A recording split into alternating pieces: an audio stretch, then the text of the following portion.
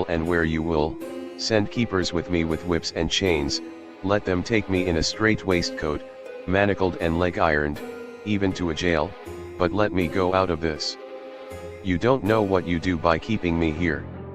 I am speaking from the depths of my heart, of my very soul.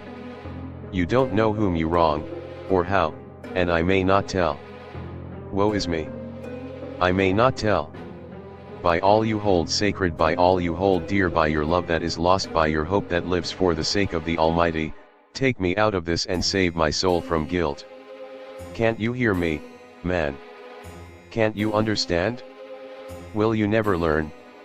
Don't you know that I am sane and earnest now, that I am no lunatic in a mad fit, but a sane man fighting for his soul? Oh, hear me. Hear me. Let me go. Let me go. Let me go. I thought that the longer this went on the wilder he would get, and so would bring on a fit, so I took him by the hand and raised him up. Come, I said sternly, no more of this, we have had quite enough already. Get to your bed and try to behave more discreetly. He suddenly stopped and looked at me intently for several moments.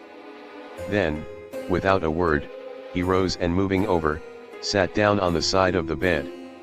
The collapse had come, as on former occasion, just as I had expected. When I was leaving the room, last of our party, he said to me in a quiet, well-bred voice, "You will, I trust, Dr. Seward, do me the justice to bear in mind, later on, that I did what I could to convince you tonight." Chapter 19. Jonathan Harker's Journal. October 1st, 5 a.m. I went with the party to the search with an easy mind, for I think I never saw Mina so absolutely strong and well. I am so glad that she consented to hold back and let us men do the work. Somehow, it was a dread to me that she was in this fearful business at all, but now that her work is done, and that it is due to her energy and brains and foresight that the whole story is put together in such a way that every point tells, she may well feel that her part is finished, and that she can henceforth leave the rest to us. We were, I think, all a little upset by the scene with Mr. Renfield. When we came away from his room we were silent till we got back to the study. Then Mr. Morris said to Dr. Seward, "Say, Jack, if that man wasn't attempting a bluff, he is about the sanest lunatic I ever saw. I'm not sure, but I believe that he had some serious purpose, and if he had, it was pretty rough on him not to get a chance." Lord Godalming and I were silent, but Dr. Van Helsing added, "Friend John, you know more of lunatics than I do, and I'm glad of it, for I fear that if it had been to me to decide I would before that last hysterical outburst have given him free. But we live and learn, and in our present task we must take no chance, as my friend Quincy would say. All is best as they are."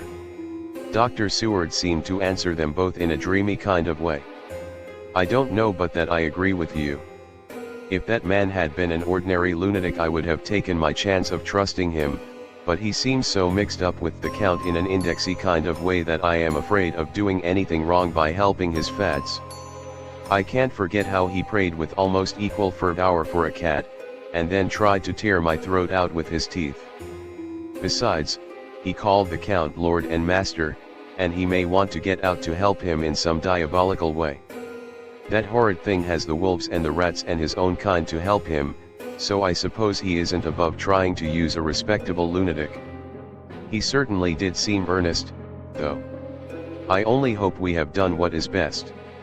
These things, in conjunction with the wild work we have in hand, help to unnerve a man." The professor stepped over, and laying his hand on his shoulder, said in his grave, kindly way, "Friend John, have no fear. We are trying to do our duty in a very sad and terrible case, we can only do as we deem best. What else have we to hope for, except the pity of the good God?" Lord Godalming had slipped away for a few minutes, but now he returned. He held up a little silver whistle, as he remarked, "That old place may be full of rats, and if so, I've got an antidote on call."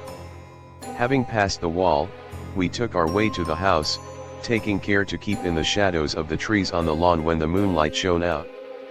When we got to the porch, the professor opened his bag and took out a lot of things, which he laid on the step, sorting them into 4 little groups, evidently one for each. Then he spoke. "My friends, we are going into a terrible danger, and we need arms of many kinds. Our enemy is not merely spiritual. Remember that he has the strength of 20 men, and that, though our necks or our windpipes are of the common kind and therefore breakable or crushable, his are not amenable to mere strength. A stronger man, or a body of men more strong in all than him, can at certain times hold him, but they cannot hurt him as we can be hurt by him. We must, therefore, guard ourselves from his touch. Keep this near your heart." As he spoke, he lifted a little silver crucifix and held it out to me. I, being nearest to him, "Put these flowers round your neck." Here he handed to me a wreath of withered garlic blossoms for other enemies more mundane, this revolver and this knife, and for aid in all, these so small electric lamps, which you can fasten to your breast, and for all, and above all at the last, this, which we must not desecrate needless. This was a portion of sacred wafer, which he put in an envelope and handed to me. Each of the others was similarly equipped. "Now," he said, "Friend John, where are the skeleton keys? If so that we can open the door, we need not break house by the window, as before at Miss Lucy's."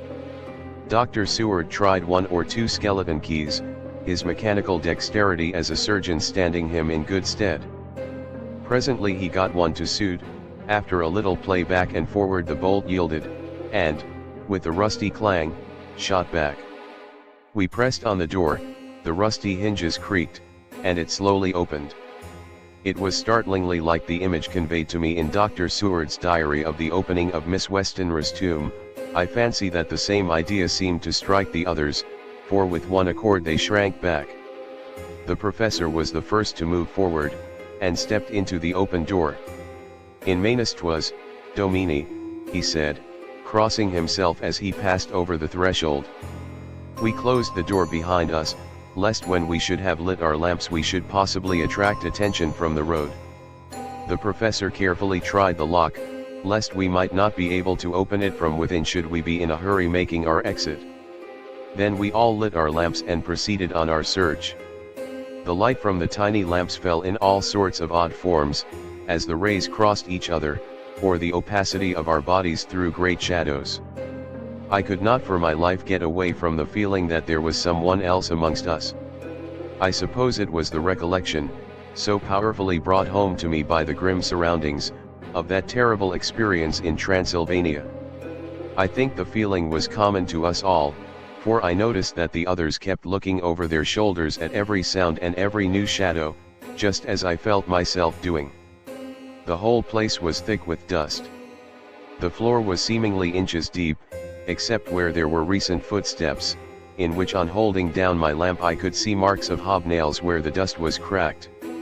The walls were fluffy and heavy with dust, and in the corners were masses of spiders' webs, whereon the dust had gathered till they looked like old tattered rags as the weight had torn them partly down. On a table in the hall was a great bunch of keys, with the time-yellowed label on each. They had been used several times, for on the table were several similar rents in the blanket of dust, similar to that exposed when the professor lifted them. He turned to me and said, "You know this place, Jonathan. You have copied maps of it, and you know it at least more than we do. Which is the way to the chapel?"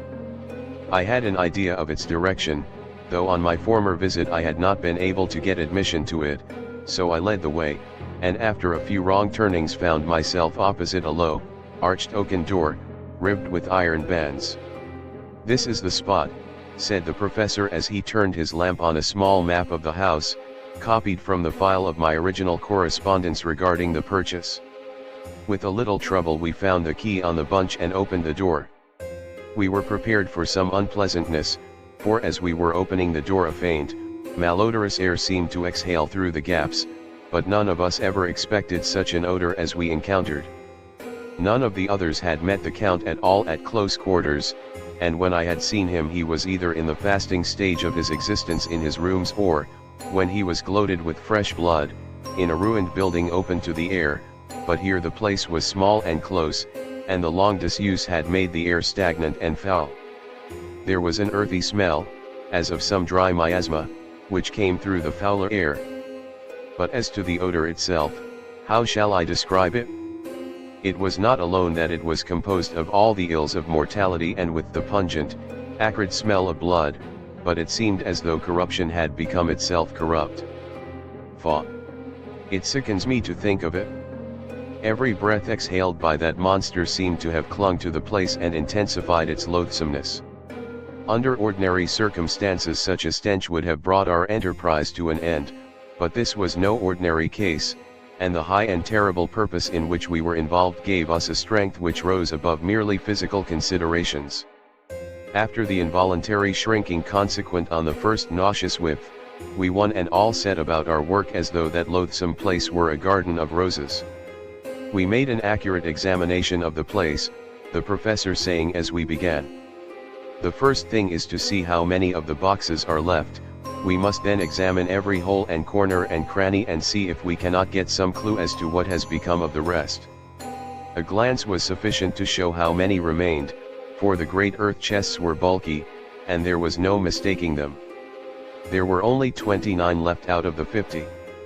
Once I got a fright, for, seeing Lord Godalming suddenly turn and look out of the vaulted door into the dark passage beyond, I looked too, and for an instant my heart stood still.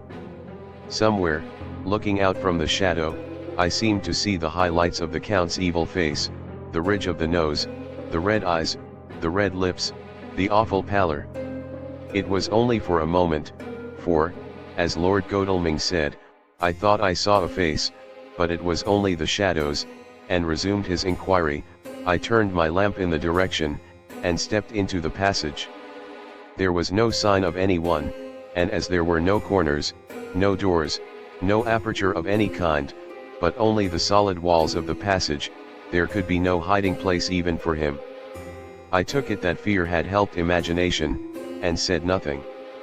A few minutes later I saw Morris step suddenly back from a corner, which he was examining.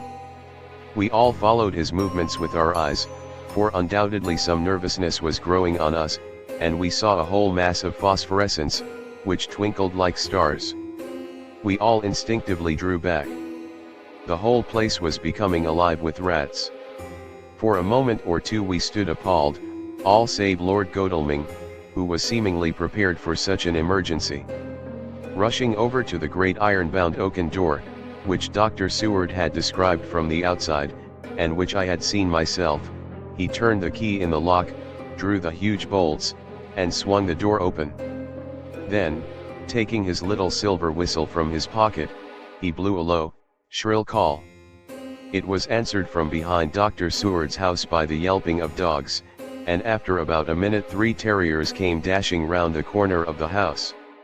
Unconsciously we had all moved towards the door, and as we moved I noticed that the dust had been much disturbed. The boxes which had been taken out had been brought this way. But even in the minute that had elapsed the number of the rats had vastly increased. They seemed to swarm over the place all at once, till the lamplight, shining on their moving dark bodies and glittering, baleful eyes, made the place look like a bank of earth set with fireflies.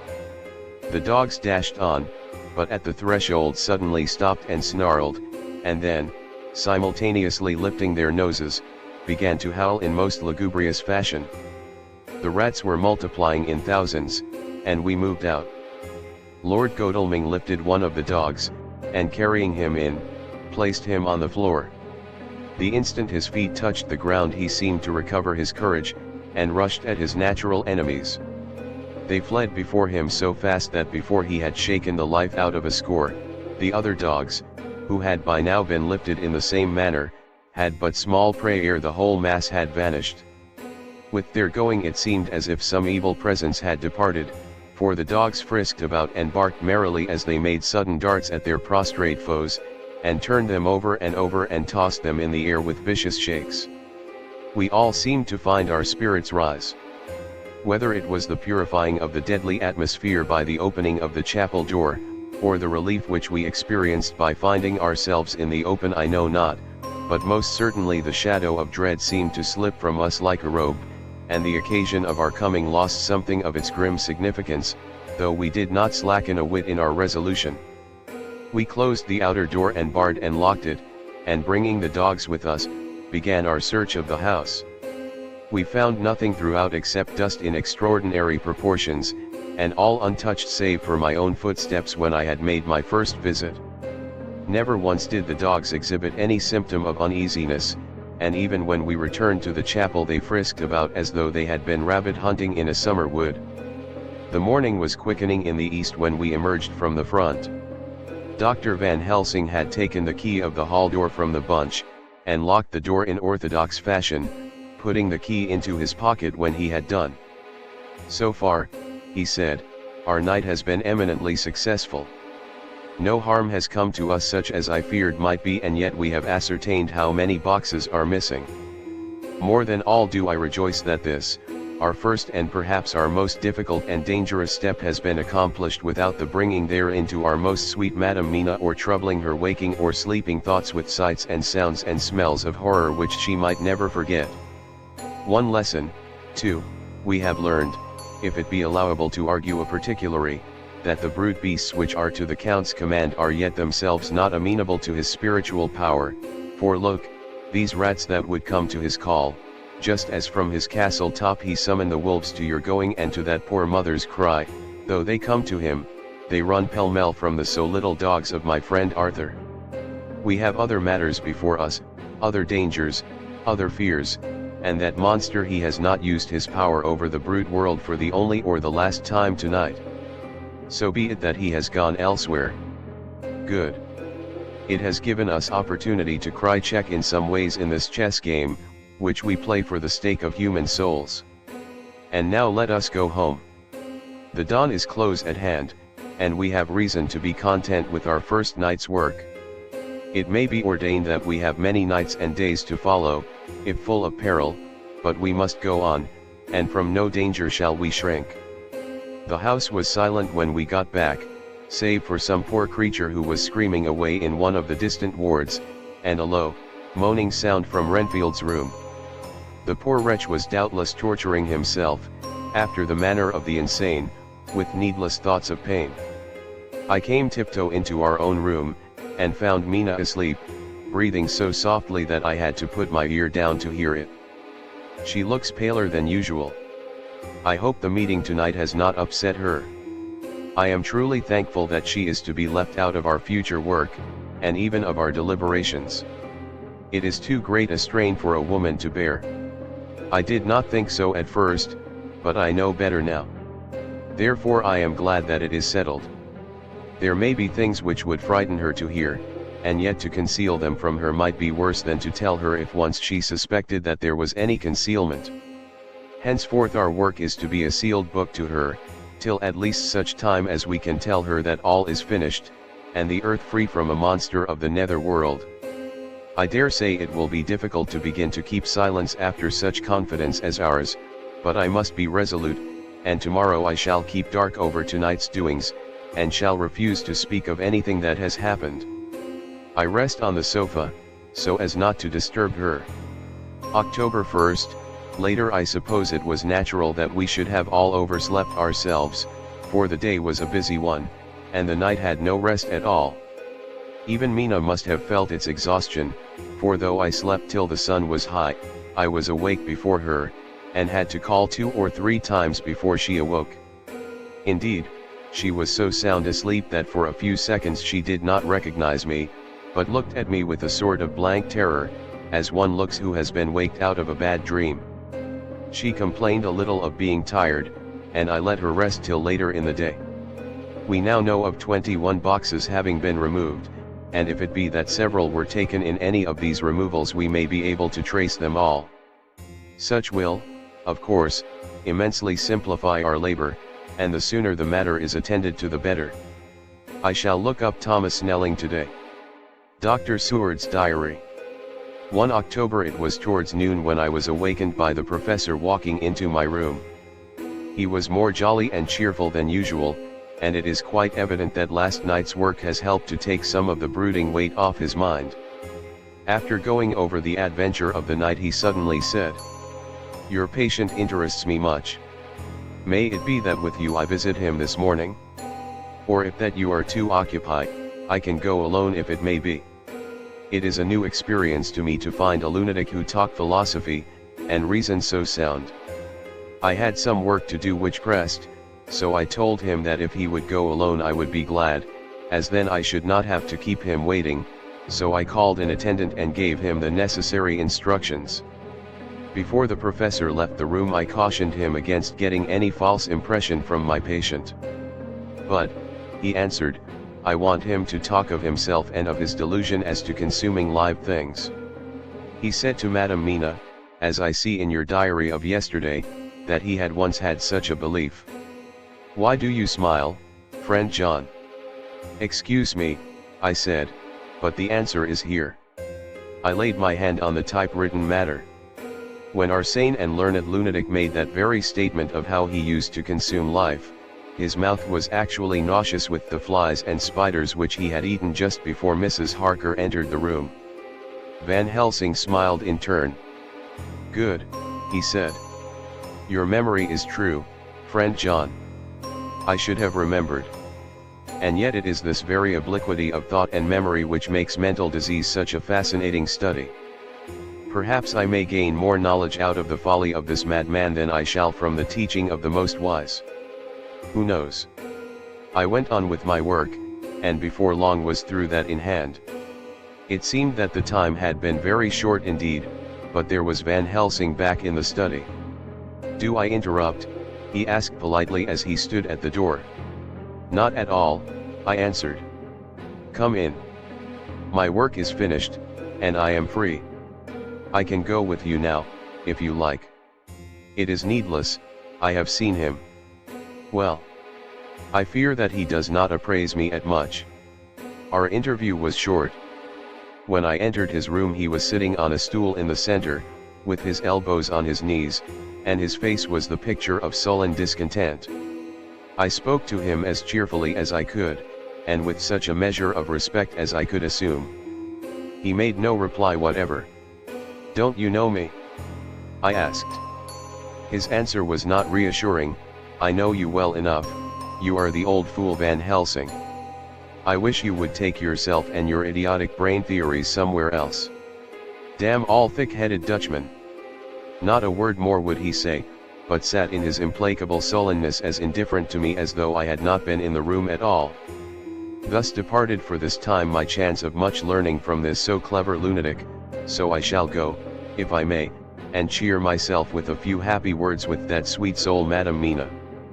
Friend John, it does rejoice me unspeakable that she is no more to be pained, no more to be worried with our terrible things.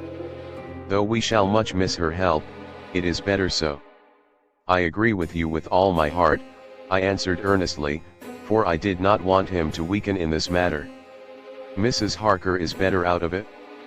Things are quite bad enough for us, all men of the world, and who have been in many tight places in our time, but it is no place for a woman, and if she had remained in touch with the affair, it would in time infallibly have wrecked her. So Van Helsing has gone to confer with Mrs. Harker, and Harker, Quincy and Art are all out following up the clues as to the earth boxes. I shall finish my round of work and we shall meet tonight. Mina Harker's Journal. 1 October. It is strange to me to be kept in the dark as I am today, after Jonathan's full confidence for so many years, to see him manifestly avoid certain matters, and those the most vital of all. This morning I slept late after the fatigues of yesterday, and though Jonathan was late too, he was the earlier. He spoke to me before he went out, never more sweetly or tenderly, but he never mentioned a word of what had happened in the visit to the Count's house. And yet he must have known how terribly anxious I was. Poor dear fellow. I suppose it must have distressed him even more than it did me. They all agreed that it was best that I should not be drawn further into this awful work, and I acquiesced. But to think that he keeps anything from me.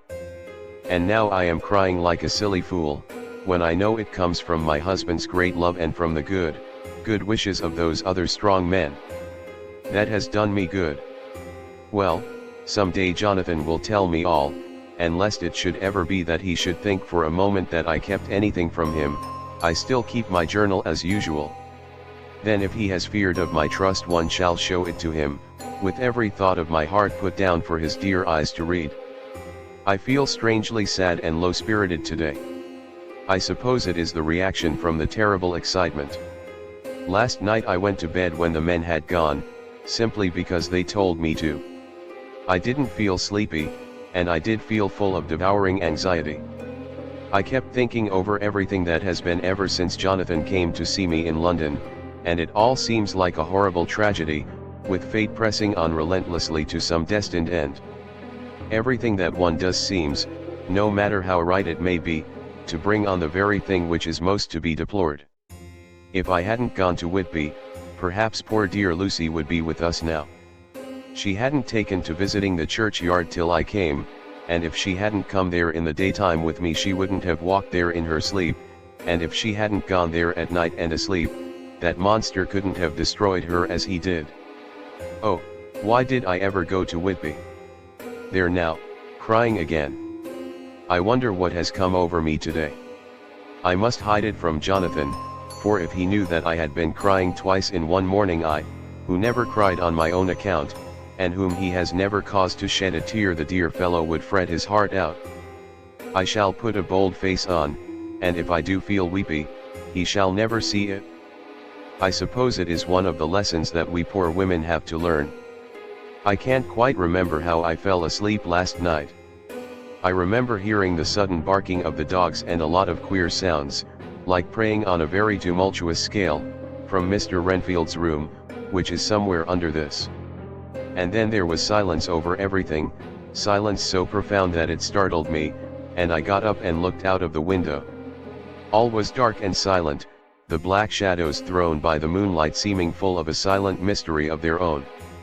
Not a thing seemed to be stirring, but all to be grim and fixed as death or fate, so that a thin streak of white mist, that crept with almost imperceptible slowness across the grass towards the house, seemed to have a sentience and a vitality of its own. I think that the digression of my thoughts must have done me good, for when I got back to bed I found a lethargy creeping over me. I lay a while, but could not quite sleep, so I got out and looked out of the window again. The mist was spreading, and was now close up to the house, so that I could see it lying thick against the wall, as though it were stealing up to the windows. The poor man was more loud than ever, and though I could not distinguish a word he said, I could in some way recognize in his tones some passionate entreaty on his part. Then there was the sound of a struggle, and I knew that the attendants were dealing with him. I was so frightened that I crept into bed, and pulled the clothes over my head, putting my fingers in my ears. I was not then a bit sleepy, at least so I thought, but I must have fallen asleep, for, except dreams, I do not remember anything until the morning, when Jonathan woke me. I think that it took me an effort and a little time to realize where I was, and that it was Jonathan who was bending over me. My dream was very peculiar, and was almost typical of the way that waking thoughts become merged in, or continued in, dreams. I thought that I was asleep, and waiting for Jonathan to come back. I was very anxious about him, and I was powerless to act. My feet, and my hands, and my brain were weighted, so that nothing could proceed at the usual pace. And so I slept uneasily and thought. Then it began to dawn upon me that the air was heavy, and dank, and cold. I put back the clothes from my face, and found, to my surprise, that all was dim around. The gas light which I had left lit for Jonathan, but turned down, came only like a tiny red spark through the fog, which had evidently grown thicker and poured into the room. Then it occurred to me that I had shut the window before I had come to bed. I would have got out to make certain on the point, but some leaden lethargy seemed to chain my limbs and even my will. I lay still and endured, that was all. I closed my eyes, but could still see through my eyelids. It is wonderful what tricks our dreams play us, and how conveniently we can imagine. The mist grew thicker and thicker, and I could see now how it came in, for I could see it like smoke or with the white energy of boiling water pouring in, not through the window, but through the joinings of the door. It got thicker and thicker, till it seemed as if it became concentrated into a sort of pillar of cloud in the room, through the top of which I could see the light of the gas shining like a red eye. Things began to whirl through my brain just as the cloudy column was now whirling in the room, and through it all came the scriptural words, a pillar of cloud by day and of fire by night. Was it indeed some such spiritual guidance that was coming to me in my sleep? But the pillar was composed of both the day and the night guiding, for the fire was in the red eye, which at the thought got a new fascination for me, till, as I looked, the fire divided, and seemed to shine on me through the fog like two red eyes, such as Lucy told me of in her momentary mental wandering when, on the cliff, the dying sunlight struck the windows of St. Mary's Church. Suddenly the horror burst upon me that it was thus that Jonathan had seen those awful women growing into reality through the whirling mist in the moonlight, and in my dream I must have fainted, for all became black darkness. The last conscious effort which imagination made was to show me a livid white face bending over me out of the mist. I must be careful of such dreams, for they would unseat one's reason if there were too much of them. I would get Dr. Van Helsing or Dr. Seward to prescribe something for me which would make me sleep, only that I fear to alarm them. Such a dream at the present time would become woven into their fears for me. Tonight I shall strive hard to sleep naturally. If I do not, I shall tomorrow night get them to give me a dose of chloral, that cannot hurt me for once, and it will give me a good night's sleep. Last night tired me more than if I had not slept at all.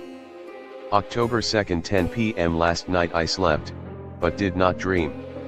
I must have slept soundly, for I was not waked by Jonathan coming to bed, but the sleep has not refreshed me, for today I feel terribly weak and spiritless. I spent all yesterday trying to read, or lying down dozing. In the afternoon Mr. Renfield asked if he might see me. Poor man, he was very gentle, and when I came away he kissed my hand and bade God bless me. Some way it affected me much. I am crying when I think of him. This is a new weakness, of which I must be careful. Jonathan would be miserable if he knew I had been crying. He and the others were out till dinner time, and they all came in tired. I did what I could to brighten them up, and I suppose that the effort did me good, for I forgot how tired I was. After dinner they sent me to bed, and all went off to smoke together, as they said, but I knew that they wanted to tell each other of what had occurred to each during the day. I could see from Jonathan's manner that he had something important to communicate. I was not so sleepy as I should have been, so before they went I asked Dr. Seward to give me a little opiate of some kind, as I had not slept well the night before. He very kindly made me up a sleeping draught, which he gave to me, telling me that it would do me no harm, as it was very mild. I have taken it, and am waiting for sleep, which still keeps aloof. I hope I have not done wrong, for as sleep begins to flirt with me, a new fear comes, that I may have been foolish in thus depriving myself of the power of waking. I might want it. Here comes sleep. Good night. Chapter XX. Jonathan Harker's Journal. October 1st, evening. I found Thomas Snelling in his house at Bethnal Green, but unhappily he was not in a condition to remember anything. The very prospect of beer which my expected coming had opened to him had proved too much, and he had begun too early on his expected debauch. I learned, however, from his wife, who seemed a decent, poor soul, that he was only the assistant to Smollett, who of the two mates was the responsible person. So off I drove to Walworth, and found Mr. Joseph Smollett at home and in his shirt sleeves, taking a late tea out of a saucer. He is a decent, intelligent fellow, distinctly a good, reliable type of workman, and with a headpiece of his own. He remembered all about the incident of the boxes, and from a wonderful dog's-eared notebook, which he produced from some mysterious receptacle about the seat of his trousers, and which had hieroglyphical entries in thick, half-obliterated pencil, he gave me the destinations of the boxes. There were, he said, 6 in the cartload which he took from Carfax and left at 197, Chicksand Street, Mile End, Newtown, and another 6 which he deposited at Jamaica Lane, Bermondsey. If then the Count meant to scatter these ghastly refuges of his over London, these places were chosen as the first of delivery, so that later he might distribute more fully. The systematic manner in which this was done made me think that he could not mean to confine himself to two sides of London. He was now fixed on the far east of the northern shore, on the east of the southern shore, and on the south. The north and west were surely never meant to be left out of his diabolical scheme, let alone the city itself and the very heart of fashionable London in the southwest and west. I went back to Smollett, and asked him if he could tell us if any other boxes had been taken from Carfax. He replied, "Well, Guv'nor, you've treated me werry handsome. I had given him half a sovereign, and I'll tell yer all I know. I heard a man by the name of Bloxham say 4 nights ago in the R&Ounds, in Pincher's Alley, as how he and his mate 'ad a rare dusty job in a old ooze at Perfect. There ain't many such jobs as this 'ere, and I'm thinkin' that maybe Sam Bloxham could tell ye some yet." I asked if he could tell me where to find him. I told him that if he could get me the address it would be worth another half sovereign to him. So he gulped down the rest of his tea and stood up, saying that he was going to begin the search then and there. At the door he stopped, and said, "Look 'ere, Guv'nor, there ain't no sense in me keepin' you 'ere. I may find Sam soon, or I mayn't, but anyhow he ain't like to be in a way to tell ye much tonight. Sam is a rare one when he starts on the booze. If you can give me a envelope with a stamp on it, and put your address on it, I'll find out where Sam is to be found and post it ye tonight. But ye'd better be up arter I'm soon in the mornin', or maybe ye won't catch 'im, for Sam gets off main early, never mind the booze the night afore." This was all practical, so one of the children went off with a penny to buy an envelope and a sheet of paper, and to keep the change. When she came back, I addressed the envelope and stamped it, and when Smollett had again faithfully promised to post the address when found, I took my way to home. We're on the track anyhow. I am tired tonight, and want sleep. Mina is fast asleep, and looks a little too pale. Her eyes look as though she had been crying. Poor dear, I've no doubt it frets her to be kept in the dark, and it may make her doubly anxious about me and the others. But it is best as it is. It is better to be disappointed and worried in such a way now than to have her nerve broken. The doctors were quite right to insist on her being kept out of this dreadful business. I must be firm, for on me this particular burden of silence must rest. I shall not ever enter on the subject with her under any circumstances. Indeed, it may not be a hard task, after all, for she herself has become reticent on the subject, and has not spoken of the Count or his doings ever since we told her of our decision. October 2nd, evening. A long and trying and exciting day. By the first post I got my directed envelope with a dirty scrap of paper enclosed, on which was written with a carpenter's pencil in a sprawling hand, "Sam Bloxham, Corcrans, 4, Potter's Court, Bartle Street, Walworth. Ask for the depot." I got the letter in bed, and rose without waking Mina. She looked heavy and sleepy and pale, and far from well. I determined not to wake her, but that, when I should return from this new search, I would arrange for her going back to Exeter. I think she would be happier in our own home, with her daily tasks to interest her, than in being here amongst us and in ignorance. I only saw Dr. Seward for a moment, and told him where I was off to, promising to come back and tell the rest so soon as I should have found out anything. I drove to Walworth and found, with some difficulty, Potter's Court. Mr. Smollett's spelling misled me, as I asked for Potter's Court instead of Potter's Court. However, when I had found the court, I had no difficulty in discovering Corcoran's lodging house. When I asked the man who came to the door for the debit, he shook his head, and said, "I dunno 'im. There ain't no such a person 'ere, I never 'eard of 'im in all my bloomin' days. Don't believe there ain't nobody of that kind livin' 'ere or anywheres." I took out Smollett's letter, and as I read it, it seemed to me that the lesson of the spelling of the name of the court might guide me. "What are you?"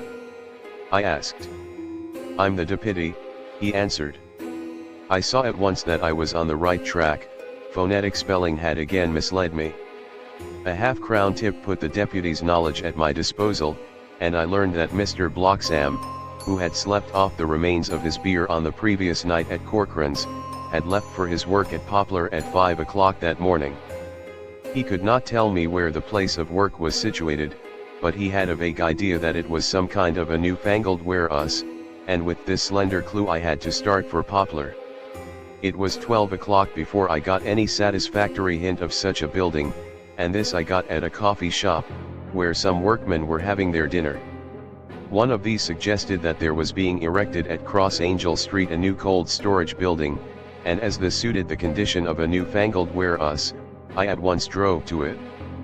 An interview with a surly gatekeeper and a surlier foreman, both of whom were appeased with the coin of the realm, put me on the track of Bloxam.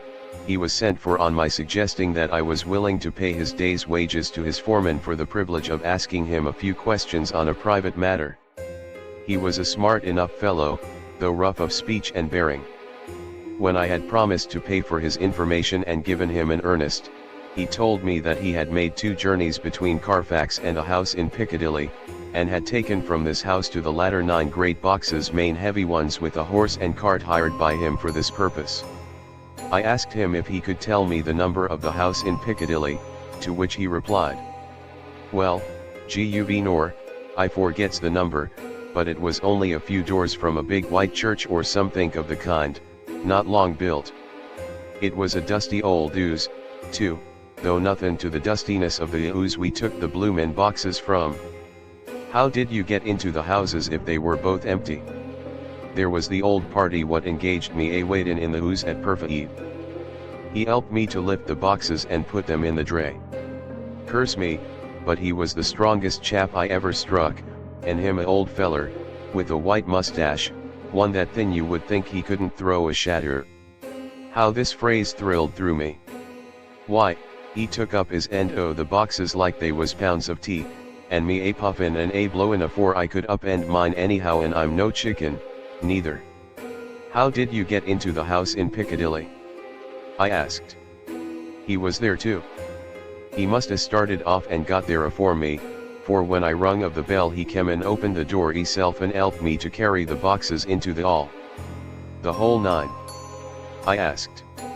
"Yes, there was 5 in the first load and 4 in the second.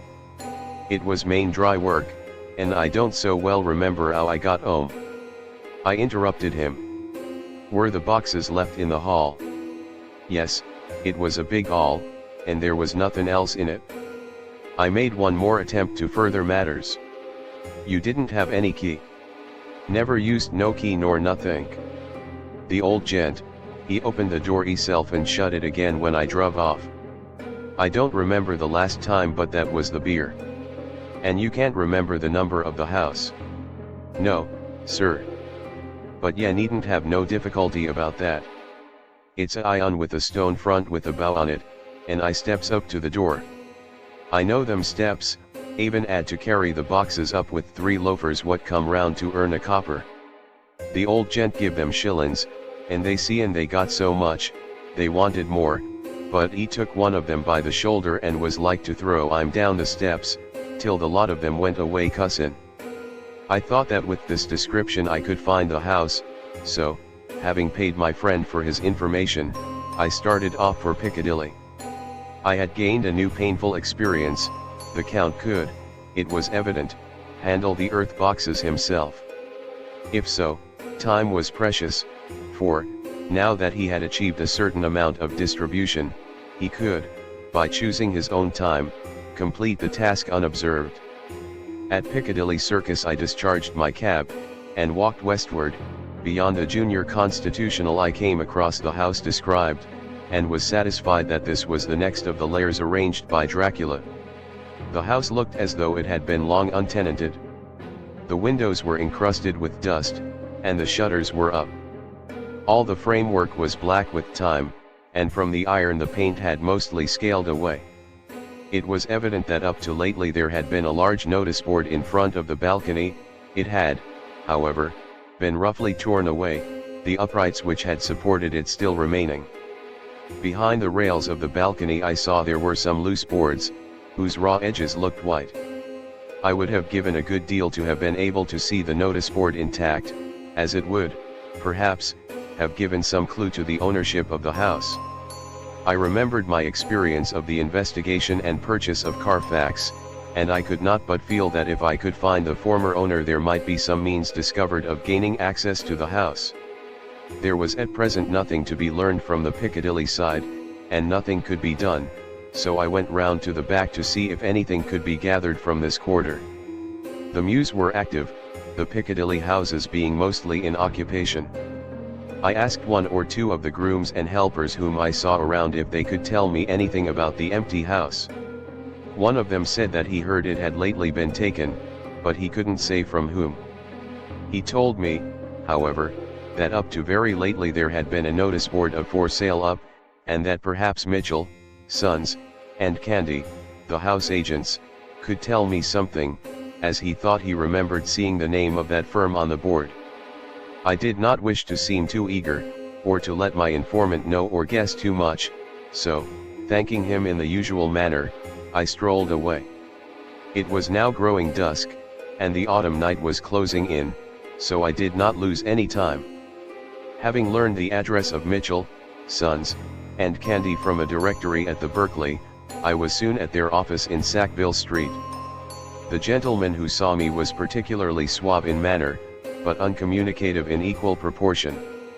Having once told me that the Piccadilly house which throughout our interview he called a mansion was sold, he considered my business as concluded.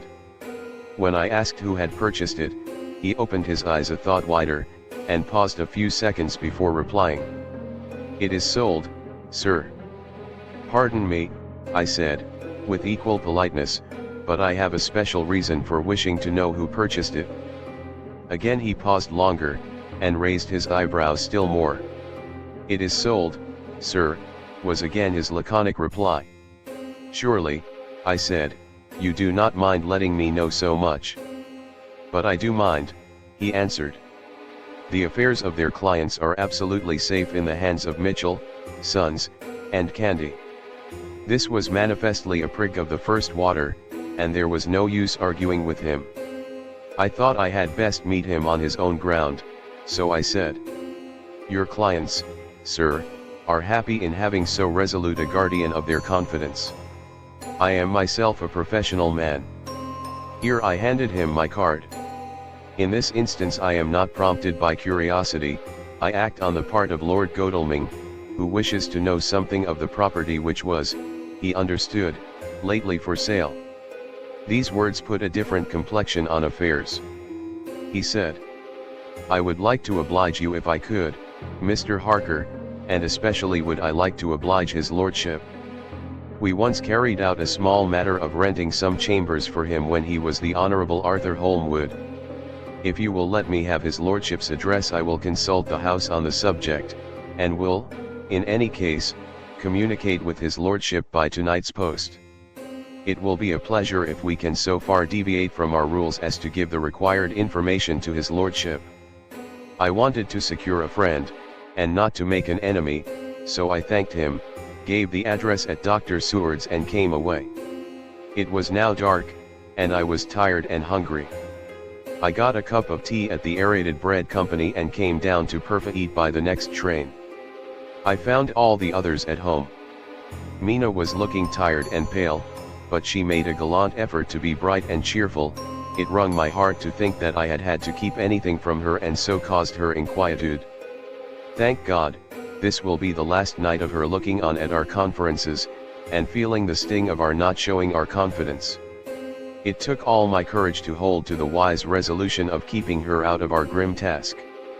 She seems somehow more reconciled, or else the very subject seems to have become repugnant to her, for when any accidental allusion is made she actually shudders. I am glad we made our resolution in time, as with such a feeling as this, our growing knowledge would be torture to her. I could not tell the others of the day's discovery till we were alone, so after dinner followed by a little music to save appearances even amongst ourselves I took Mina to her room and left her to go to bed. The dear girl was more affectionate with me than ever, and clung to me as though she would detain me, but there was much to be talked of and I came away. Thank God, the ceasing of telling things has made no difference between us. When I came down again I found the others all gathered round the fire in the study. In the train I had written my diary so far, and simply read it off to them as the best means of letting them get abreast of my own information. When I had finished, Van Helsing said, "This has been a great day's work, friend Jonathan. Doubtless we are on the track of the missing boxes. If we find them all in that house, then our work is near the end.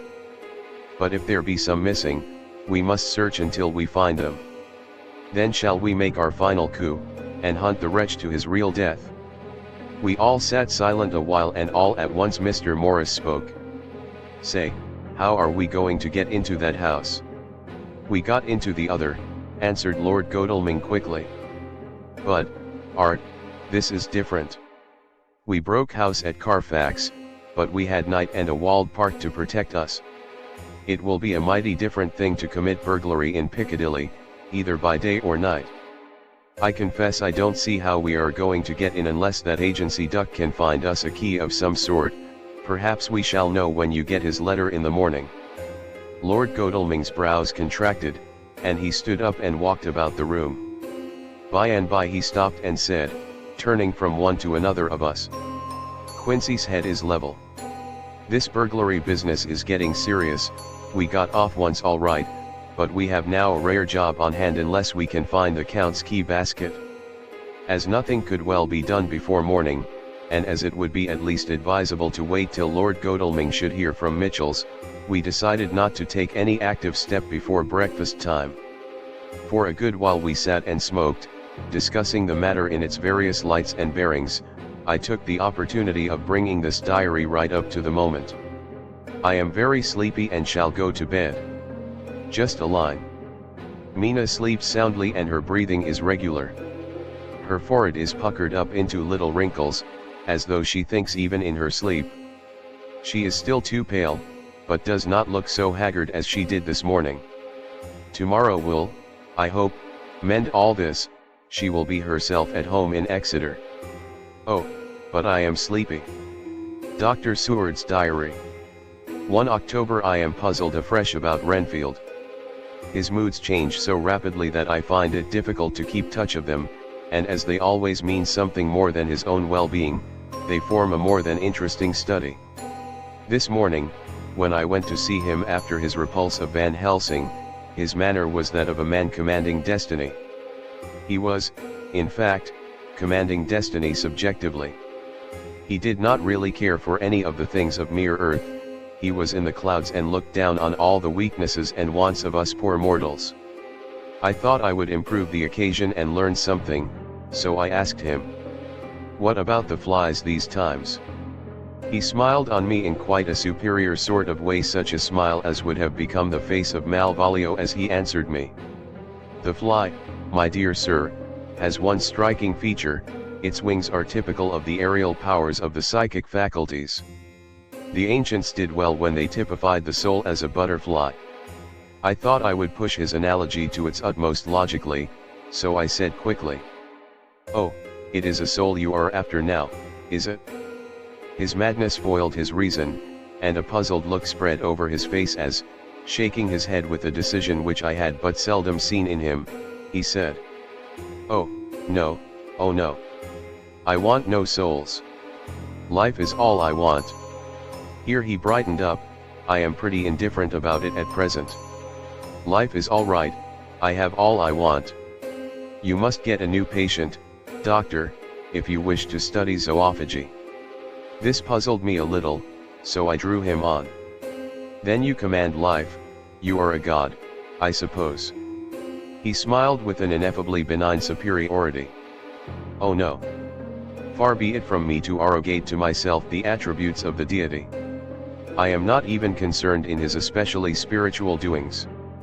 If I may state my intellectual position, I am, so far as concerns things purely terrestrial, somewhat in the position which Enoch occupied spiritually." This was a poser to me. I could not at the moment recall Enoch's appositeness, so I had to ask a simple question: though I felt that by so doing I was lowering myself in the eyes of the lunatic. And why with Enoch? Because he walked with God. I could not see the analogy, but did not like to admit it, so I harked back to what he had denied. So you don't care about life and you don't want souls? Why not? I put my question quickly and somewhat sternly, on purpose to disconcert him. The effort succeeded. For an instant he unconsciously relapsed into his old servile manner, bent low before me, and actually fawned upon me as he replied. I don't want any souls, indeed, indeed. I don't. I couldn't use them if I had them, they would be no manner of use to me. I couldn't eat them. Or he suddenly stopped and the old cunning look spread over his face, like a windsweep on the surface of the water. And doctor, as to life, what is it after all? When you've got all you require, and you know that you will never want, that is all. I have friends, good friends like you, Dr. Seward. This was said with a leer of inexpressible cunning. I know that I shall never lack the means of life. I think that through the cloudiness of his insanity he saw some antagonism in me, for he at once fell back on the last refuge of such as he, a dogged silence. After a short time I saw that for the present it was useless to speak to him. He was sulky, and so I came away. Later in the day he sent for me. Ordinarily I would not have come without special reason, but just at present I am so interested in him that I would gladly make an effort. Besides, I am glad to have anything to help to pass the time. Harker is out, following up clues, and so are Lord Godalming and Quincy. Van Helsing sits in my study poring over the record prepared by the Harkes. He seems to think that by accurate knowledge of all details he will light upon some clue. He does not wish to be disturbed in the work, without cause. I would have taken him with me to see the patient, only I thought that after his last repulse he might not care to go again. There was also another reason. Renfield might not speak so freely before a third person as when he and I were alone. I found him sitting out in the middle of the floor on his stool, a pose which is generally indicative of some mental energy on his part. When I came in, he said at once, as though the question had been waiting on his lips. What about souls? It was evident then that my surmise had been correct. Unconscious cerebration was doing its work, even with the lunatic. I determined to have the matter out. What about them yourself? I asked. He did not reply for a moment but looked all round him, and up and down, as though he expected to find some inspiration for an answer. I don't want any souls, he said in a feeble, apologetic way. The matter seemed preying on his mind, and so I determined to use it to be cruel only to be kind. So I said, you like life, and you want life. Oh yes, but that is all right, you needn't worry about that. But, I asked, how are we to get the life without getting the soul also? This seemed to puzzle him, so I followed it up. A nice time you'll have some time when you're flying out there, with the souls of thousands of flies and spiders and birds and cats buzzing and twittering and meowing all round you. You've got their lives, you know, and you must put up with their souls. Something seemed to affect his imagination, for he put his fingers to his ears and shut his eyes, screwing them up tightly just as a small boy does when his face is being soaked. There was something pathetic in it that touched me. It also gave me a lesson, for it seemed that before me was a child, only a child, though the features were worn, and the stubble on the jaws was white. It was evident that he was undergoing some process of mental disturbance, and, knowing how his past moods had interpreted things seemingly foreign to himself, I thought I would enter into his mind as well as I could and go with him. The first step was to restore confidence, so I asked him, speaking pretty loud so that he would hear me through his closed ears. Would you like some sugar to get your flies round again? He seemed to wake up all at once, and shook his head. With a laugh he replied, not much, flies are poor things, after all. After a pause he added, but I don't want their souls buzzing round me, all the same. Or spiders. I went on. Blow spiders. What's the use of spiders? There isn't anything in them to eat, or he stopped suddenly, as though reminded of a forbidden topic. So. I thought to myself, this is the second time he has suddenly stopped at the word drink. What does it mean? Renfield seemed himself aware of having made a lapse, for he hurried on, as though to distract my attention from it. I don't take any stock at all in such matters. Rats and mice and such small deer, as Shakespeare has it, chicken feet of the larder they might be called. I'm past all that sort of nonsense. You might as well ask a man to eat molecules with a pair of chopsticks, as to try to interest me about the lesser carnivora, when I know of what is before me. I see, I said. You want big things that you can make your teeth meet in? How would you like to breakfast on elephant? What ridiculous nonsense you are talking. He was getting too wide awake, so I thought I would press him hard. I wonder, I said reflectively, what an elephant's soul is like. The effect I desired was obtained, for he at once fell from his high horse and became a child again. I don't want an elephant's soul, or any soul at all, he said. For a few moments he sat despondently. Suddenly he jumped to his feet, with his eyes blazing and all the signs of intense cerebral excitement. To hell with you and your souls, he shouted. Why do you plague me about souls? Haven't I got enough to worry, and pain, and distract me already, without thinking of souls? He looked so hostile that I thought he was in for another homicidal fit, so I blew my whistle. The instant, however, that I did so he became calm, and said apologetically, Forgive me, doctor, I forgot myself. You do not need any help. I am so worried in my mind that I am apt to be irritable. If you only knew the problem I have to face, and that I am working out, you would pity, and tolerate, and pardon me. Pray do not put me in a strait waistcoat. I want to think, and I cannot think freely when my body is confined. I am sure you will understand. He had evidently self-control, so when the attendants came I told them not to mind, and they withdrew. Renfield watched them go. When the door was closed he said, with considerable dignity and sweetness, Dr. Seward, you have been very considerate towards me. Believe me that I am very, very grateful to you. I thought it well to leave him in this mood, and so I came away. There is certainly something to ponder over in this man's state. Several points seem to make what the American interviewer calls a story, if one could only get them in proper order. Here they are. Will not mention drinking. Fears the thought of being burdened with the soul of anything.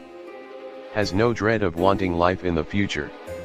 Despises the meaner forms of life altogether, though he dreads being haunted by their souls. Logically all these things point one way. He has assurance of some kind that he will acquire some higher life. He dreads the consequence, the burden of a soul. Then it is a human life he looks to. And the assurance. Merciful God! The Count has been to him, and there is some new scheme of terror afoot. Later I went after my round to Van Helsing and told him my suspicion. He grew very grave, and, after thinking the matter over for a while, asked me to take him to Renfield. I did so. As we came to the door we heard the lunatic within singing gaily, as he used to do in the time which now seems so long ago. When we entered we saw with amazement that he had spread out his sugar as of old. The flies, lethargic with the autumn, were beginning to buzz into the room. We tried to make him talk of the subject of our previous conversation, but he would not attend. He went on with his singing, just as though we had not been present. He had got a scrap of paper and was folding it into a notebook. We had to come away as ignorant as we went in. His is a curious case indeed. We must watch him tonight. Letter, Mitchell, Sons, and Candy to Lord Godalming. 1 October. My Lord.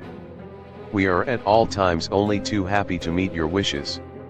We beg, with regard to the desire of your lordship, expressed by Mr. Harker on your behalf, to supply the following information concerning the sale and purchase of number 347, Piccadilly.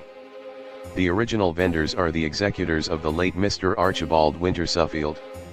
The purchaser is a foreign nobleman, Count de Ville, who effected the purchase himself, paying the purchase money in notes over the counter, if your lordship will pardon us using so vulgar an expression. Beyond this we know nothing whatever of him. We are, my lord, your lordship's humble servants. Mitchell, Sons and Candy. Dr. Seward's Diary. 2 October. I placed a man in the corridor last night, and told him to make an accurate note of any sound he might hear from Renfield's room, and gave him instructions that if there should be anything strange he was to call me. After dinner, when we had all gathered round the fire in the study, Mrs. Harker having gone to bed, we discussed the attempts and discoveries of the day. Harker was the only one who had any result, and we are in great hopes that his clue may be an important one. Before going to bed I went round to the patient's room and looked in through the observation trap. He was sleeping soundly, and his heart rose and fell with regular respiration. This morning the man on duty reported to me that a little after midnight he was restless and kept saying his prayers somewhat loudly. I asked him if that was all. He replied that it was all he heard. There was something about his manner so suspicious that I asked him point blank if he had been asleep. He denied sleep, but admitted to having dozed for a while. It is too bad that men cannot be trusted unless they are watched. Today Harker is out following up his clue, and Art and Quincy are looking after horses. Godalming thinks that it will be well to have horses always in readiness, for when we get the information which we seek there will be no time to lose. We must sterilize all the imported earth between sunrise and sunset. We shall thus catch the Count at his weakest, and without a refuge to fly to. Van Helsing is off to the British Museum looking up some authorities on ancient medicine. The old physicians took account of things which their followers do not accept, and the professor is searching for witch and demon cures which may be useful to us later. I sometimes think we must be all mad and that we shall wake to sanity in strait waistcoats. Later we have met again. We seem at last to be on the track, and our work of tomorrow may be the beginning of the end. I wonder if Renfield's quiet has anything to do with this. His moods have so followed the doings of the Count, that the coming destruction of the monster may be carried to him in some subtle way. If we could only get some hint as to what passed in his mind, between the time of my argument with him today and his resumption of fly-catching, it might afford us a valuable clue. He is now seemingly quiet for a spell. Is he? That wild yell seemed to come from his room. The attendant came bursting into my room and told me that Renfield had somehow met with some accident. He had heard him yell, and when he went to him found him lying on his face on the floor, all covered with blood. I must go at once.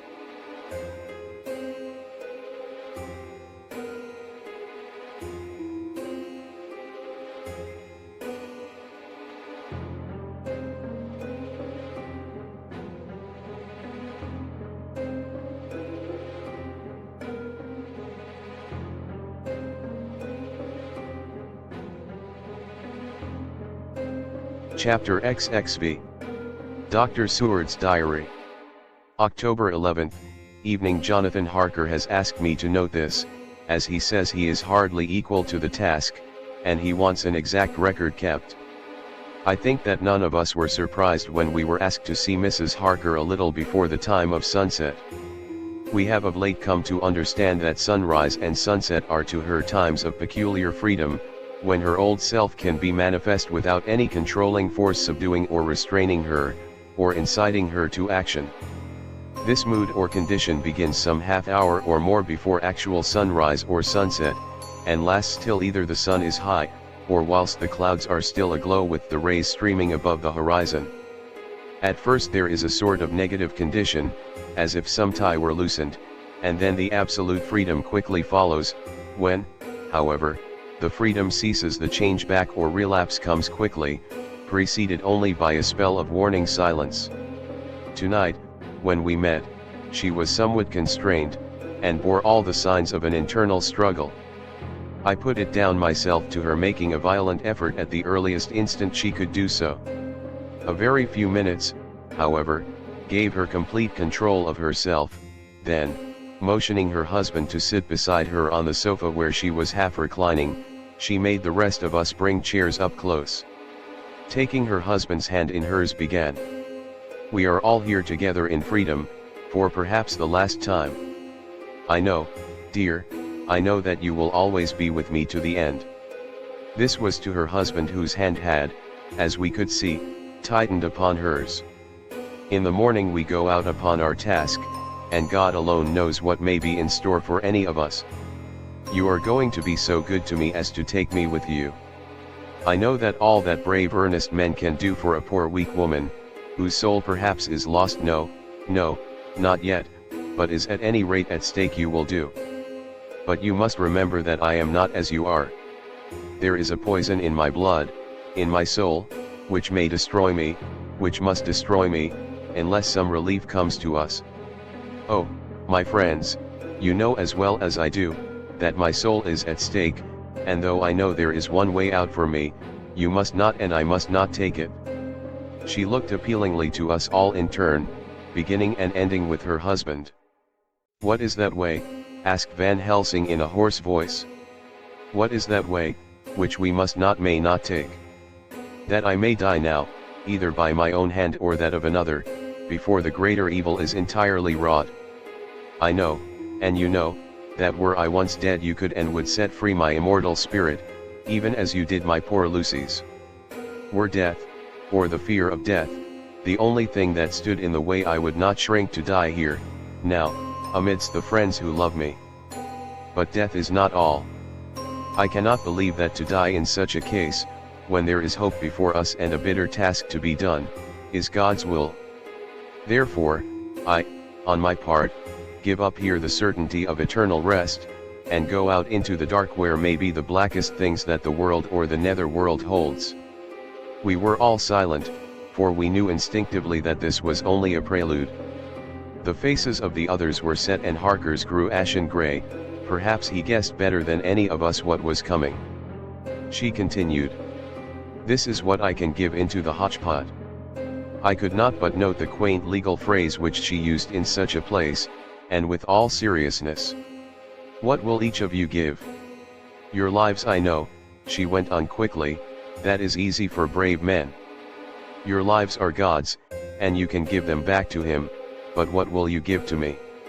She looked again questioningly, but this time avoided her husband's face. Quincy seemed to understand, he nodded, and her face lit up. "Then I shall tell you plainly what I want, for there must be no doubtful matter in this connection between us now.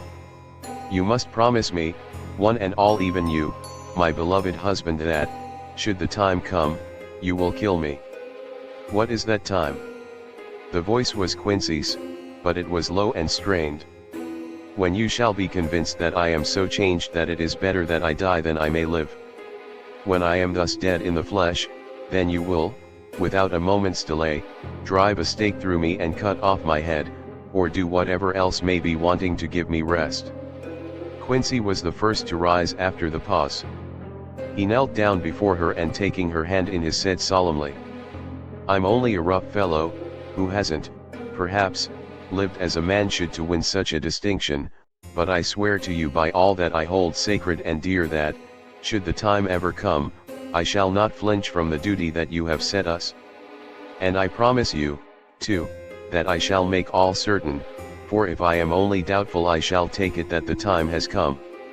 "My true friend," was all she could say amid her fast falling tears, as, bending over, she kissed his hand. "I swear the same, my dear Madam Mina," said Van Helsing. "And I," said Lord Godalming, each of them in turn kneeling to her to take the oath. I followed, myself. Then her husband turned to her wan-eyed and with a greenish pallor which subdued the snowy whiteness of his hair, and asked, "And must I, too, make such a promise, oh, my wife?" "You too, my dearest," she said, with infinite yearning of pity in her voice and eyes. "You must not shrink. You are nearest and dearest and all the world to me, our souls are knit into one, for all life and all time. Think, dear, that there have been times when brave men have killed their wives and their womenkind, to keep them from falling into the hands of the enemy. Their hands did not falter any the more because those that they loved implored them to slay them. It is men's duty towards those whom they love, in such times of sore trial. And oh, my dear, if it is to be that I must meet death at any hand, let it be at the hand of him that loves me best. Dr. Van Helsing, I have not forgotten your mercy in poor Lucy's case. To him who loved she stopped with a flying blush, and changed her phrase to him who had best right to give her peace. If that time shall come again, I look to you to make it a happy memory of my husband's life, that it was his loving hand which set me free from the awful thrall upon me. Again I swear, came the professor's resonant voice. Mrs. Harker smiled, positively smiled, as with a sigh of relief she leaned back and said, "And now one word of warning, a warning which you must never forget. This time, if it ever come, may come quickly and unexpectedly, and in such case you must lose no time in using your opportunity. At such a time I myself might be, nay, if the time ever comes, shall be leagued with your enemy against you. One more request." She became very solemn as she said this. "It is not vital and necessary like the other, but I want you to do one thing for me, if you will." We all acquiesced, but no one spoke. There was no need to speak. "I want you to read the burial service." She was interrupted by a deep groan from her husband. Taking his hand in hers, she held it over her heart, and continued, "You must read it over me some day. Whatever may be the issue of all this fearful state of things, it will be a sweet thought to all or some of us. You, my dearest, will I hope read it, for then it will be in your voice in my memory forever, come what may." "But oh, my dear one," he pleaded, "death is afar off from you." "Nay," she said, holding up a warning hand. "I am deeper in death at this moment than if the weight of an earthly grave lay heavy upon me." "Oh, my wife, must I read it?" he said, before he began. "It would comfort me, my husband," was all she said, and he began to read when she had got the book ready. How could anyone tell of that strange scene, its solemnity, its gloom, its sadness, its horror, and, withal, its sweetness? Even a sceptic, who can see nothing but a travesty of bitter truth in anything holy or emotional, would have been melted to the heart had he seen that little group of loving and devoted friends kneeling round that stricken and sorrowing lady, or heard the tender passion of her husband's voice, as in tones so broken with emotion that often he had to pause, he read the simple and beautiful service from the burial of the dead. I cannot go on, words and voice fail me. She was right in her instinct. Strange as it all was, bizarre as it may hereafter seem even to us who felt its potent influence at the time, it comforted us much, and the silence, which showed Mrs. Harker's coming relapse from her freedom of soul, did not seem so full of despair to any of us as we had dreaded. Jonathan Harker's Journal. October 15th, Varna. We left Charing Cross on the morning of the 12th, got to Paris the same night, and took the places secured for us in the Orient Express. We travelled night and day, arriving here at about 5 o'clock. Lord Godalming went to the consulate to see if any telegram had arrived for him, whilst the rest of us came on to this hotel, the Oudches. The journey may have had incidents. I was, however, too eager to get on, to care for them. Until the Tsarina Catherine comes into port there will be no interest for me in anything in the wide world. Thank God. Mina is well, and looks to be getting stronger. Her color is coming back. She sleeps a great deal. Throughout the journey she slept nearly all the time. Before sunrise and sunset, however, she is very wakeful and alert, and it has become a habit for Van Helsing to hypnotize her at such times. At first, some effort was needed, and he had to make many passes, but now, she seems to yield at once, as if by habit, and scarcely any action is needed. He seems to have power at these particular moments to simply will, and her thoughts obey him. He always asks her what she can see and hear. She answers to the first, "Nothing, all is dark." And to the second, "I can hear the waves lapping against the ship, and the water rushing by." Canvas and cordage strain and masts and yards creak. The wind is high, I can hear it in the shrouds, and the bow throws back the foam. It is evident that the Tsarina Catherine is still at sea, hastening on her way to Varna. Lord Godalming has just returned. He had 4 telegrams, one each day since we started, and all to the same effect, that the Tsarina Catherine had not been reported to Lloyd's from anywhere. He had arranged before leaving London that his agent should send him every day a telegram saying if the ship had been reported. He was to have a message even if she were not reported, so that he might be sure that there was a watch being kept at the other end of the wire. We had dinner and went to bed early. Tomorrow we are to see the vice-consul, and to arrange, if we can, about getting on board the ship as soon as she arrives. Van Helsing says that our chance will be to get on the boat between sunrise and sunset. The Count, even if he takes the form of a bat, cannot cross the running water of his own volition, and so cannot leave the ship. As he dare not change to man's form without suspicion, which he evidently wishes to avoid, he must remain in the box. If, then, we can come on board after sunrise, he is at our mercy, for we can open the box and make sure of him, as we did of poor Lucy, before he wakes. What mercy he shall get from us will not count for much. We think that we shall not have much trouble with officials or the seamen. Thank God. This is the country where bribery can do anything, and we are well supplied with money. We have only to make sure that the ship cannot come into port between sunset and sunrise without our being warned, and we shall be safe. Judge Moneybag will settle this case, I think. 16 October. Mina's report still the same, lapping waves and rushing water, darkness, and favoring winds. We are evidently in good time, and when we hear of the Tsarina Catherine we shall be ready. As she must pass the Dardanelles we are sure to have some report. 17 October. Everything is pretty well fixed now, I think, to welcome the Count on his return from his tour. Godalming told the shippers that he fancied that the box sent aboard might contain something stolen from a friend of his, and got a half consent that he might open it at his own risk. The owner gave him a paper telling the captain to give him every facility in doing whatever he chose on board the ship, and also a similar authorization to his agent at Varna. We have seen the agent, who was much impressed with Godalming's kindly manner to him, and we are all satisfied that whatever he can do to aid our wishes will be done. We have already arranged what to do in case we get the box open. If the Count is there, Van Helsing and Seward will cut off his head at once and drive a stake through his heart. Morris and Godalming and I shall prevent interference, even if we have to use the arms which we shall have ready. The professor says that if we can so treat the Count's body, it will soon after fall into dust. In such case there would be no evidence against us, in case any suspicion of murder were aroused. But even if it were not, we should stand or fall by our act, and perhaps some day this very script may be evidence to come between some of us and a rope. For myself, I should take the chance only too thankfully if it were to come.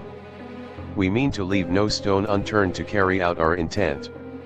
We have arranged with certain officials that the instant the Tsarina Catherine is seen, we are to be informed by a special messenger. 24 October. A whole week of waiting. Daily telegrams to Godalming, but only the same story, not yet reported. Mina's morning and evening hypnotic answer is unvaried, lapping waves, rushing water, and creaking masts. Telegram, October 24th. Rufus Smith, Lloyd's, London, to Lord Godalming, care of HBM. Vice-Consul, Varna. Tsarina Catherine reported this morning from Dardanelles. Dr. Seward's diary. 25 October. How I miss my phonograph. To write diary with a pen is irksome to me, but Van Helsing says I must. We were all wild with excitement yesterday when Godalming got his telegram from Lloyd's. I know now what men feel in battle when the call to action is heard.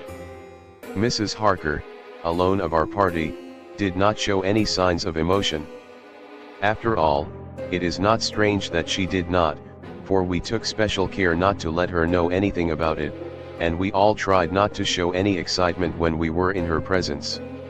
In old days she would, I am sure, have noticed, no matter how we might have tried to conceal it, but in this way she is greatly changed during the past 3 weeks. The lethargy grows upon her, and though she seems strong and well, and is getting back some of her color, Van Helsing and I are not satisfied. We talk of her often. We have not, however, said a word to the others. It would break poor Harker's heart, certainly his nerve, if he knew that we had even a suspicion on the subject. Van Helsing examines, he tells me, her teeth very carefully, whilst she is in the hypnotic condition, for he says that so long as they do not begin to sharpen there is no active danger of a change in her. If this change should come, it would be necessary to take steps. We both know what those steps would have to be, though we do not mention our thoughts to each other. We should neither of us shrink from the task, awful though it be to contemplate. Euthanasia is an excellent and a comforting word. I am grateful to whoever invented it. It is only about 24 hours sail from the Dardanelles to here, at the rate the Tsarina Catherine has come from London. She should therefore arrive sometime in the morning, but as she cannot possibly get in before then, we are all about to retire early. We shall get up at 1 o'clock, so as to be ready. October 25th, noon. No news yet of the ship's arrival. Mrs. Harker's hypnotic report this morning was the same as usual, so it is possible that we may get news at any moment. We men are all in a fever of excitement, except Harker, who is calm.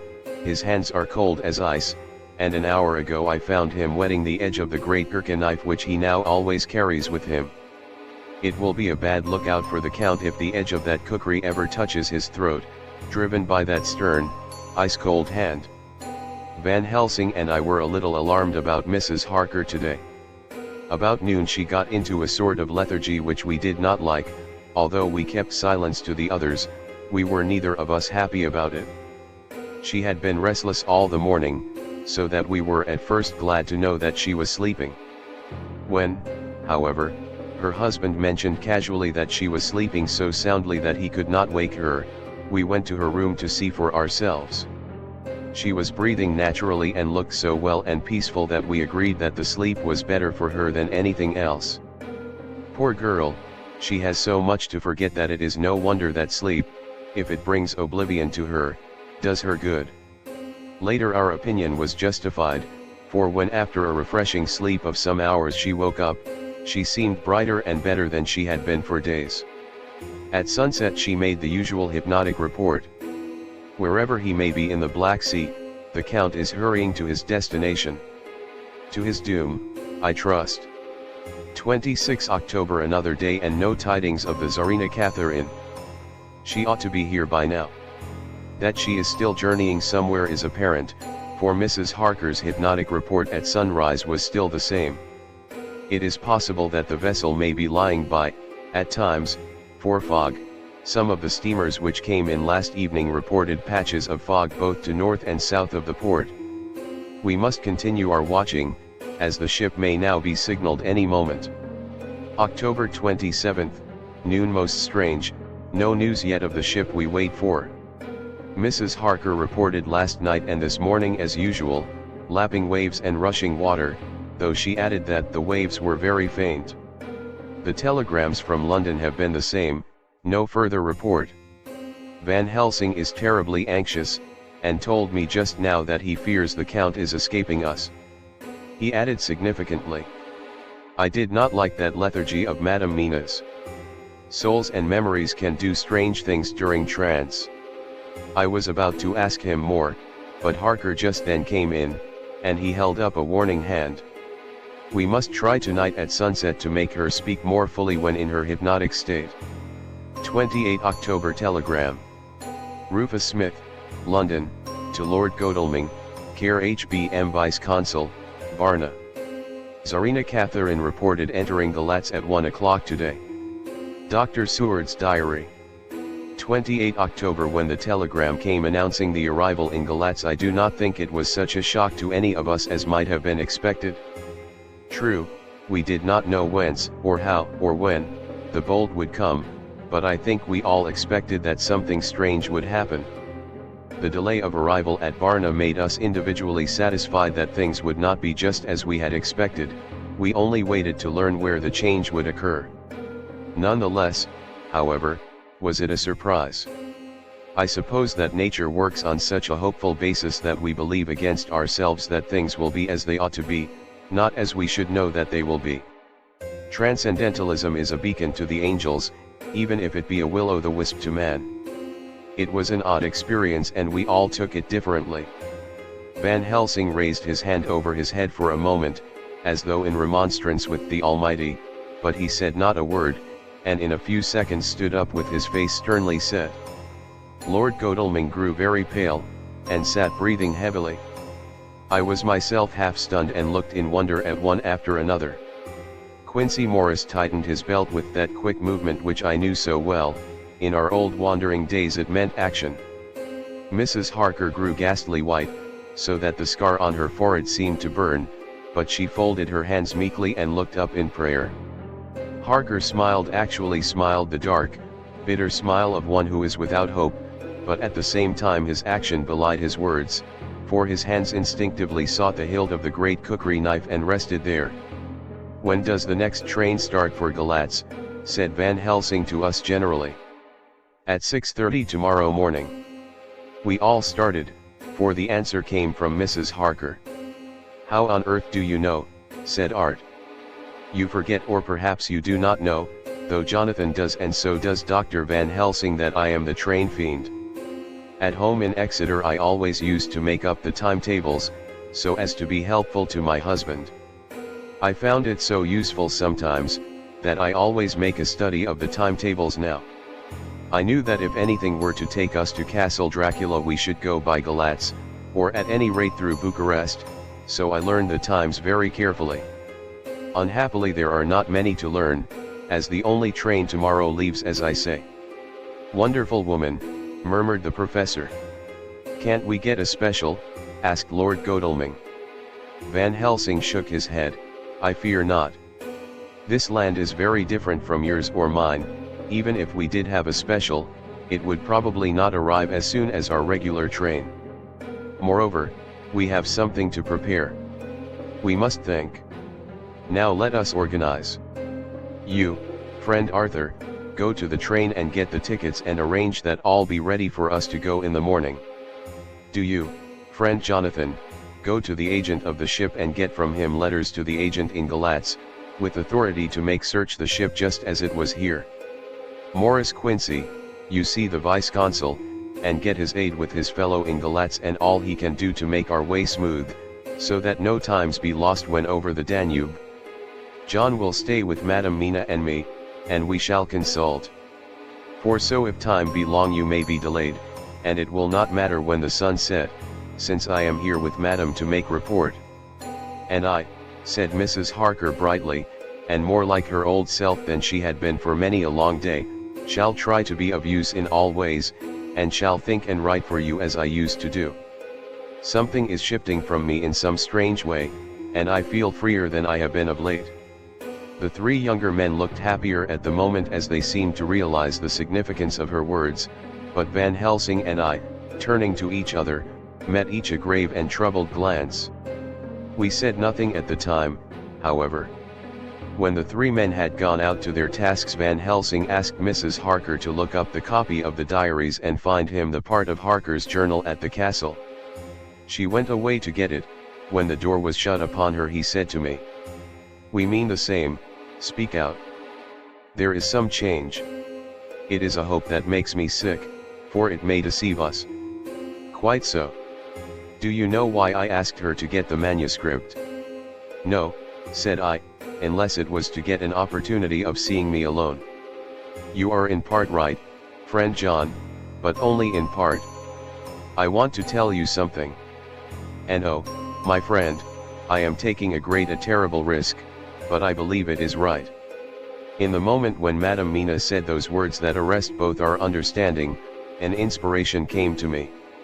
In the trance of 3 days ago the Count sent her his spirit to read her mind, or more like he took her to see him in his earth box in the ship with water rushing, just as it go free at rise and set of sun.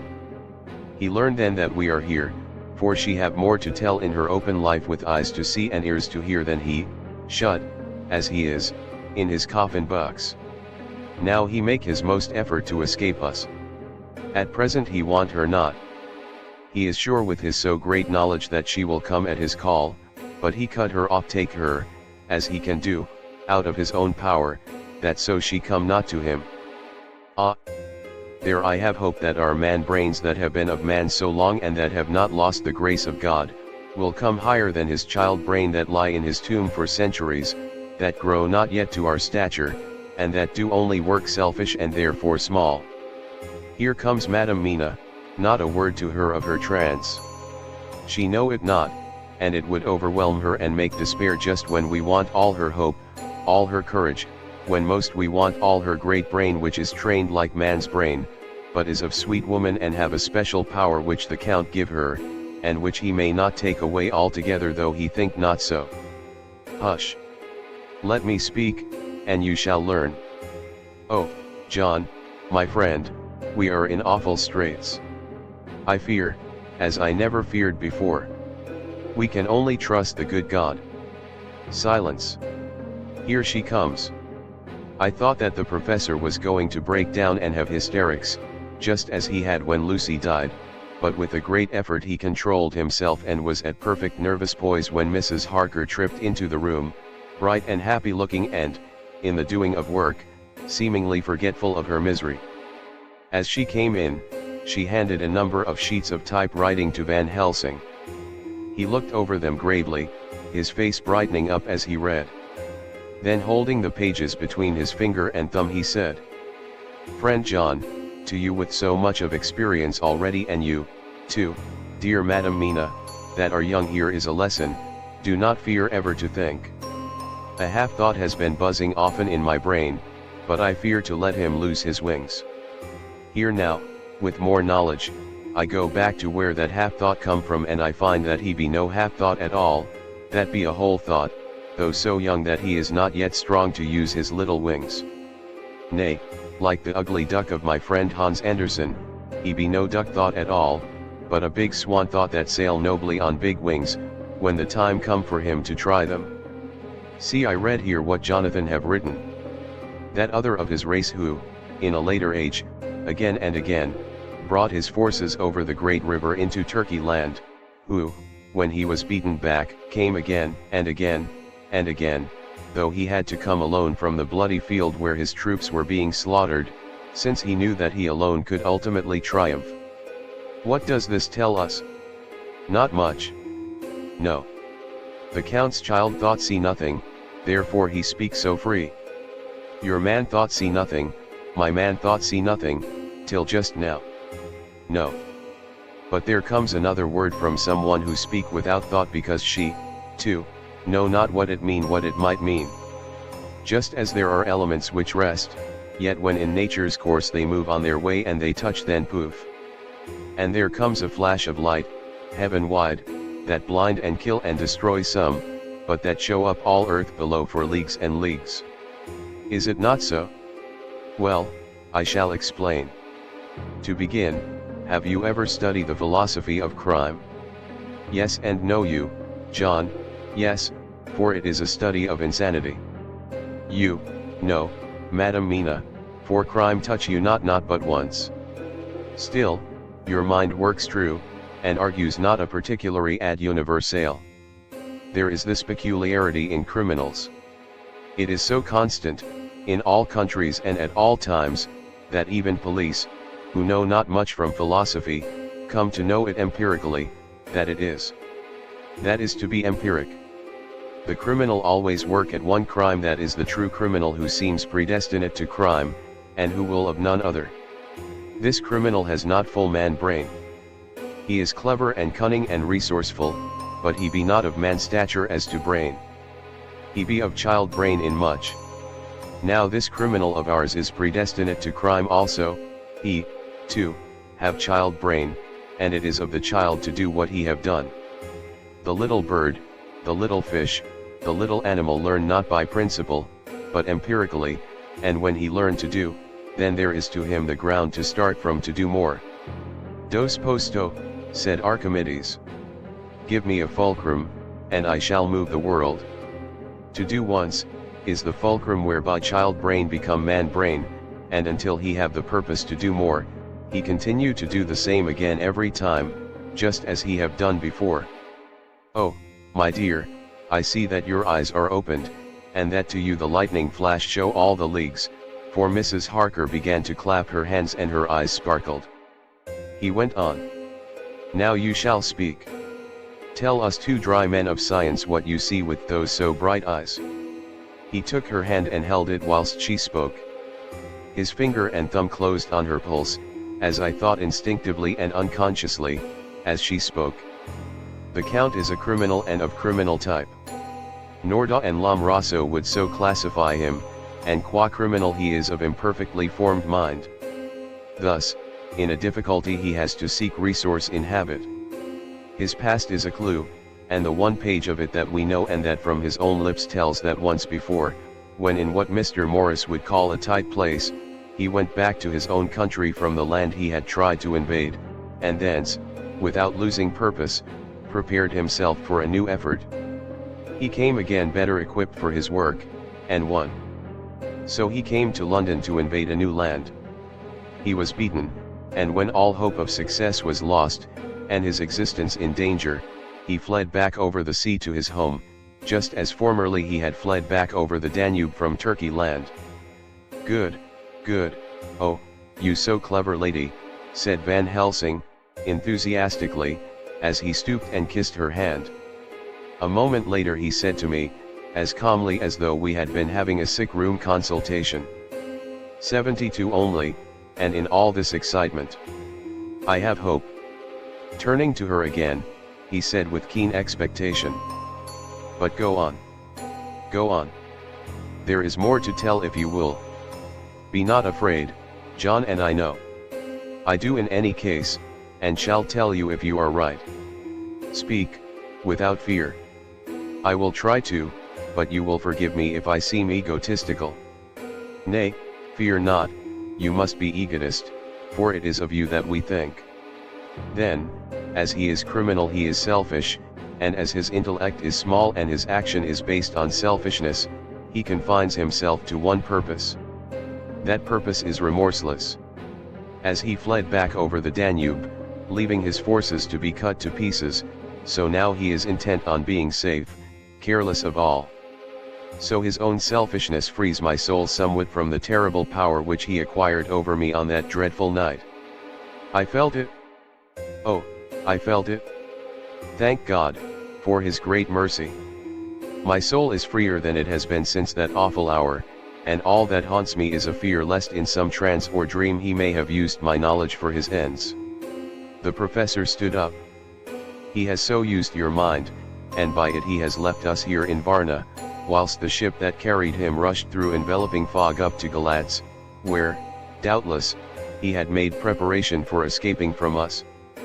But his child mind only saw so far, and it may be that, as ever is in God's providence, the very thing that the evildoer most reckoned on for his selfish good, turns out to be his chiefest harm. The hunter is taken in his own snare, as the great psalmist says.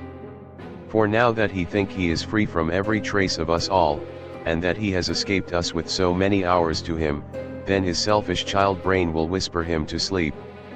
He think, too, that as he cut himself off from knowing your mind, there can be no knowledge of him to you, there is where he fail. That terrible baptism of blood which he give you makes you free to go to him in spirit, as you have as yet done in your times of freedom, when the sun rise and set.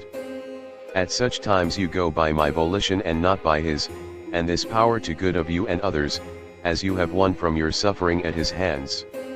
This is now all the more precious that he know it not, and to guard himself have even cut himself off from his knowledge of our where. We, however, are not selfish, and we believe that God is with us through all this blackness, and these many dark hours. We shall follow him, and we shall not flinch, even if we peril ourselves that we become like him. Friend John, this has been a great hour, and it have done much to advance us on our way. You must be scribe and write him all down, so that when the others return from their work you can give it to them, then they shall know as we do. And so I have written it whilst we wait their return, and Mrs. Harker has written with her typewriter all since she brought the Ms. to us. Chapter XXVI. Dr. Seward's Diary. 29 October. This is written in the train from Varna to Galatz. Last night we all assembled a little before the time of sunset. Each of us had done his work as well as he could, so far as thought and endeavor and opportunity go. We are prepared for the whole of our journey, and for our work when we get to Galatz. When the usual time came round, Mrs. Harker prepared herself for her hypnotic effort, and after a longer and more serious effort on the part of Van Helsing than has been usually necessary, she sank into the trance. Usually she speaks on a hint, but this time the professor had to ask her questions, and to ask them pretty resolutely, before we could learn anything. At last her answer came. "I can see nothing, we are still, there are no waves lapping, but only a steady swirl of water softly running against the hawser. I can hear men's voices calling, near and far, and the roll and creak of oars in the rowlocks. A gun is fired somewhere, the echo of it seems far away. There is tramping of feet overhead, and ropes and chains are dragged along. What is this? There is a gleam of light, I can feel the air blowing upon me." Here she stopped. She had risen, as if impulsively, from where she lay on the sofa, and raised both her hands, palms upwards, as if lifting a weight. Van Helsing and I looked at each other with understanding. Quincy raised his eyebrows slightly and looked at her intently, whilst Harker's hand instinctively closed round the hilt of his kukri. There was a long pause. We all knew that the time when she could speak was passing, but we felt that it was useless to say anything. Suddenly she sat up, and, as she opened her eyes, said sweetly, "Would none of you like a cup of tea? You must all be so tired." We could only make her happy, and so acquiesced. She bustled off to get tea. When she had gone, Van Helsing said, "You see, my friends. He is close to land, he has left his earth chest.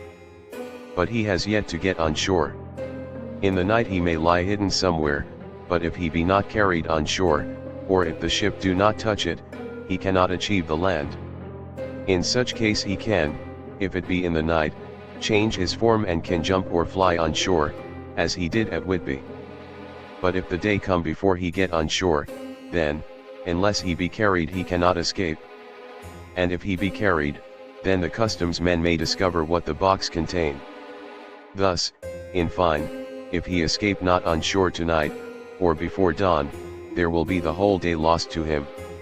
We may then arrive in time, for if he escape not at night we shall come on him in daytime, boxed up and at our mercy, for he dare not be his true self, awake and visible, lest he be discovered." There was no more to be said, so we waited in patience until the dawn, at which time we might learn more from Mrs. Harker.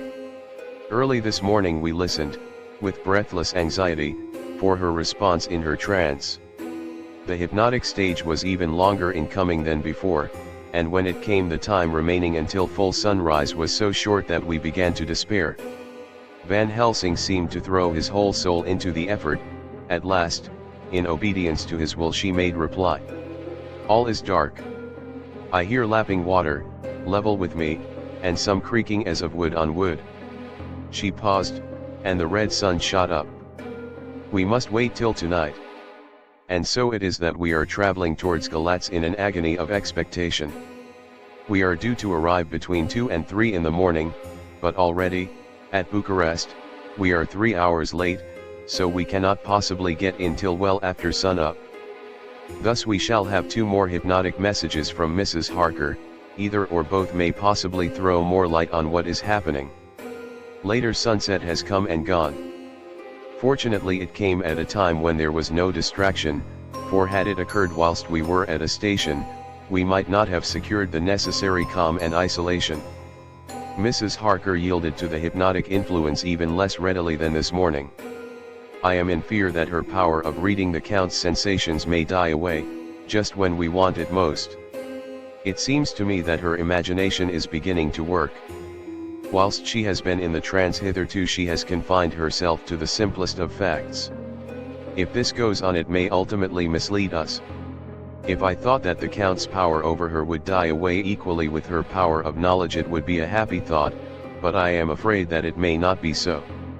When she did speak, her words were enigmatical. Something is going out, I can feel it pass me like a cold wind. I can hear, far off, confused sounds as of men talking in strange tongues, fierce falling water, and the howling of wolves. She stopped and a shudder ran through her, increasing in intensity for a few seconds, till, at the end, she shook as though in a palsy. She said no more, even in answer to the professor's imperative questioning.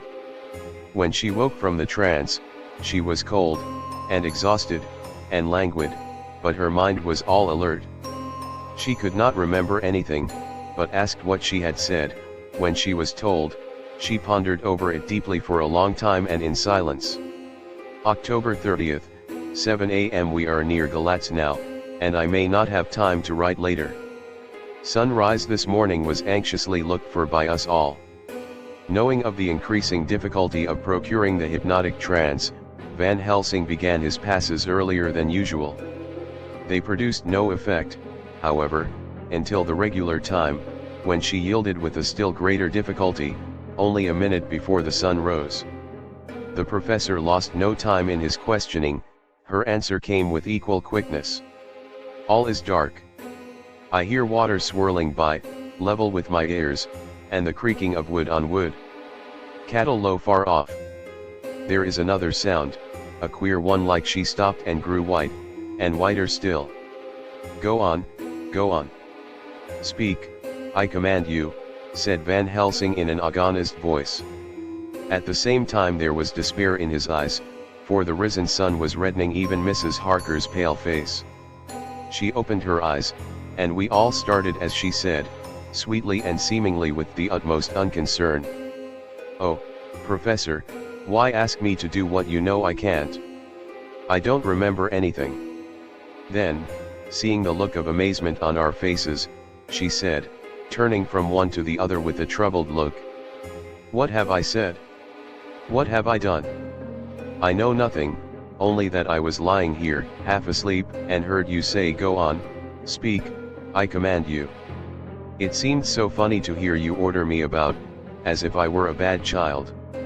"Oh, Madam Mina," he said, sadly, "it is proof, if proof be needed, of how I love and honor you, when a word for your good, spoken more earnest than ever, can seem so strange because it is to order her whom I am proud to obey. The whistles are sounding, we are nearing Galatz. We are on fire with anxiety and eagerness." Mina Harker's Journal. 30 October. Mr. Morris took me to the hotel where our rooms had been ordered by telegraph, he being the one who could best be spared, since he does not speak any foreign language. The forces were distributed much as they had been at Varna, except that Lord Godalming went to the vice-consul, as his rank might serve as an immediate guarantee of some sort to the official, we being in extreme hurry. Jonathan and the two doctors went to the shipping agent to learn particulars of the arrival of the Tsarina Catherine. Later Lord Godalming has returned. The consul is away, and the vice-consul sick, so the routine work has been attended to by a clerk. He was very obliging, and offered to do anything in his power. Jonathan Harker's Journal. 30 October at 9 o'clock. Dr. Van Helsing, Dr. Seward, and I called on Messrs. Mackenzie and Steinkopf, the agents of the London firm of Hapgood. They had received a wire from London, in answer to Lord Godalming's telegraph request, asking us to show them any civility in their power. They were more than kind and courteous, and took us at once on board the Tsarina Catherine, which lay at anchor out in the river harbor. There we saw the captain, Donaldson by name, who told us of his voyage. He said that in all his life he had never had so favorable a run. "Man," he said, "but it made us afeard, for we expected that we should have to pay for it some rare piece o' ill luck, so as to keep up the average. It's no canny to run frae London to the Black Sea a wind ahint yet, as though the deil himself were blawin' on your sail for his end purpose. and at the time we could no speer a thing. Gin we were nigh a ship, or a port, or a headland, a fog fell on us and travelled wi us, till when after it had lifted and we looked out, the deal a thing could we see. We ran by Gibraltar wiot Bain able to signal, until we came to the Dardanelles and had to wait to get our permit to pass. We never were within hail o' aught. At first I inclined to slack off sail and beat about till the fog was lifted, but whiles, I thought that if the deal was minded to get us into the Black Sea quick, he was like to do it whether we would or no. If we had a quick voyage it would be no to our miscredit wi the owners, or no hurt to our traffic, and the old mon who had served his end purpose would be decently grateful to us for no hind error in him. This mixture of simplicity and cunning, of superstition and commercial reasoning, aroused Van Helsing, who said, "Mine friend, that devil is more clever than he is thought by some, and he know when he meet his match." The skipper was not displeased with the compliment, and went on. When we got past the Bosphorus the men began to grumble. Some o' them, the Romanians, came and asked me to heave overboard a big box which had been put on board by a queer-looking old man just before we had started frae London. I had seen them speer at the fellow, and put out their TWA fingers when they saw him, to guard against the evil eye. Man! But the superstition of foreigners is perfectly ridiculous. I sent them about their business pretty quick, but as just after a fog closed in on us I felt a wee bit as they did anent something, though I wouldn't say it was in the big box. Well, on we went, and as the fog didn't let up for 5 days I just let the wind carry us, for if the deal wanted to get somewheres well, he would fetch it up a reed. And if he didn't, well, we'd keep a sharp lookout anyhow. Sure Anuka, we had a fair way and deep water all the time, and 2 days ago, when the morning sun came through the fog, we found ourselves just in the river opposite Galatz. The Romanians were wild, and wanted me right or wrong to take out the box and fling it in the river. I had to argy them about it a handspike, and when the last o' them rose off the deck his head in his hand, I had convinced them that, evil eye or no evil eye, the property and the trust of my owners were better in my hands than in the river Danube. They had, mind ye, taken the box on the deck ready to fling in, and as it was marked Galatz via Varna, I thought I'd let it lie till we discharged in the port and get rid o' Alphagether. We didn't do much clearin' that day, and had to remain the night at anchor, but in the mornin', braw and early, an hour before sun up, a man came aboard an order, written to him from England, to receive a box marked for one Count Dracula. Sure Anuka the matter was one ready to his hand. He had his papers a read, and glad I was to be rid o' the damn thing, for I was beginnin' missile to feel uneasy at it. If the deal did have any luggage aboard the ship, I'm thinkin' it was none other than that same. What was the name of the man who took it? Asked Dr. Van Helsing with restrained eagerness. I'll be tellin' ye quick, he answered, and, stepping down to his cabin, produced a receipt signed Emanuel Hildesheim. Bergenstrasse 16 was the address. We found out that this was all the captain knew, so with thanks we came away. We found Hildesheim in his office, a Hebrew of rather the Adelphi theatre type, with a nose like a sheep, and a fez. His arguments were pointed with specie we doing the punctuation, and with a little bargaining he told us what he knew. This turned out to be simple but important. He had received a letter from Mr. Deville of London, telling him to receive, if possible before sunrise so as to avoid customs, a box which would arrive at Galatz in the Tsarina Catherine. This he was to give in charge to a certain Petrov Skinsky, who dealt with the Slovaks who traded down the river to the port. He had been paid for his work by an English banknote, which had been duly cashed for gold at the Danube International Bank. When Skinsky had come to him, he had taken him to the ship and handed over the box, so as to save porterage. That was all he knew. We then sought for Skinsky, but were unable to find him. One of his neighbors, who did not seem to bear him any affection, said that he had gone away 2 days before, no one knew whither. This was corroborated by his landlord, who had received by messenger the key of the house together with the rent due, in English money. This had been between 10 and 11 o'clock last night. We were at a standstill again. Whilst we were talking, one came running and breathlessly gasped out that the body of Skinsky had been found inside the wall of the churchyard of St. Peter, and that the throat had been torn open as if by some wild animal. Those we had been speaking with ran off to see the horror, the women crying out, "This is the work of a Slovak." We hurried away lest we should have been in some way drawn into the affair, and so detained. As we came home we could arrive at no definite conclusion. We were all convinced that the box was on its way, by water, to somewhere, but where that might be we would have to discover. With heavy hearts we came home to the hotel to Mina. When we met together, the first thing was to consult as to taking Mina again into our confidence. Things are getting desperate, and it is at least a chance, though a hazardous one.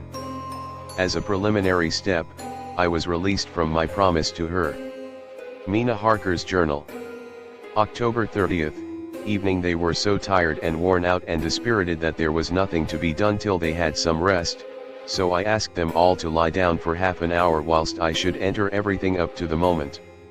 I feel so grateful to the man who invented the traveler's typewriter, and to Mr. Morris for getting this one for me.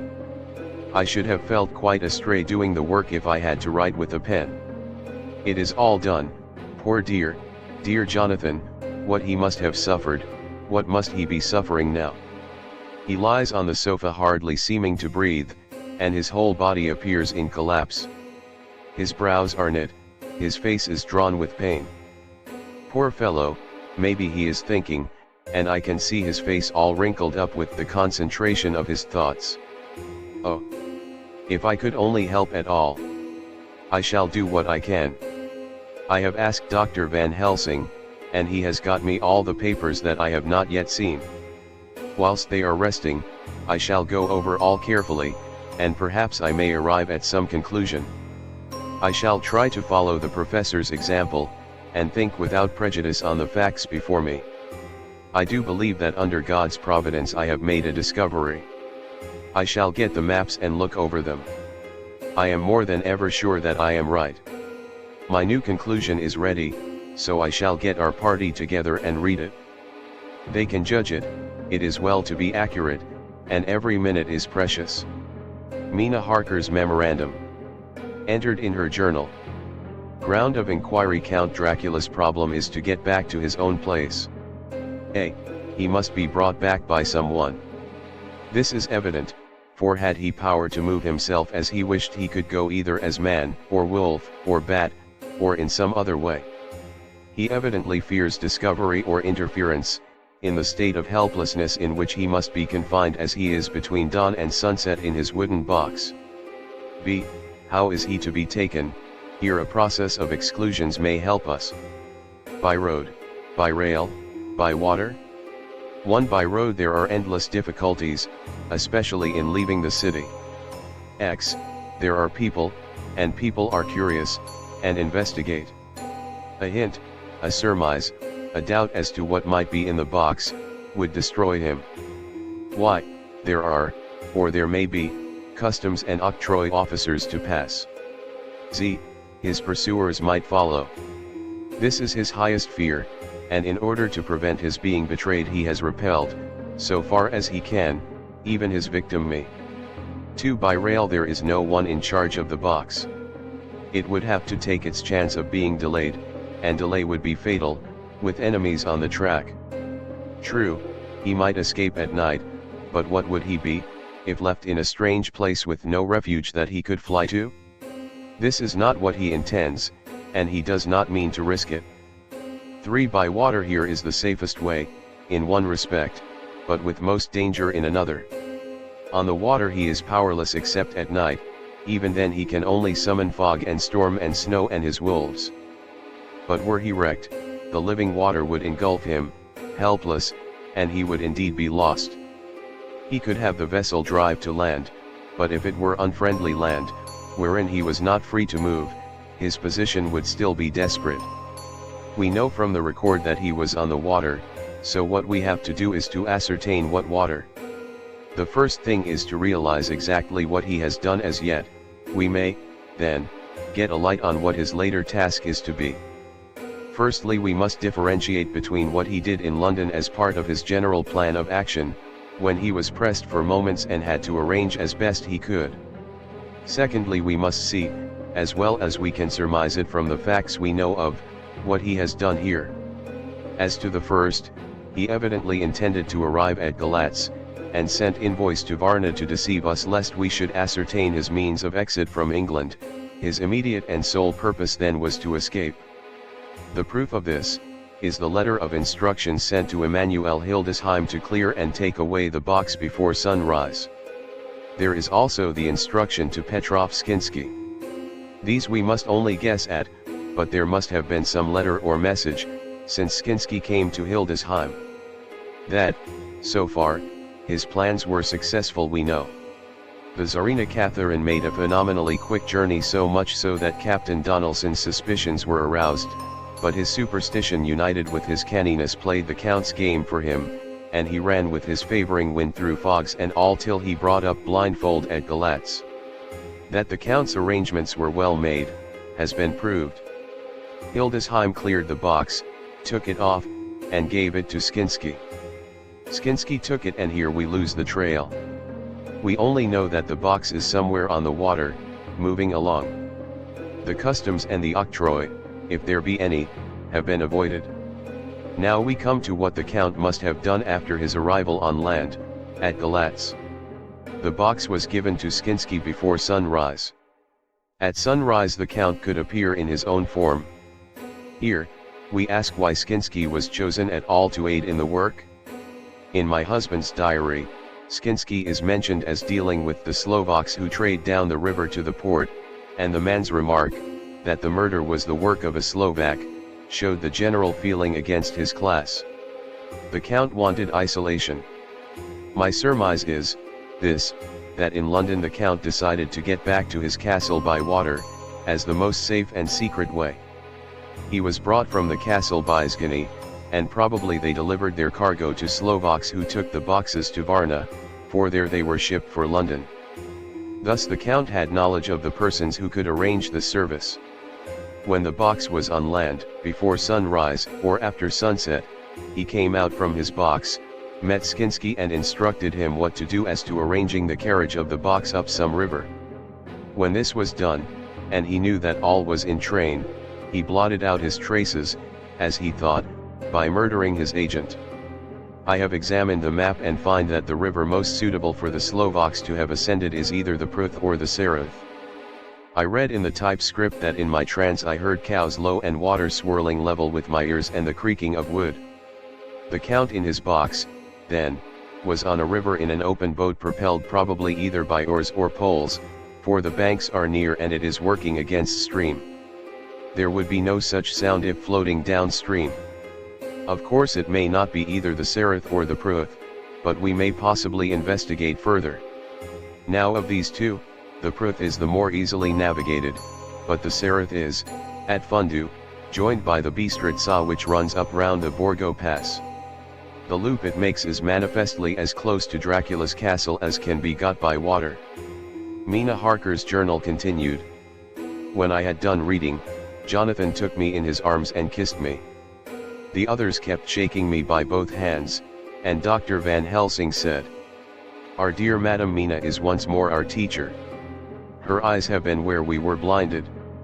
Now we are on the track once again, and this time we may succeed.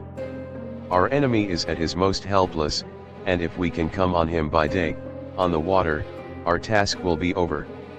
He has a start, but he is powerless to hasten, as he may not leave his box lest those who carry him may suspect, for them to suspect would be to prompt them to throw him in the stream where he perish.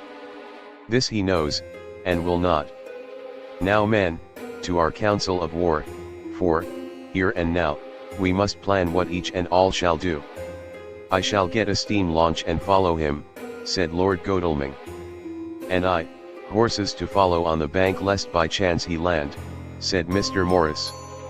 Good, said the professor, both good. But neither must go alone. There must be force to overcome force if need be. The Slovak is strong and rough, and he carries rude arms. All the men smiled, for amongst them they carried a small arsenal. Said Mr. Morris, I have brought some Winchesters, they are pretty handy in a crowd, and there may be wolves. The Count, if you remember, took some other precautions. He made some requisitions on others that Mrs. Harker could not quite hear or understand. We must be ready at all points. Dr. Seward said, I think I had better go with Quincy. We have been accustomed to hunt together, and we too, well armed, will be a match for whatever may come along. You must not be alone, Art. It may be necessary to fight the Slovaks, and a chance thrust, for I don't suppose these fellows carry guns would undo all our plans. There must be no chances, this time. We shall not rest until the Count's head and body have been separated, and we are sure that he cannot reincarnate. He looked at Jonathan as he spoke, and Jonathan looked at me. I could see that the poor dear was torn about in his mind.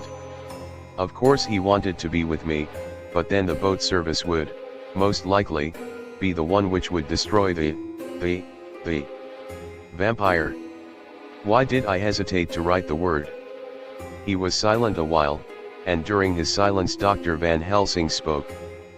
Friend Jonathan, this is to you for twice reasons. First, because you are young and brave and can fight, and all energies may be needed at the last, and again that it is your right to destroy him that which has wrought such woe to you and yours. Be not afraid for Madam Mina, she will be my care, if I may. I am old.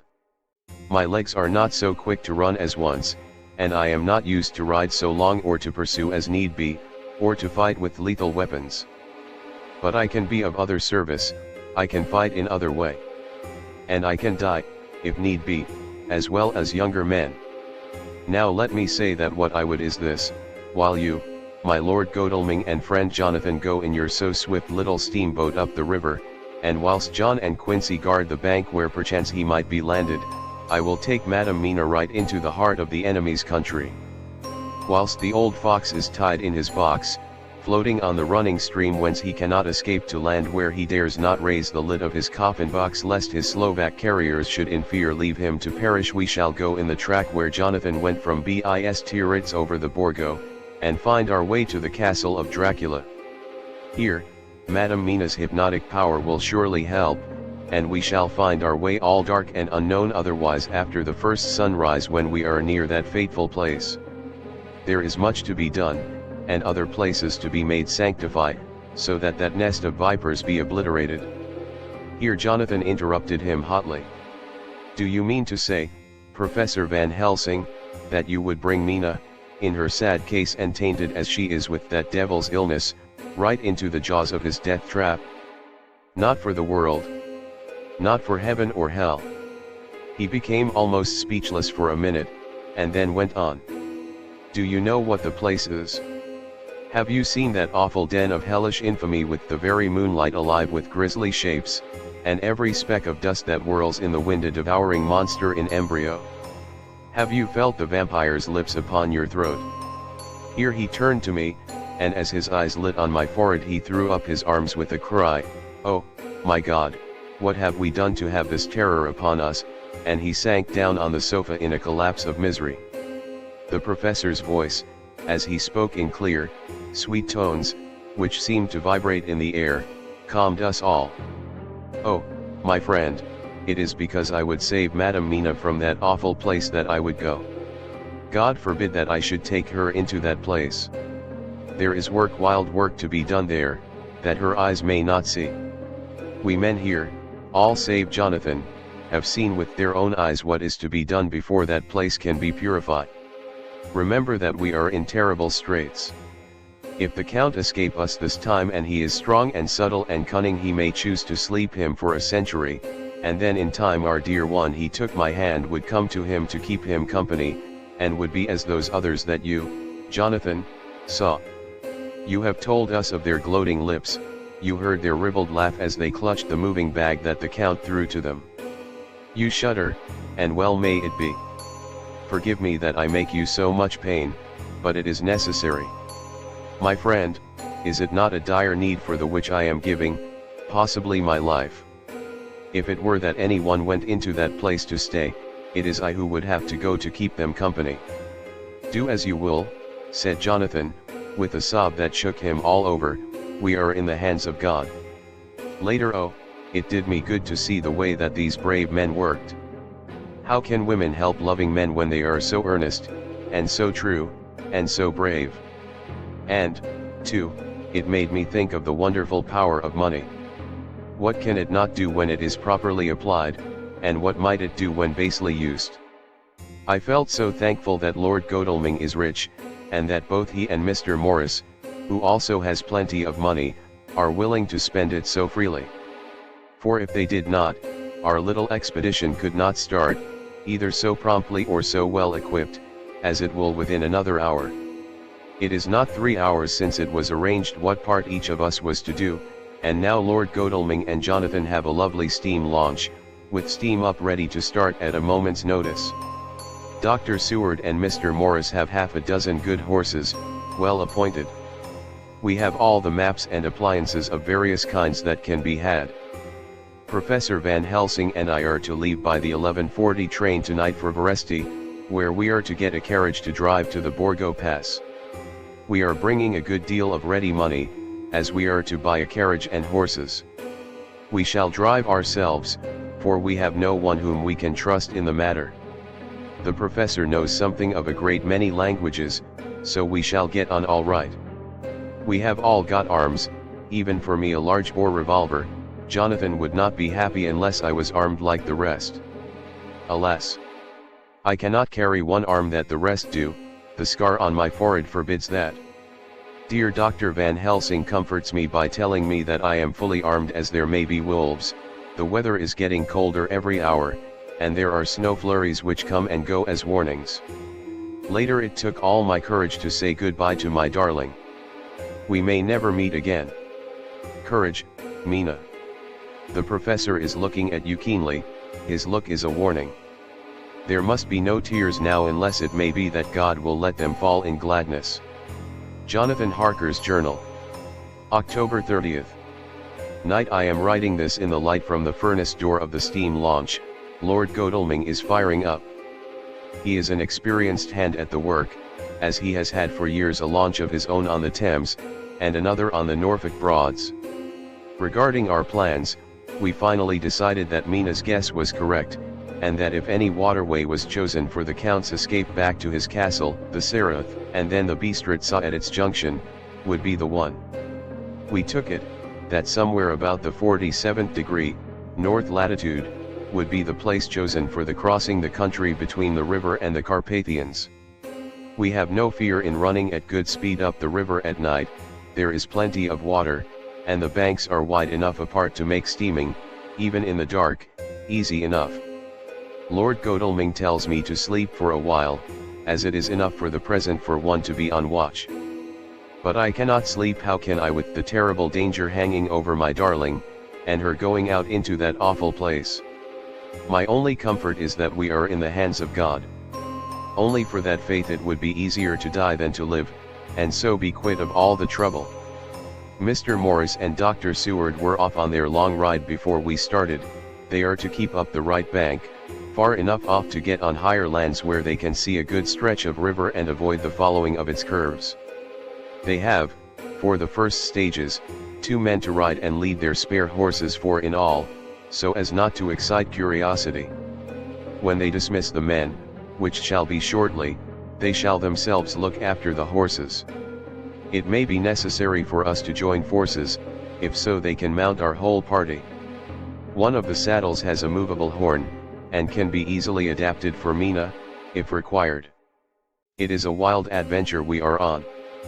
Here, as we are rushing along through the darkness, with the cold from the river seeming to rise up and strike us, with all the mysterious voices of the night around us, it all comes home. We seem to be drifting into unknown places and unknown ways, into a whole world of dark and dreadful things. Godalming is shutting the furnace door. 31 October. Still hurrying along. The day has come, and Godalming is sleeping. I am on watch.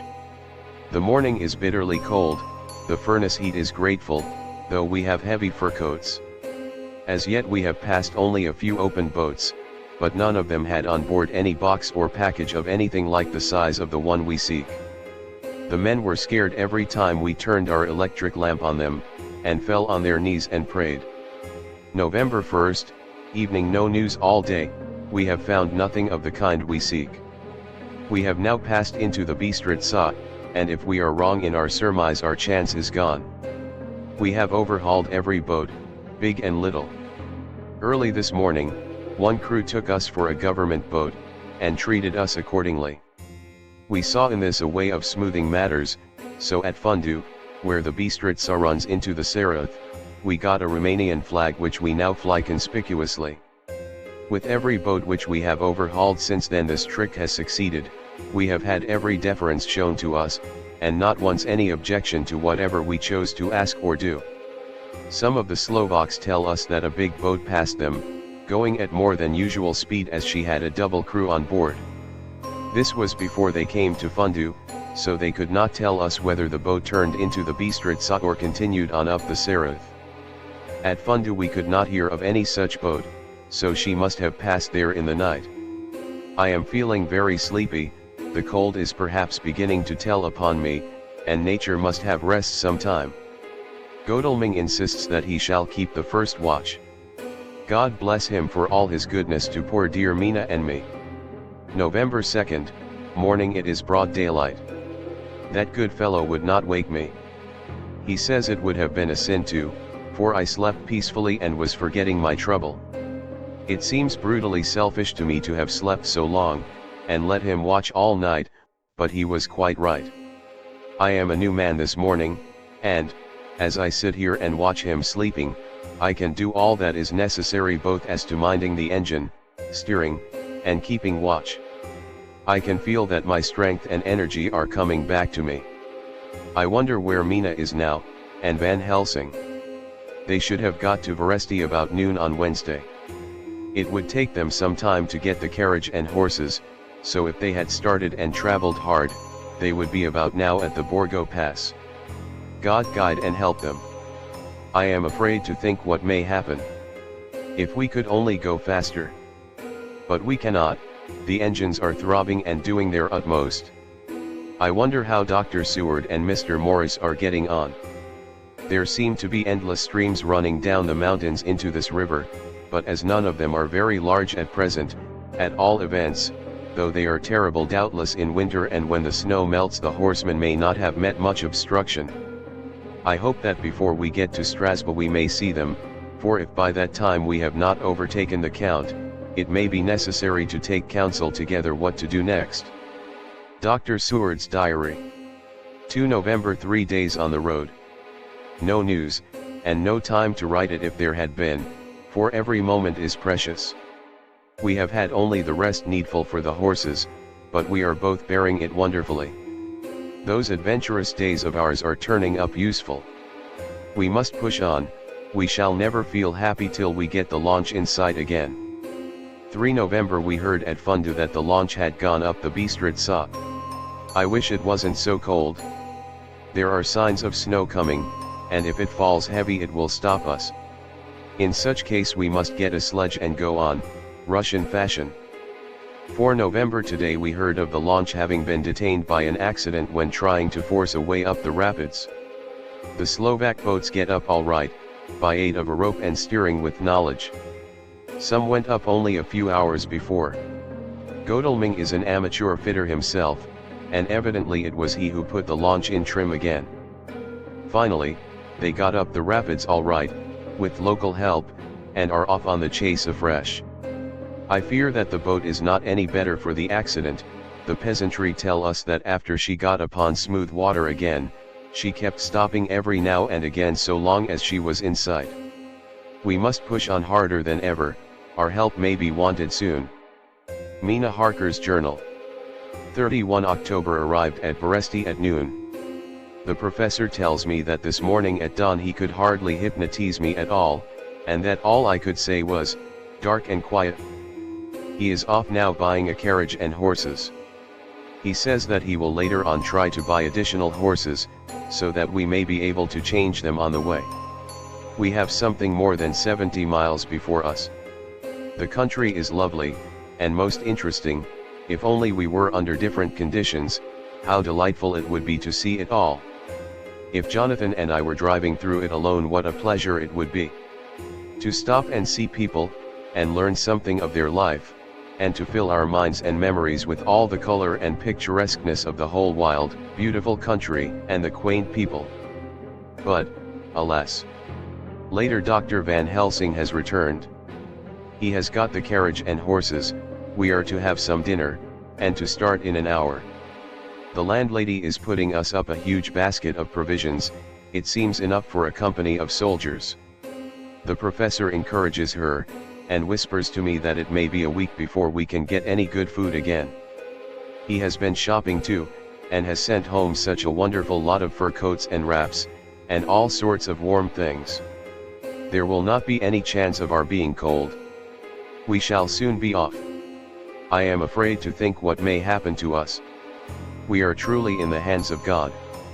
He alone knows what may be, and I pray him, with all the strength of my sad and humble soul, that he will watch over my beloved husband, that whatever may happen, Jonathan may know that I loved him and honored him more than I can say, and that my latest and truest thought will be always for him. Chapter XXVII. Mina Harker's Journal. 1 November. All day long we have traveled, and at a good speed. The horses seem to know that they are being kindly treated, for they go willingly their full stage at best speed. We have now had so many changes and find the same thing so constantly that we are encouraged to think that the journey will be an easy one. Dr. Van Helsing is laconic. He tells the farmers that he is hurrying to Bistiritz, and pays them well to make the exchange of horses. We get hot soup, or coffee, or tea, and off we go. It is a lovely country, full of beauties of all imaginable kinds, and the people are brave, and strong, and simple, and seem full of nice qualities. They are very, very superstitious. In the first house where we stopped, when the woman who served us saw the scar on my forehead, she crossed herself and put out 2 fingers towards me, to keep off the evil eye. I believe they went to the trouble of putting an extra amount of garlic into our food, and I can't abide garlic. Ever since then I have taken care not to take off my hat or veil, and so have escaped their suspicions. We are traveling fast, and as we have no driver with us to carry tales, we go ahead of scandal, but I dare say that fear of the evil eye will follow hard behind us all the way. The professor seems tireless. All day he would not take any rest, though he made me sleep for a long spell. At sunset time he hypnotized me, and he says that I answered as usual: darkness, lapping water, and creaking wood. So our enemy is still on the river. I am afraid to think of Jonathan, but somehow I have now no fear for him, or for myself. I write this whilst we wait in a farmhouse for the horses to be got ready. Dr. Van Helsing is sleeping. Poor dear, he looks very tired and old and grey, but his mouth is set as firmly as a conqueror's. Even in his sleep he is instinct with resolution. When we have well started I must make him rest whilst I drive. I shall tell him that we have days before us, and we must not break down when most of all his strength will be needed. All is ready, we are off shortly. November 2nd, morning. I was successful, and we took turns driving all night. Now the day is on us, bright though cold. There is a strange heaviness in the air. I say heaviness for want of a better word, I mean that it oppresses us both. It is very cold, and only our warm furs keep us comfortable. At dawn Van Helsing hypnotized me. He says I answered darkness, creaking wood, and roaring water, so the river is changing as they ascend. I do hope that my darling will not run any chance of danger more than need be, but we are in God's hands. November 2nd, night. All day long driving. The country gets wilder as we go, and the great spurs of the Carpathians, which at Beresti seemed so far from us and so low on the horizon, now seem to gather round us and tower in front. We both seem in good spirits. I think we make an effort each to cheer the other. In the doing so we cheer ourselves. Dr. Van Helsing says that by morning we shall reach the Borgo Pass. The houses are very few here now, and the professor says that the last horse we got will have to go on with us, as we may not be able to change. He got 2 in addition to the 2 we changed, so that now we have a route 4 in hand. The dear horses are patient and good, and they give us no trouble. We are not worried with other travelers, and so even I can drive. We shall get to the pass in daylight, we do not want to arrive before. So we take it easy, and have each a long rest in turn. Oh, what will tomorrow bring to us? We go to seek the place where my poor darling suffered so much. God grant that we may be guided aright, and that he will deign to watch over my husband and those dear to us both, and who are in such deadly peril. As for me, I am not worthy in his sight. Alas! I am unclean to his eyes, and shall be until he may deign to let me stand forth in his sight as one of those who have not incurred his wrath. Memorandum by Abraham Van Helsing. 4 November. This to my old and true friend John Seward, M.D., of Perfeet, London, in case I may not see him. It may explain. It is morning, and I write by a fire which all the night I have kept alive, Madam Mina aiding me. It is cold, cold, so cold that the grey heavy sky is full of snow, which when it falls will settle for all winter as the ground is hardening to receive it. It seems to have affected Madam Mina. She has been so heavy of head all day that she was not like herself. She sleeps, and sleeps, and sleeps. She who is usual so alert, have done literally nothing all the day, she even have lost her appetite. She make no entry into her little diary, she who writes so faithful at every pause. Something whisper to me that all is not well. However, tonight she is more vif. Her long sleep all day have refresh and restore her, for now she is all sweet and bright as ever. At sunset I try to hypnotize her, but alas! With no effect, the power has grown less and less with each day, and tonight it fail me altogether. Well, God's will be done whatever it may be, and whithersoever it may lead. Now to the historical, for as Madam Mina write not in her stenography, I must, in my cumbrous old fashion, that so each day of us may not go unrecorded. We got to the Borgo Pass just after sunrise yesterday morning.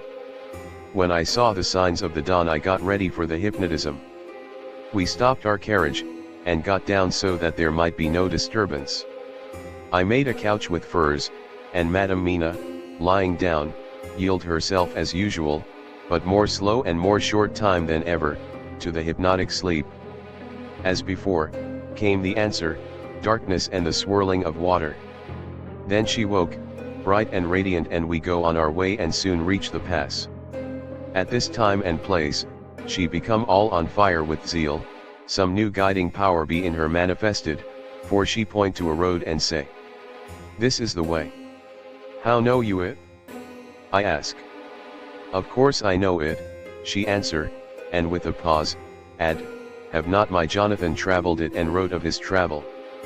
At first I think somewhat strange, but soon I see that there be only one such by road. It is used but little, and very different from the coach road from the Bukovina to Bistiritz, which is more wide and hard, and more of use. So we came down this road. When we meet other ways not always were we sure that they were roads at all, for they be neglect and light snow have fallen the horses know and they only. I give rein to them, and they go on so patient. By and by we find all the things which Jonathan have note in that wonderful diary of him. Then we go on for long, long hours and hours. At the first, I tell Madam Mina to sleep, she try, and she succeed. She sleep all the time, till at the last, I feel myself to suspicious grow, and attempt to wake her. But she sleep on, and I may not wake her though I try.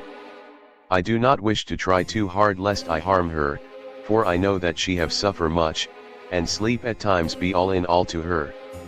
I think I drowse myself, for all of sudden I feel guilt, as though I have done something. I find myself bolt up, with the reins in my hand, and the good horses go along jog, jog, just as ever. I look down and find Madam Mina still asleep. It is now not far off sunset time, and over the snow the light of the sun flow in big yellow flood, so that we throw great long shadow on where the mountain rise so steep. For we are going up, and all is so wild and rocky, as though it were the end of the world. Then I arouse Madam Mina. This time she wake with not much trouble, and then I try to put her to hypnotic sleep. But she sleep not, being as though I were not. Still I try and try, till all at once I find her and myself in dark, so I look round, and find that the sun have gone down. Madam Mina laugh, and I turn and look at her. She is now quite awake, and looks so well as I never saw her since that night at Carfax when we first entered the Count's house. I am amazed, and not at ease then, but she is so bright and tender and thoughtful for me that I forget all fear. I light a fire, for we have brought supply of wood with us, and she prepare food while I undo the horses and set them, tethered in shelter, to feed. Then when I return to the fire she have my supper ready. I go to help her, but she smile, and tell me that she have eat already, that she was so hungry that she would not wait. I like it not, and I have grave doubts, but I fear to affright her, and so I am silent of it. She help me and I eat alone, and then we wrap in fur and lie beside the fire, and I tell her to sleep while I watch. But presently I forget all of watching, and when I sudden remember that I watch, I find her lying quiet, but awake, and looking at me with so bright eyes. Once, twice more the same occur, and I get much sleep till before morning. When I wake I try to hypnotize her, but alas! Though she shut her eyes obedient, she may not sleep. The sun rise up, and up, and up, and then sleep come to her too late, but so heavy that she will not wake. I have to lift her up, and place her sleeping in the carriage when I have harnessed the horses and made all ready. Madam still sleep, and she look in her sleep more healthy and more redder than before. And I like it not. And I am afraid, afraid, afraid, I am afraid of all things even to think, but I must go on my way. The stake we play for is life and death, or more than these, and we must not flinch. November 5th, morning. Let me be accurate in everything, for though you and I have seen some strange things together, you may at the first think that I, Van Helsing, am mad, that the many horrors and the so long strain on nerves has at the last turned my brain. All yesterday we travel, ever getting closer to the mountains, and moving into a more and more wild and desert land.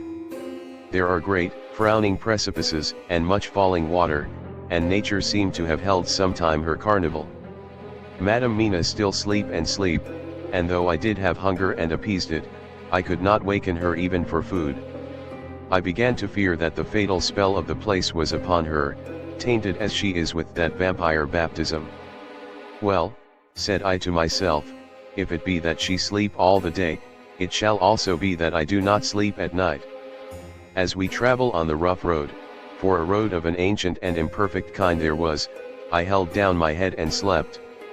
Again I waked with a sense of guilt and of time past, and found Madam Mina still sleeping, and the sun low down. But all was indeed changed. The frowning mountain seemed further away, and we were near the top of a steep rising hill, on summit of which was such a castle as Jonathan tell of in his diary.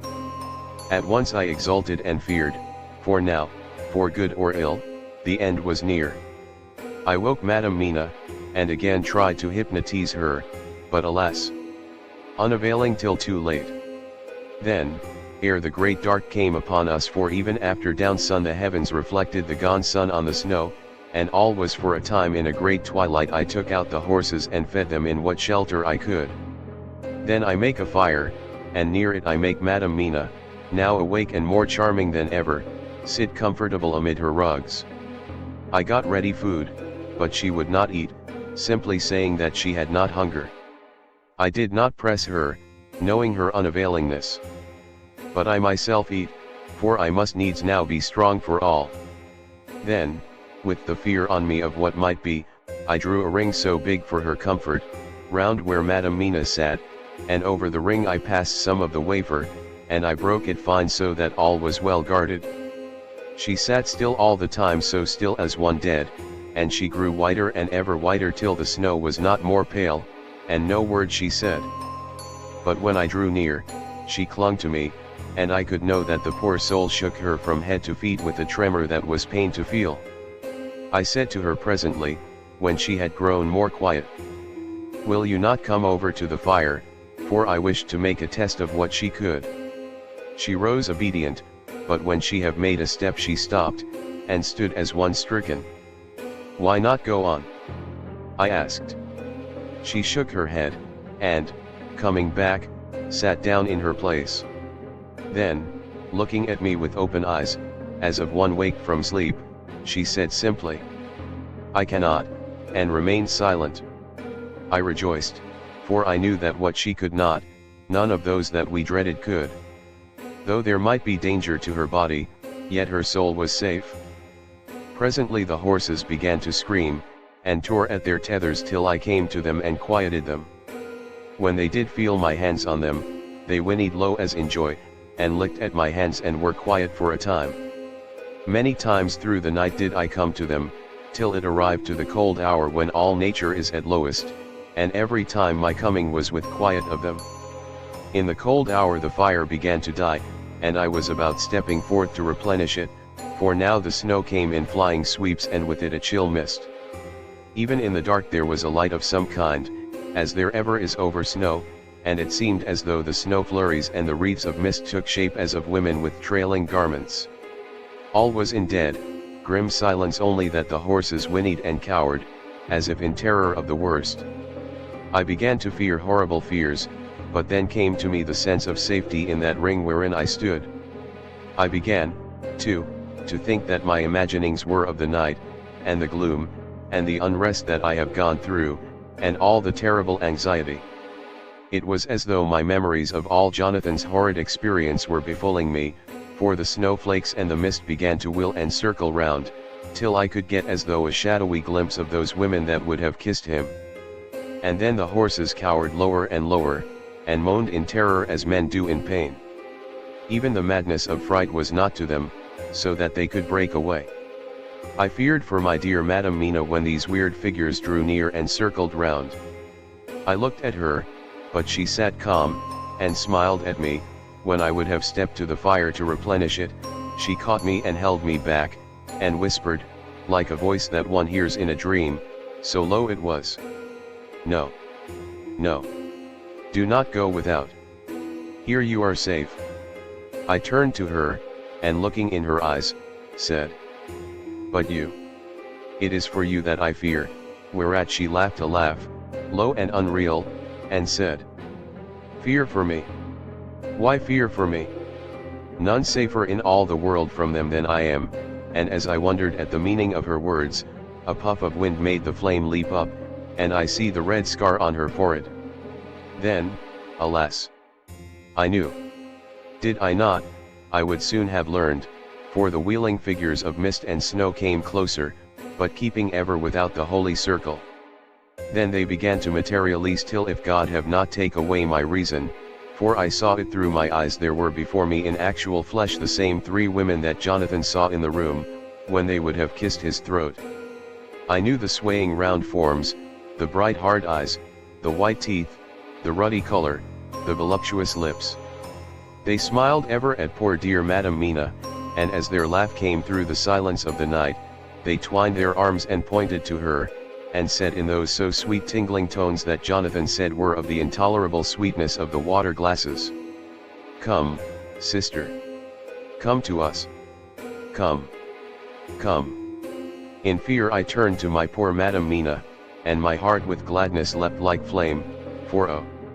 The terror in her sweet eyes, the repulsion, the horror, told a story to my heart that was all of hope. God be thanked she was not, yet, of them. I seized some of the firewood which was by me, and holding out some of the wafer, advanced on them towards the fire. They drew back before me, and laughed their low horrid laugh. I fed the fire, and feared them not, for I knew that we were safe within our protections.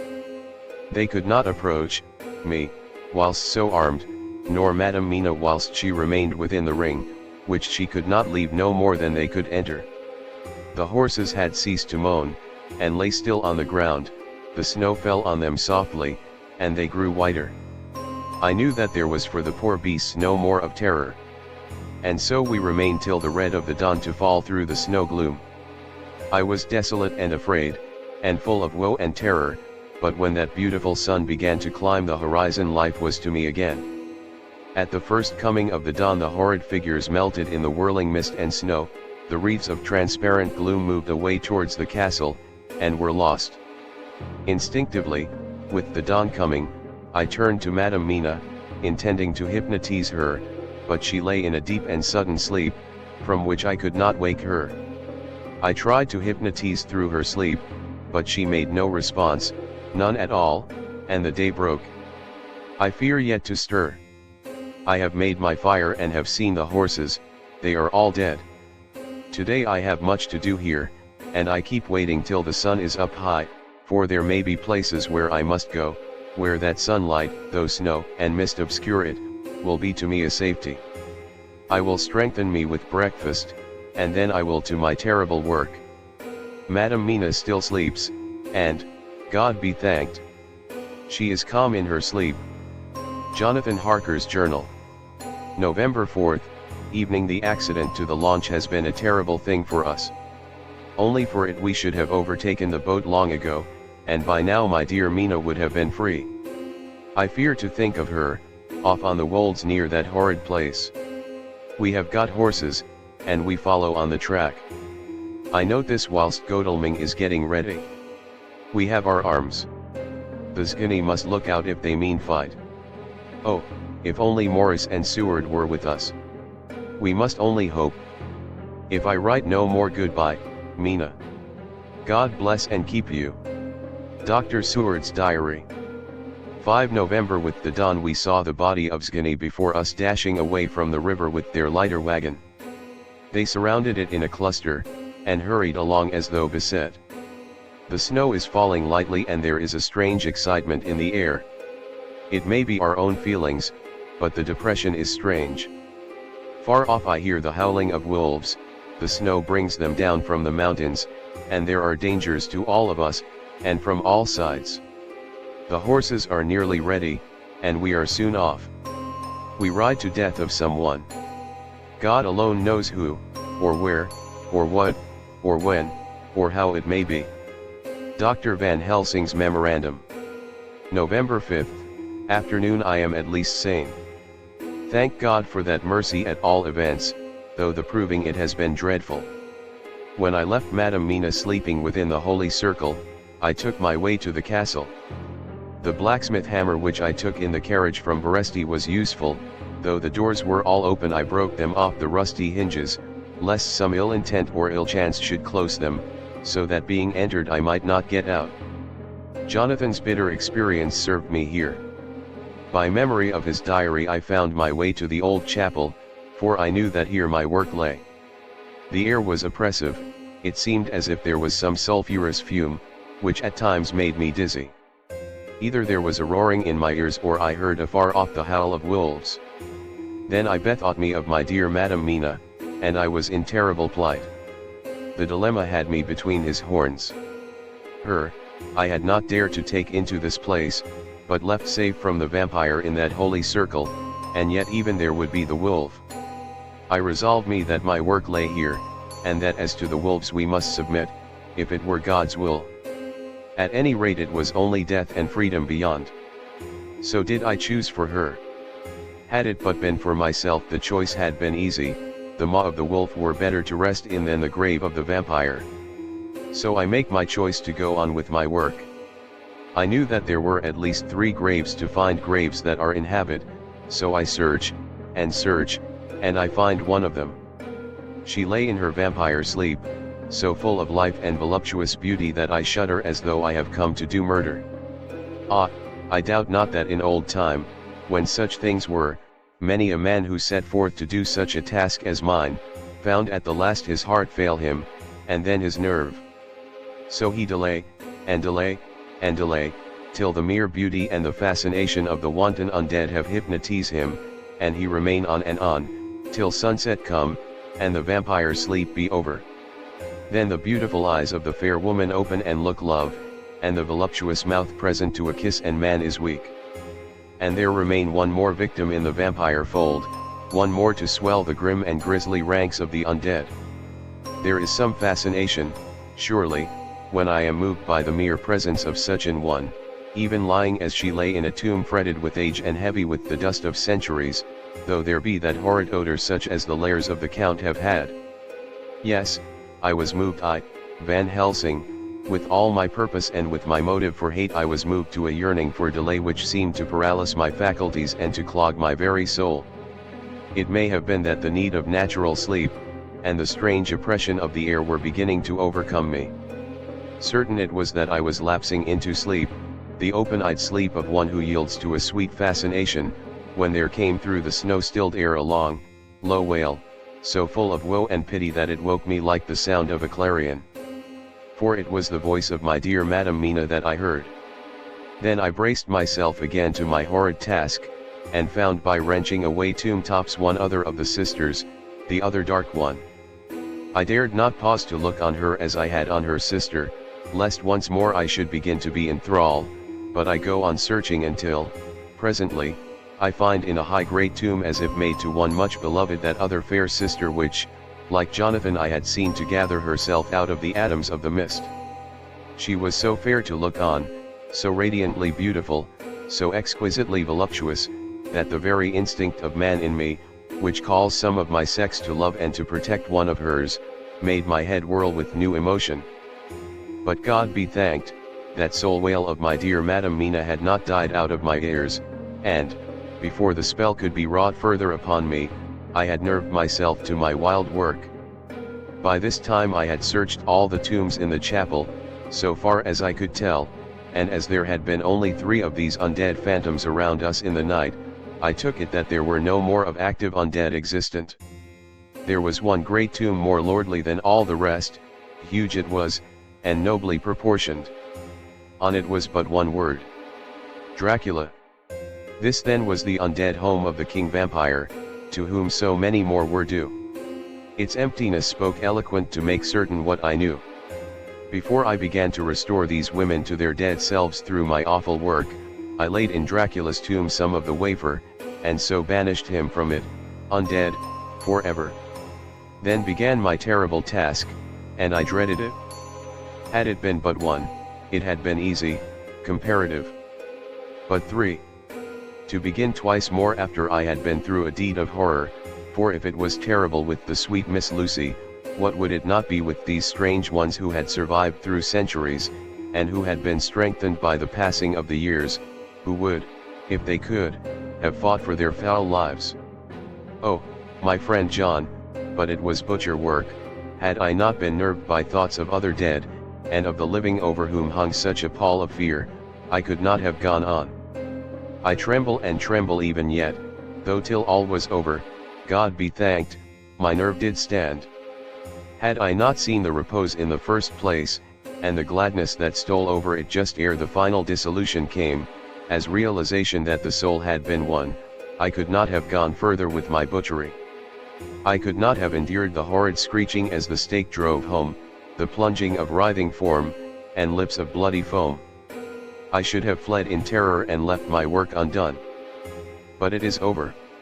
And the poor souls, I can pity them now and weep, as I think of them placid each in her full sleep of death for a short moment ere fading.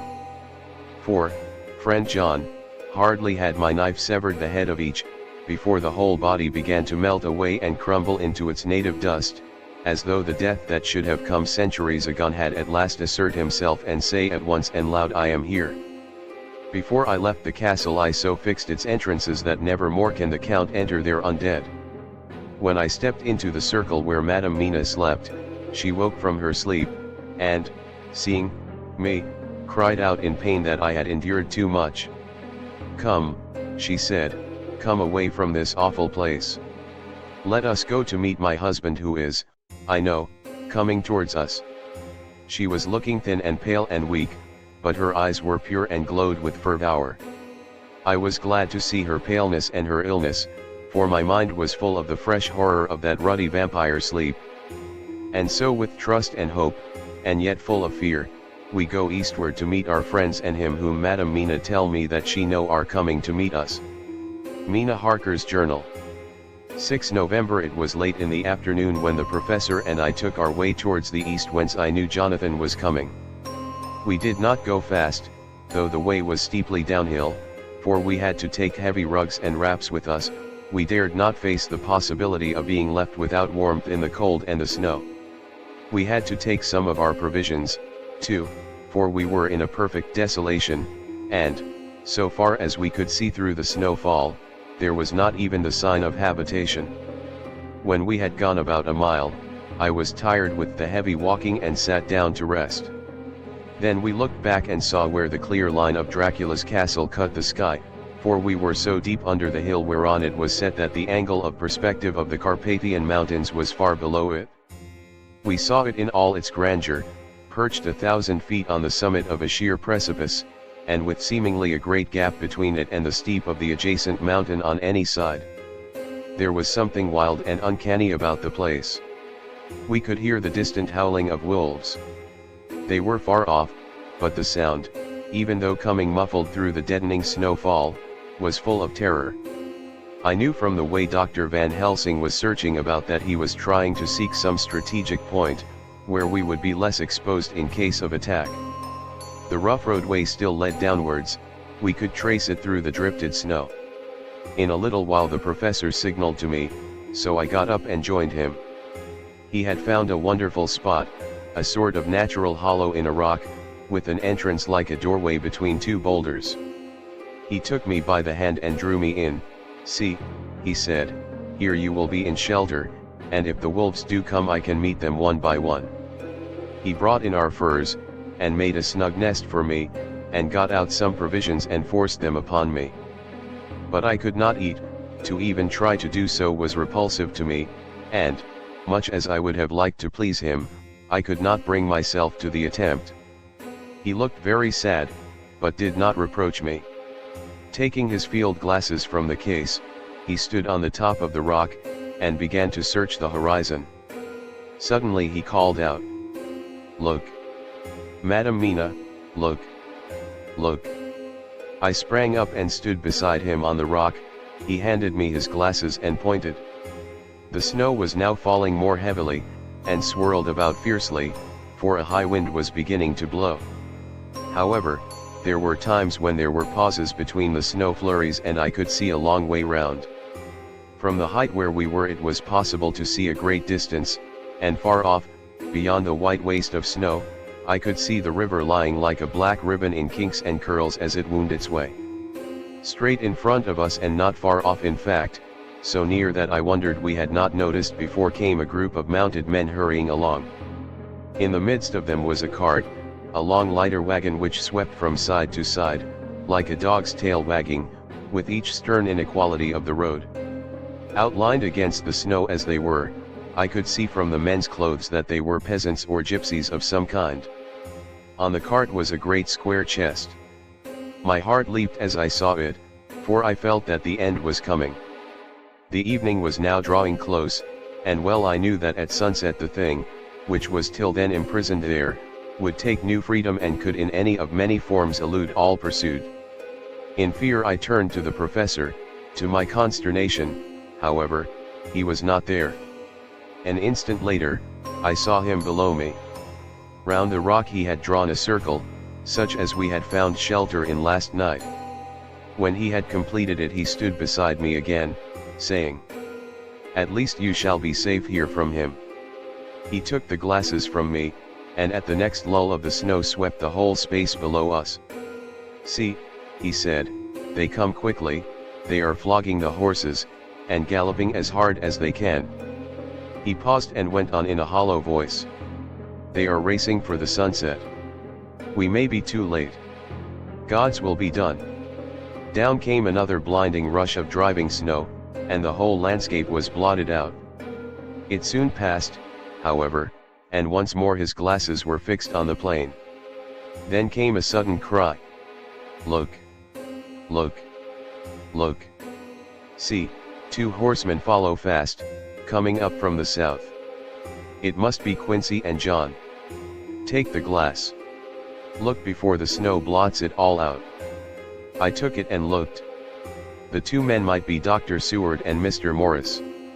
I knew at all events that neither of them was Jonathan. At the same time I knew that Jonathan was not far off.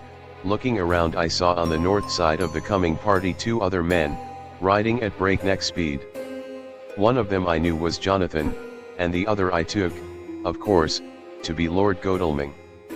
They, too, were pursuing the party with the cart. When I told the professor he shouted in glee like a schoolboy, and, after looking intently till a snowfall made sight impossible, he laid his Winchester rifle ready for use against the boulder at the opening of our shelter. They are all converging, he said. When the time comes we shall have gypsies on all sides. I got out my revolver ready to hand, for whilst we were speaking the howling of wolves came louder and closer. When the snowstorm abated a moment we looked again. It was strange to see the snow falling in such heavy flakes close to us, and beyond, the sun shining more and more brightly as it sank down towards the far mountain tops. Sweeping the glass all around us I could see here and there dots moving singly and in 2s and 3s and larger numbers the wolves were gathering for their prey. Every instant seemed an age whilst we waited. The wind came now in fierce bursts, and the snow was driven with fury as it swept upon us in circling eddies. At times we could not see an arm's length before us, but at others, as the hollow-sounding wind swept by us, it seemed to clear the air space around us so that we could see afar off. We had of late been so accustomed to watch for sunrise and sunset, that we knew with fair accuracy when it would be, and we knew that before long the sun would set. It was hard to believe that by our watches it was less than an hour that we waited in that rocky shelter before the various bodies began to converge close upon us. The wind came now with fiercer and more bitter sweeps, and more steadily from the north. It seemingly had driven the snow clouds from us, for, with only occasional bursts, the snow fell. We could distinguish clearly the individuals of each party, the pursued and the pursuers. Strangely enough those pursued did not seem to realize, or at least to care, that they were pursued. They seemed, however, to hasten with redoubled speed as the sun dropped lower and lower on the mountain tops. Closer and closer they drew. The professor and I crouched down behind our rock, and held our weapons ready. I could see that he was determined that they should not pass. One and all were quite unaware of our presence. All at once 2 voices shouted out to halt. One was my Jonathan's, raised in a high key of passion, the other Mr. Morris' strong resolute tone of quiet command.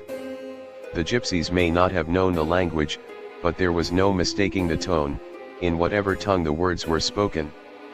Instinctively they reined in, and at the instant Lord Godalming and Jonathan dashed up at one side and Dr. Seward and Mr. Morris on the other.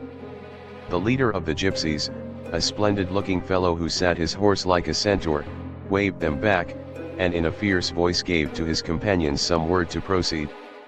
They lashed the horses which sprang forward, but the 4 men raised their Winchester rifles, and in an unmistakable way commanded them to stop. At the same moment Dr. Van Helsing and I rose behind the rock and pointed our weapons at them. Seeing that they were surrounded the men tightened their reins and drew up. The leader turned to them and gave a word at which every man of the gypsy party drew what weapon he carried, knife or pistol, and held himself in readiness to attack. Issue was joined in an instant. The leader, with a quick movement of his rein, threw his horse out in front, and pointing first to the sun now closed down on the hilltops and then to the castle, said something which I did not understand. For answer, all 4 men of our party threw themselves from their horses and dashed towards the cart. I should have felt terrible fear at seeing Jonathan in such danger, but that the ardour of battle must have been upon me as well as the rest of them. I felt no fear, but only a wild, surging desire to do something. Seeing the quick movement of our parties, the leader of the gypsies gave a command. His men instantly formed round the cart in a sort of undisciplined endeavor, each one shouldering and pushing the other in his eagerness to carry out the order. In the midst of this I could see that Jonathan on one side of the ring of men, and Quincy on the other, were forcing a way to the cart. It was evident that they were bent on finishing their task before the sun should set. Nothing seemed to stop or even to hinder them. Neither the levelled weapons nor the flashing knives of the gypsies in front, nor the howling of the wolves behind, appeared to even attract their attention. Jonathan's impetuosity, and the manifest singleness of his purpose, seemed to overawe those in front of him. Instinctively they cowered aside and let him pass. In an instant he had jumped upon the cart, and, with a strength which seemed incredible, raised the great box, and flung it over the wheel to the ground. In the meantime, Mr. Morris had had to use force to pass through his side of the ring of skinny. All the time I had been breathlessly watching Jonathan. I had, with the tail of my eye, seen him pressing desperately forward, and had seen the knives of the gypsies flash as he won a way through them, and they cut at him. He had parried with his great bowie knife, and at first I thought that he too had come through in safety, but as he sprang beside Jonathan, who had by now jumped from the cart, I could see that with his left hand he was clutching at his side, and that the blood was spurting through his fingers. He did not delay notwithstanding this, for as Jonathan, with desperate energy, attacked one end of the chest, attempting to prise off the lid with his great cookery knife, he attacked the other frantically with his bowie. Under the efforts of both men the lid began to yield, the nails drew with a quick screeching sound, and the top of the box was thrown back. By this time the gypsies, seeing themselves covered by the Winchesters, and at the mercy of Lord Godalming and Dr. Seward, had given in and made no resistance. The sun was almost down on the mountain tops, and the shadows of the whole group fell long upon the snow. I saw the Count lying within the box upon the earth, some of which the root falling from the cart had scattered over him. He was deathly pale, just like a waxen image, and the red eyes glared with the horrible vindictive look which I knew too well. As I looked, the eyes saw the sinking sun, and the look of hate in them turned to triumph. But, on the instant, came the sweep and flash of Jonathan's great knife. I shrieked as I saw it shear through the throat, whilst at the same moment Mr. Morris's bowie knife plunged into the heart. It was like a miracle, but before our very eyes, and almost in the drawing of a breath, the whole body crumbled into dust and passed from our sight. I shall be glad as long as I live that even in that moment of final dissolution, there was in the face a look of peace, such as I never could have imagined might have rested there. The castle of Dracula now stood out against the red sky, and every stone of its broken battlements was articulated against the light of the setting sun. The gypsies, taking us as in some way the cause of the extraordinary disappearance of the dead man, turned, without a word, and rode away as if for their lives. Those who were unmounted jumped upon the lighter wagon and shouted to the horsemen not to desert them. The wolves, which had withdrawn to a safe distance, followed in their wake, leaving us alone. Mr. Morris, who had sunk to the ground, leaned on his elbow, holding his hand pressed to his side, the blood still gushed through his fingers. I flew to him, for the holy circle did not now keep me back, so did the two doctors. Jonathan knelt behind him and the wounded man laid back his head on his shoulder. With a sigh he took, with a feeble effort, my hand in that of his own which was unstained.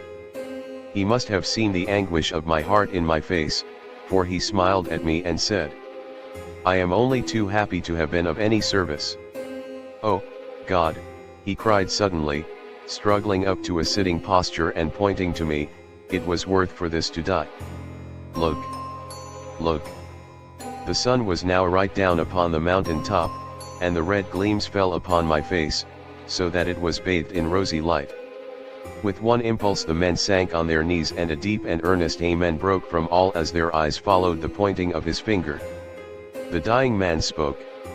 "Now God be thanked that all has not been in vain. See! The snow is not more stainless than her forehead. The curse has passed away."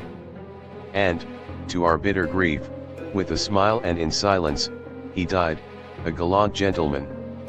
Note: 7 years ago we all went through the flames, and the happiness of some of us since then is, we think, well worth the pain we endured. It is an added joy to Mina and to me that our boy's birthday is the same day as that on which Quincy Morris died. His mother holds, I know, the secret belief that some of our brave friend's spirit has passed into him. His bundle of names links all our little band of men together, but we call him Quincy. In the summer of this year we made a journey to Transylvania, and went over the old ground which was, and is, to us so full of vivid and terrible memories.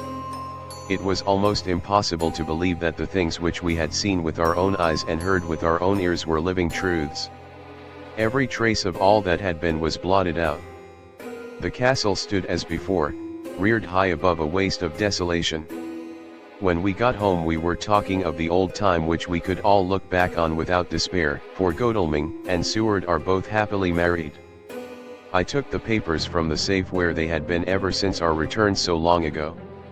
We were struck with the fact, that in all the mass of material of which the record is composed, there is hardly one authentic document, nothing but a mass of typewriting, except the later notebooks of Mina and Seward and myself, and Van Helsing's memorandum.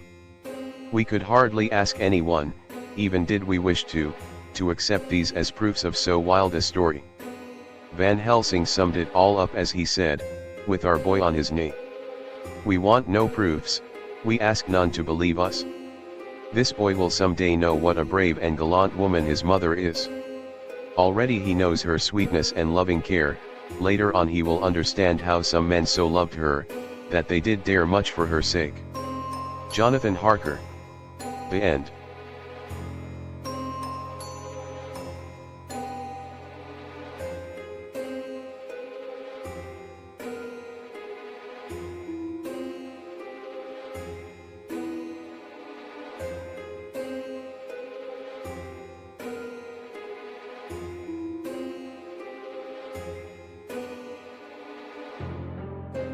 Chapter XXI.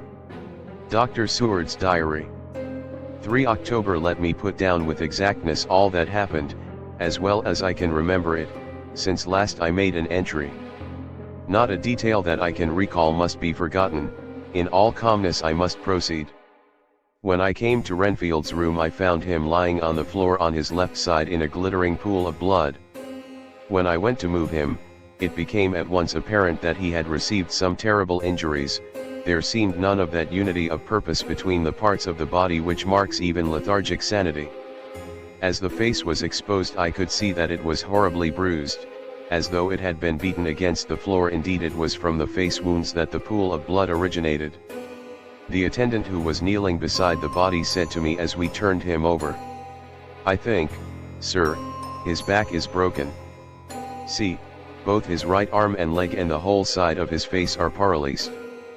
How such a thing could have happened puzzled the attendant beyond measure. He seemed quite bewildered, and his brows were gathered in as he said, "I can't understand the two things. He could mark his face like that by beating his own head on the floor. I saw a young woman do it once at the Eversfield Asylum before anyone could lay hands on her. And I suppose he might have broke his neck by falling out of bed, if he got in an awkward kink. But for the life of me I can't imagine how the two things occurred. If his back was broke, he couldn't beat his head, and if his face was like that before the fall out of bed, there would be marks of it." I said to him, "Go to Dr. Van Helsing, and ask him to kindly come here at once. I want him without an instant's delay." The man ran off, and within a few minutes the professor, in his dressing gown and slippers, appeared. When he saw Renfield on the ground, he looked keenly at him a moment, and then turned to me. I think he recognized my thought in my eyes, for he said very quietly, manifestly for the ears of the attendant, "Ah, a sad accident. He will need very careful watching, and much attention. I shall stay with you myself, but I shall first dress myself. If you will remain I shall in a few minutes join you." The patient was now breathing stertorously and it was easy to see that he had suffered some terrible injury. Van Helsing returned with extraordinary celerity, bearing with him a surgical case. He had evidently been thinking and had his mind made up, for, almost before he looked at the patient, he whispered to me, "Send the attendant away. We must be alone with him when he becomes conscious, after the operation. So I said, I think that will do now, Simmons. We have done all that we can at present. You had better go your round, and Dr. Van Helsing will operate. Let me know instantly if there be anything unusual anywhere. The man withdrew, and we went into a strict examination of the patient. The wounds of the face was superficial, the real injury was a depressed fracture of the skull, extending right up through the motor area. The professor thought a moment and said, we must reduce the pressure and get back to normal conditions, as far as can be. The rapidity of the suffusion shows the terrible nature of his injury. The whole motor area seems affected. The suffusion of the brain will increase quickly, so we must trephine at once or it may be too late. As he was speaking there was a soft tapping at the door. I went over and opened it and found in the corridor without, Arthur and Quincy in pajamas and slippers. The former spoke. I heard your man call up Dr. Van Helsing and tell him of an accident. So I woke Quincy, or rather called for him, as he was not asleep. Things are moving too quickly and too strangely for sound sleep for any of us these times. I've been thinking that tomorrow night we'll not see things as they have been. We'll have to look back and forward a little more than we have done. May we come in? I nodded, and held the door open till they had entered, then I closed it again. When Quincy saw the attitude and state of the patient, and noted the horrible pool on the floor, he said softly, my God, what has happened to him? Poor devil. I told him briefly, and added that we expected he would recover consciousness after the operation for a short time, at all events. He went at once and sat down on the edge of the bed, with Godalming beside him. We all watched in patience. We shall wait, said Van Helsing, just long enough to fix the best spot for trephining, so that we may most quickly and perfectly remove the blood clot, for it is evident that the hemorrhage is increasing. The minutes during which we waited passed with fearful slowness. I had a horrible sinking in my heart, and from Van Helsing's face I gathered that he felt some fear or apprehension as to what was to come. I dreaded the words that Renfield might speak. I was positively afraid to think, but the conviction of what was coming was on me, as I have read of men who have heard the death watch. The poor man's breathing came in uncertain gasps. Each instant he seemed as though he would open his eyes and speak, but then would follow a prolonged stertorous breath, and he would relapse into a more fixed insensibility. Inured as I was to sick beds and death, this suspense grew, and grew upon me. I could almost hear the beating of my own heart, and the blood surging through my temples sounded like blows from a hammer. The silence finally became agonizing. I looked at my companions, one after another, and saw from their flushed faces and damp brows that they were enduring equal torture. There was a nervous suspense over us all, as though overhead some dread bell would peal out powerfully when we should least expect it. At last there came a time when it was evident that the patient was sinking fast. He might die at any moment. I looked up at the professor and caught his eyes fixed on mine. His face was sternly set as he spoke. There is no time to lose. His words may be worth many lives. I have been thinking so, as I stood here. It may be there is a soul at stake. We shall operate just above the ear. Without another word he made the operation. For a few moments the breathing continued to be stertorous. Then there came a breath so prolonged that it seemed as though it would tear open his chest. Suddenly his eyes opened, and became fixed in a wild, helpless stare. This was continued for a few moments, then it softened into a glad surprise, and from the lips came a sigh of relief. He moved convulsively, and as he did so, said, "I'll be quiet, doctor. Tell them to take off the strait waistcoat. I have had a terrible dream, and it has left me so weak that I cannot move. What's wrong with my face? It feels all swollen, and it smarts dreadfully." He tried to turn his head, but even with the effort his eyes seemed to grow glassy again, so I gently put it back. Then Van Helsing said in a quiet grave tone, "Tell us your dream, Mr. Renfield." As he heard the voice his face brightened, through its mutilation, and he said, "That is Dr. Van Helsing. How good it is of you to be here. Give me some water, my lips are dry, and I shall try to tell you." I dreamed he stopped and seemed fainting. I called quietly to Quincy, "The brandy, it is in my study, quick." He flew and returned with a glass, the decanter of brandy and a carafe of water. We moistened the parched lips, and the patient quickly revived. It seemed, however, that his poor injured brain had been working in the interval, for, when he was quite conscious, he looked at me piercingly with an agonized confusion which I shall never forget, and said, "I must not deceive myself, it was no dream, but all a grim reality." Then his eyes roved round the room. As they caught sight of the two figures sitting patiently on the edge of the bed, he went on, "If I were not sure already, I would know from them." For an instant his eyes closed, not with pain or sleep but voluntarily, as though he were bringing all his faculties to bear. When he opened them he said, hurriedly, and with more energy than he had yet displayed, "Quick, doctor, quick. I am dying. I feel that I have but a few minutes, and then I must go back to death or worse. Wet my lips with brandy again. I have something that I must say before I die, or before my poor crushed brain dies anyhow. Thank you. It was that night after you left me, when I implored you to let me go away. I couldn't speak then, for I felt my tongue was tied, but I was as sane then, except in that way, as I am now. I was in an agony of despair for a long time after you left me, it seemed hours. Then there came a sudden peace to me. My brain seemed to become cool again, and I realized where I was. I heard the dogs bark behind our house, but not where he was." As he spoke, Van Helsing's eyes never blinked, but his hand came out and met mine and gripped it hard. He did not, however, betray himself. He nodded slightly and said, "Go on," in a low voice. Renfield proceeded. "He came up to the window in the mist, as I had seen him often before, but he was solid then, not a ghost, and his eyes were fierce like a man's when angry. He was laughing with his red mouth, the sharp white teeth glinted in the moonlight when he turned to look back over the belt of trees, to where the dogs were barking. I wouldn't ask him to come in at first, though I knew he wanted to, just as he had wanted all along. Then he began promising me things, not in words but by doing them. He was interrupted by a word from the professor. "How?" "By making them happen, just as he used to send in the flies when the sun was shining.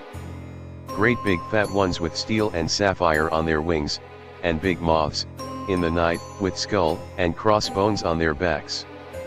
Van Helsing nodded to him as he whispered to me unconsciously, "The Acherontia atetrapo of the Sphinges, what you call the death's head moth." The patient went on without stopping. Then he began to whisper, "Rats, rats, rats. Hundreds, thousands, millions of them, and every one alive, and dogs to eat them, and cats too. All lives. All red blood, with years of life in it, and not merely buzzing flies." I laughed at him, for I wanted to see what he could do. Then the dogs howled, away beyond the dark trees in his house. He beckoned me to the window. I got up and looked out, and he raised his hands, and seemed to call out without using any words. A dark mass spread over the grass, coming on like the shape of a flame of fire, and then he moved the mist to the right and left, and I could see that there were thousands of rats with their eyes blazing red like his, only smaller. He held up his hand, and they all stopped, and I thought he seemed to be saying, "All these lives will I give you, I, and many more and greater, through countless ages, if you will fall down and worship me." And then a red cloud, like the color of blood, seemed to close over my eyes, and before I knew what I was doing, I found myself opening the sash and saying to him, "Come in, Lord and Master." The rats were all gone, but he slid into the room through the sash, though it was only open an inch wide, just as the moon herself has often come in through the tiniest crack and has stood before me in all her size and splendor. His voice was weaker, so I moistened his lips with the brandy again, and he continued, but it seemed as though his memory had gone on working in the interval, for his story was further advanced. I was about to call him back to the point, but Van Helsing whispered to me, "Let him go on. Do not interrupt him, he cannot go back, and maybe could not proceed at all if once he lost the thread of his thought." He proceeded. "All day I waited to hear from him, but he did not send me anything, not even a blowfly, and when the moon got up I was pretty angry with him. When he slid in through the window, though it was shut, and did not even knock, I got mad with him. He sneered at me, and his white face looked out of the mist with his red eyes gleaming, and he went on as though he owned the whole place, and I was no one. He didn't even smell the same as he went by me. I couldn't hold him. I thought that, somehow, Mrs. Harker had come into the room. The two men sitting on the bed stood up and came over, standing behind him so that he could not see them, but where they could hear better. They were both silent, but the professor started and quivered. His face, however, grew grimmer and sterner still. Renfield went on without noticing. "When Mrs. Harker came in to see me this afternoon she wasn't the same, it was like tea after the teapot had been watered. Here we all moved, but no one said a word," he went on. "I didn't know that she was here till she spoke, and she didn't look the same. I don't care for the pale people, I like them with lots of blood in them, and hers had all seemed to have run out. I didn't think of it at the time, but when she went away I began to think, and it made me mad to know that he had been taking the life out of her. I could feel that the rest quivered, as I did, but we remained otherwise still. So when he came tonight I was ready for him. I saw the mist stealing in, and I grabbed it tight. I had heard that madmen have unnatural strength, and as I knew I was a madman at times anyhow I resolved to use my power. And he felt it too, for he had to come out of the mist to struggle with me. I held tight, and I thought I was going to win, for I didn't mean him to take any more of her life, till I saw his eyes. They burned into me, and my strength became like water. He slipped through it, and when I tried to cling to him, he raised me up and flung me down. There was a red cloud before me, and a noise like thunder, and the mist seemed to steal away under the door. His voice was becoming fainter and his breath more stertorous. Van Helsing stood up instinctively. "We know the worst now," he said. "He is here, and we know his purpose. It may not be too late. Let us be armed the same as we were the other night, but lose no time, there is not an instant to spare." There was no need to put our fear, nay our conviction, into words. We shared them in common. We all hurried and took from our rooms the same things that we had when we entered the Count's house. The professor had his ready, and as we met in the corridor he pointed to them significantly as he said, "They never leave me, and they shall not till this unhappy business is over. Be wise also, my friends. It is no common enemy that we deal with. Alas! Alas! That dear Madam Mina should suffer." He stopped, his voice was breaking, and I do not know if rage or terror predominated in my own heart. Outside the Harkis' door we paused. Art and Quincy held back, and the latter said, "Should we disturb her?" "We must," said Van Helsing grimly. "If the door be locked, I shall break it in. May it not frighten her terribly? It is unusual to break into a lady's room." Van Helsing said solemnly, "You are always right, but this is life and death. All chambers are alike to the doctor, and even were they not they are all as one to me tonight. Friend John, when I turn the handle, if the door does not open, do you put your shoulder down and shove, and you too, my friends. Now." He turned the handle as he spoke, but the door did not yield. We threw ourselves against it, with a crash it burst open, and we almost fell headlong into the room. The professor did actually fall, and I saw across him as he gathered himself up from hands and knees. What I saw appalled me. I felt my hair rise like bristles on the back of my neck, and my heart seemed to stand still. The moonlight was so bright that through the thick yellow blind the room was light enough to see. On the bed beside the window lay Jonathan Harker, his face flushed and breathing heavily as though in a stupor.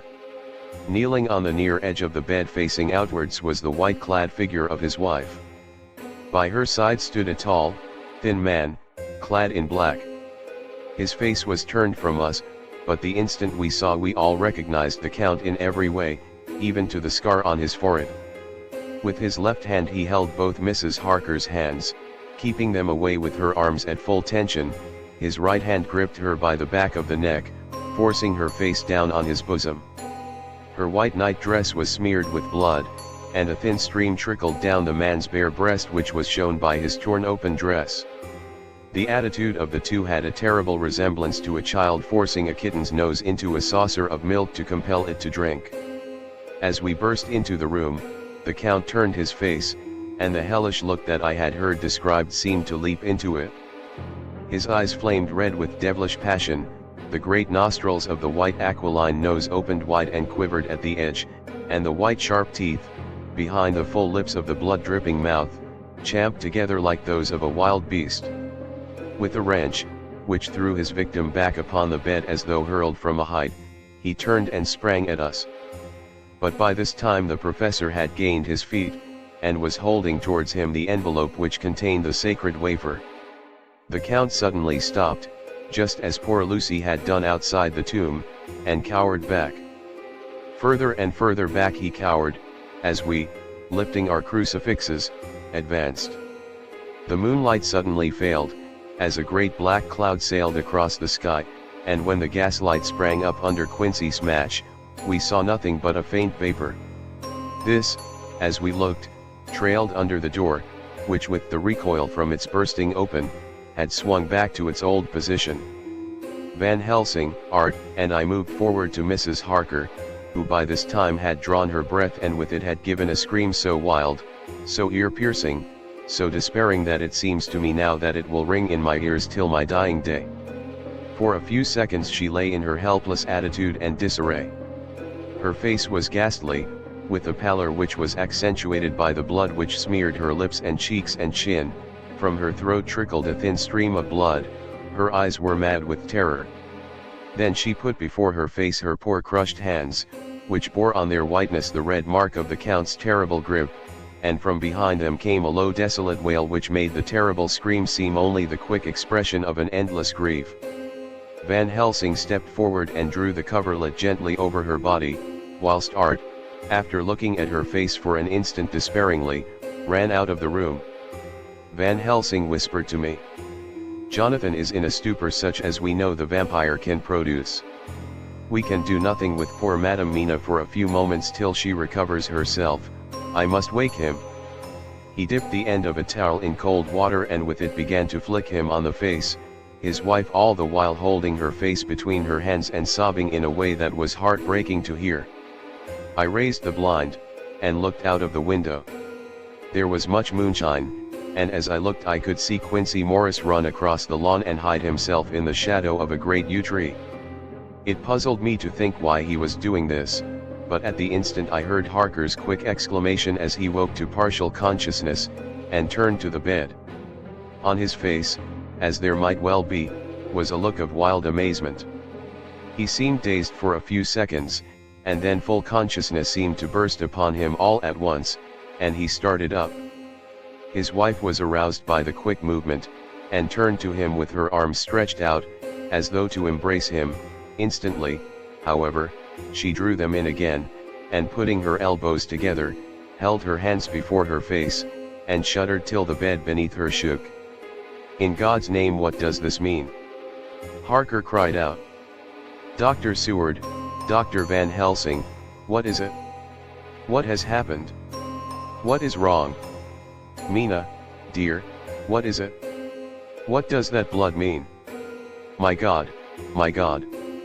Has it come to this?" And, raising himself to his knees, he beat his hands wildly together. "Good God, help us, help her, oh, help her!" With a quick movement he jumped from bed, and began to pull on his clothes, all the man in him awake at the need for instant exertion. "What has happened? Tell me all about it, he cried without pausing. Dr. Van Helsing, you love Mina, I know. Oh, do something to save her. It cannot have gone too far yet. Guard her while I look for him. His wife, through her terror and horror and distress, saw some sure danger to him. Instantly forgetting her own grief, she seized hold of him and cried out. No, no. Jonathan, you must not leave me. I have suffered enough tonight, God knows, without the dread of his harming you. You must stay with me. Stay with these friends who will watch over you. Her expression became frantic as she spoke, and, he yielding to her, she pulled him down sitting on the bedside, and clung to him fiercely. Van Helsing and I tried to calm them both. The professor held up his little golden crucifix, and said with wonderful calmness, "Do not fear, my dear. We are here, and whilst this is close to you no foul thing can approach.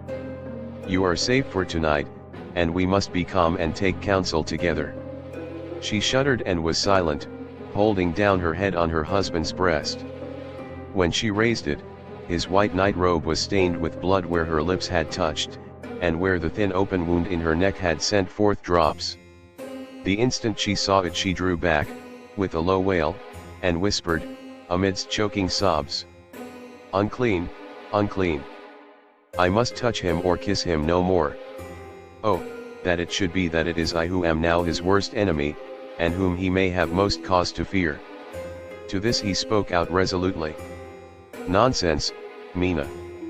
It is a shame to me to hear such a word. I would not hear it of you, and I shall not hear it from you. May God judge me by my deserts, and punish me with more bitter suffering than even this hour, if by any act or will of mine anything ever come between us." He put out his arms and folded her to his breast, and for a while she lay there sobbing. He looked at us over her bowed head, with eyes that blinked damply above his quivering nostrils. His mouth was set as steel. After a while her sobs became less frequent and more faint, and then he said to me, speaking with a studied calmness which I felt tried his nervous power to the utmost, "And now, Dr. Seward, tell me all about it. Too well I know the broad fact, tell me all that has been."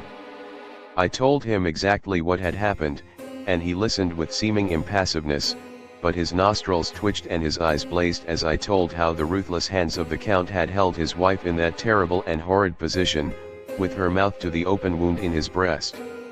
It interested me, even at that moment, to see, that, whilst the face of white-set passion worked convulsively over the bowed head, the hands tenderly and lovingly stroked the ruffled hair.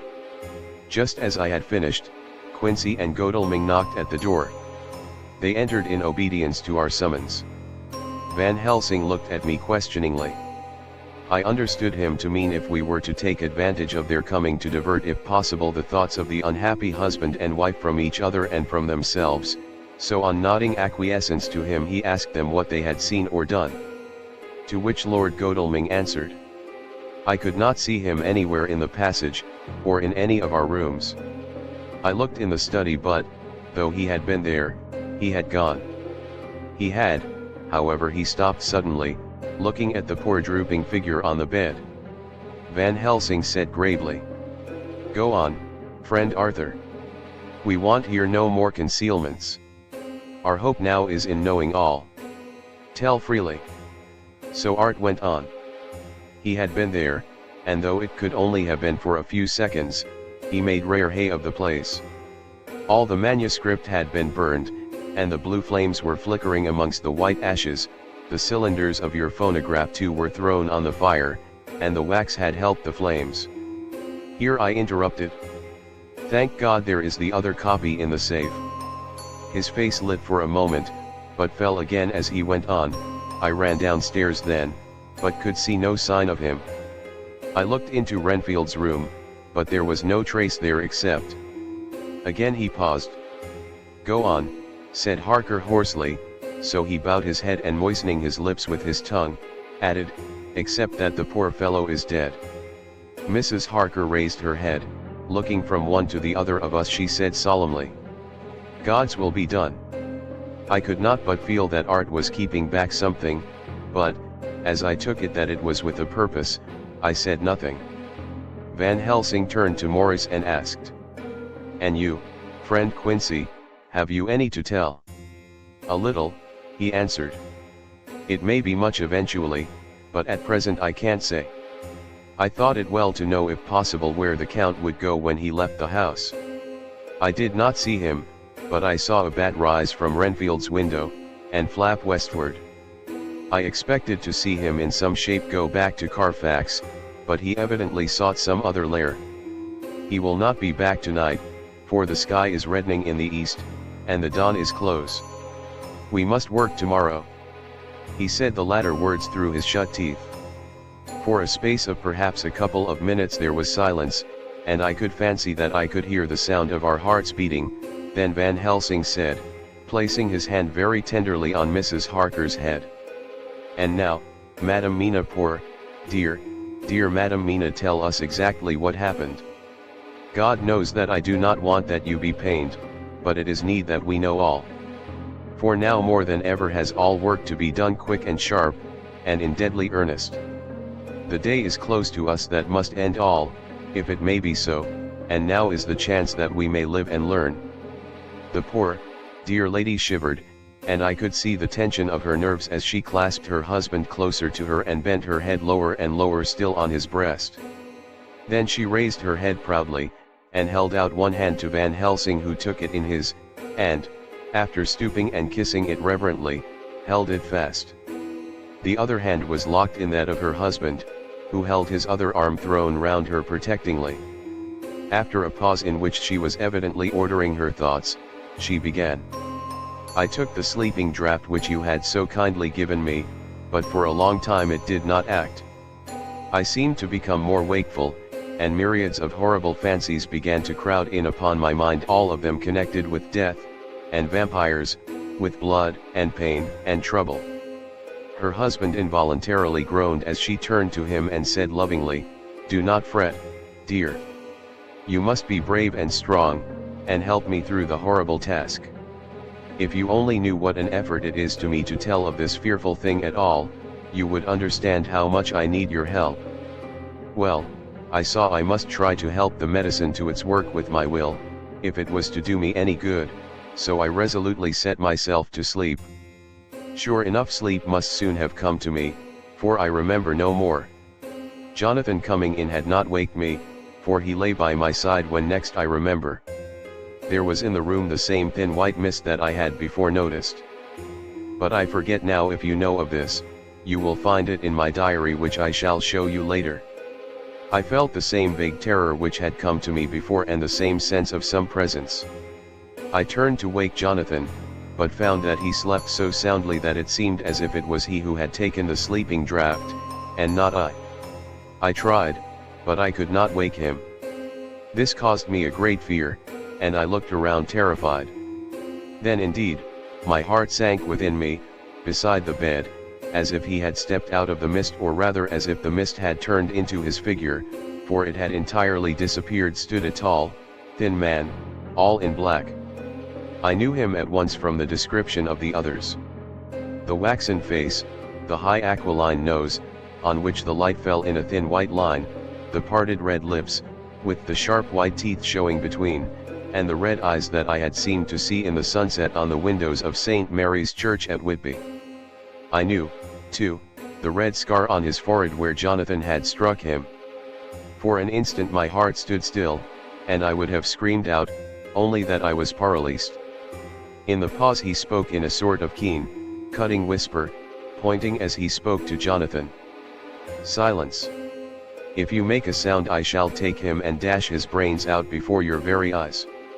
I was appalled and was too bewildered to do or say anything.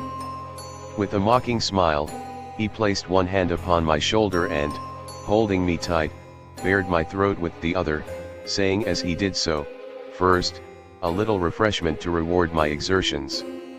You may as well be quiet. It is not the first time, or the second, that your veins have appeased my thirst." I was bewildered, and, strangely enough, I did not want to hinder him. I suppose it is a part of the horrible curse that such is, when his touch is on his victim. And oh, my God, pity me. He placed his reeking lips upon my throat. Her husband groaned again. She clasped his hand harder, and looked at him pityingly, as if he were the injured one, and went on. I felt my strength fading away, and I was in a half swoon. How long this horrible thing lasted I know not, but it seemed that a long time must have passed before he took his foul, awful, sneering mouth away. I saw it drip with the fresh blood. The remembrance seemed for a while to overpower her, and she drooped and would have sunk down but for her husband's sustaining arm. With a great effort she recovered herself and went on. Then he spoke to me mockingly, and so you, like the others, would play your brains against mine. You would help these men to hunt me and frustrate me in my designs.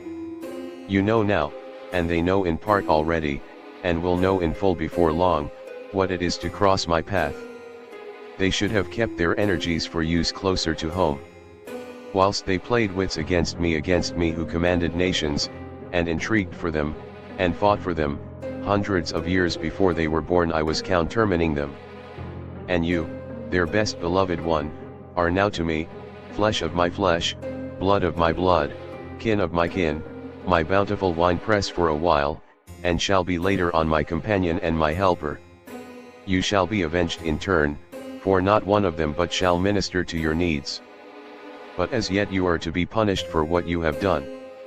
You have aided in thwarting me, now you shall come to my call. When my brain says come, to you, you shall cross land or sea to do my bidding, and to that end this. With that he pulled open his shirt, and with his long sharp nails opened a vein in his breast. When the blood began to spurt out, he took my hands in one of his, holding them tight, and with the other seized my neck and pressed my mouth to the wound, so that I must either suffocate or swallow some of the oh my God. My God! What have I done? What have I done to deserve such a fate, I who have tried to walk in meekness and righteousness all my days? God pity me. Look down on a poor soul in worse than mortal peril, and in mercy pity those to whom she is dear. Then she began to rub her lips as though to cleanse them from pollution. As she was telling her terrible story, the eastern sky began to quicken, and everything became more and more clear. Harker was still and quiet, but over his face, as the awful narrative went on, came a grey look which deepened and deepened in the morning light, till when the first red streak of the coming dawn shot up, the flesh stood darkly out against the whitening hair. We have arranged that one of us is to stay within call of the unhappy pair till we can meet together and arrange about taking action. Of this I am sure, the sun rises today on no more miserable house in all the great round of its daily course. Chapter XXII. Jonathan Harker's Journal. 3 October. As I must do something or go mad, I write this diary. It is now 6 o'clock, and we are to meet in the study in half an hour and take something to eat, for Dr. Van Helsing and Dr. Seward are agreed that if we do not eat we cannot work our best. Our best will be, God knows, required today. I must keep writing at every chance, for I dare not stop to think. All, big and little, must go down. Perhaps at the end the little things may teach us most. The teaching, big or little, could not have landed Mina or me anywhere worse than we are today. However, we must trust and hope. Poor Mina told me just now, with the tears running down her dear cheeks, that it is in trouble and trial that our faith is tested, that we must keep on trusting, and that God will aid us up to the end. The end. Oh my God! What end? To work. To work. When Dr. Van Helsing and Dr. Seward had come back from seeing poor Renfield, we went gravely into what was to be done. First, Dr. Seward told us that when he and Dr. Van Helsing had gone down to the room below they had found Renfield lying on the floor, all in a heap. His face was all bruised and crushed in, and the bones of the neck were broken. Dr. Seward asked the attendant who was on duty in the passage if he had heard anything. He said that he had been sitting down. He confessed to half dozing when he heard loud voices in the room, and then Renfield had called out loudly several times, "God! God! God!" After that there was a sound of falling, and when he entered the room he found him lying on the floor, face down, just as the doctors had seen him. Van Helsing asked if he had heard voices or a voice, and he said he could not say, that at first it had seemed to him as if there were two, but as there was no one in the room it could have been only one. He could swear to it, if required, that the word God was spoken by the patient. Dr. Seward said to us, when we were alone, that he did not wish to go into the matter. The question of an inquest had to be considered, and it would never do to put forward the truth, as no one would believe it. As it was, he thought that on the attendant's evidence he could give a certificate of death by misadventure in falling from bed. In case the coroner should demand it, there would be a formal inquest, necessarily to the same result. When the question began to be discussed as to what should be our next step, the very first thing we decided was that Mina should be in full confidence, that nothing of any sort, no matter how painful, should be kept from her. She herself agreed as to its wisdom, and it was pitiful to see her so brave and yet so sorrowful, and in such a depth of despair. There must be no concealment, she said. Alas, we have had too much already. And besides, there is nothing in all the world that can give me more pain than I have already endured than I suffer now. Whatever may happen, it must be of new hope or of new courage to me. Van Helsing was looking at her fixedly as she spoke, and said, suddenly but quietly, "But dear Madam Mina, are you not afraid, not for yourself, but for others from yourself, after what has happened?" Her face grew set in its lines, but her eyes shone with the devotion of a martyr as she answered, "Ah no, for my mind is made up." "To what?" he asked gently, whilst we were all very still, for each in our own way we had a sort of vague idea of what she meant. Her answer came with direct simplicity, as though she were simply stating a fact. "Because if I find in myself, and I shall watch keenly for it, a sign of harm to any that I love, I shall die." "You would not kill yourself?" he asked, hoarsely. "I would, if there were no friend who loved me, who would save me such a pain, and so desperate an effort." She looked at him meaningly as she spoke. He was sitting down, but now he rose and came close to her and put his hand on her head as he said solemnly, "My child, there is such an one if it were for your good. For myself, I could hold it in my account with God to find such an euthanasia for you, even at this moment, if it were best. Nay, were it safe. But my child," for a moment he seemed choked, and a great sob rose in his throat. He gulped it down and went on, "There are here some who would stand between you and death. You must not die. You must not die by any hand, but least of all by your own. Until the other, who has fouled your sweet life, is true dead, you must not die, for if he is still with the quick undead, your death would make you even as he is. No, you must live. You must struggle and strive to live, though death would seem a boon unspeakable. You must fight death himself, though he come to you in pain or in joy, by the day, or the night, in safety or in peril. On your living soul I charge you that you do not die, nay, nor think of death till this great evil be past." The poor dear grew white as death, and shock, and shivered, as I have seen a quicksand shake and shiver at the incoming of the tide. We were all silent, we could do nothing. At length she grew more calm, and turning to him said, sweetly, but oh, so sorrowfully, as she held out her hand, "I promise you, my dear friend, that if God will let me live, I shall strive to do so, till, if it may be in his good time, this horror may have passed away from me." She was so good and brave that we all felt that our hearts were strengthened to work and endure for her, and we began to discuss what we were to do. I told her that she was to have all the papers in the safe, and all the papers or diaries and phonographs we might hereafter use, and was to keep the record as she had done before. She was pleased with the prospect of anything to do, if pleased could be used in connection with so grim an interest. As usual, Van Helsing had thought ahead of everyone else, and was prepared with an exact ordering of our work.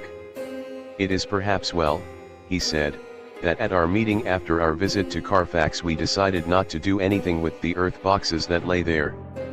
Had we done so, the Count must have guessed our purpose, and would doubtless have taken measures in advance to frustrate such an effort with regard to the others, but now he does not know our intentions.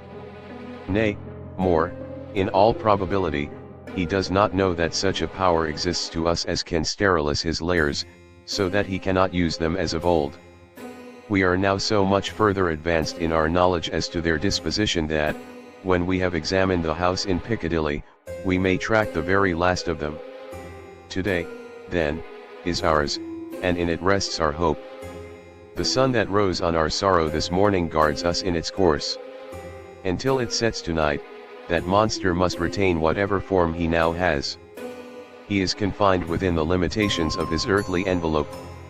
He cannot melt into thin air nor disappear through cracks or chinks or crannies. If he go through a doorway, he must open the door like a mortal. And so we have this day to hunt out all his lairs and sterilize them.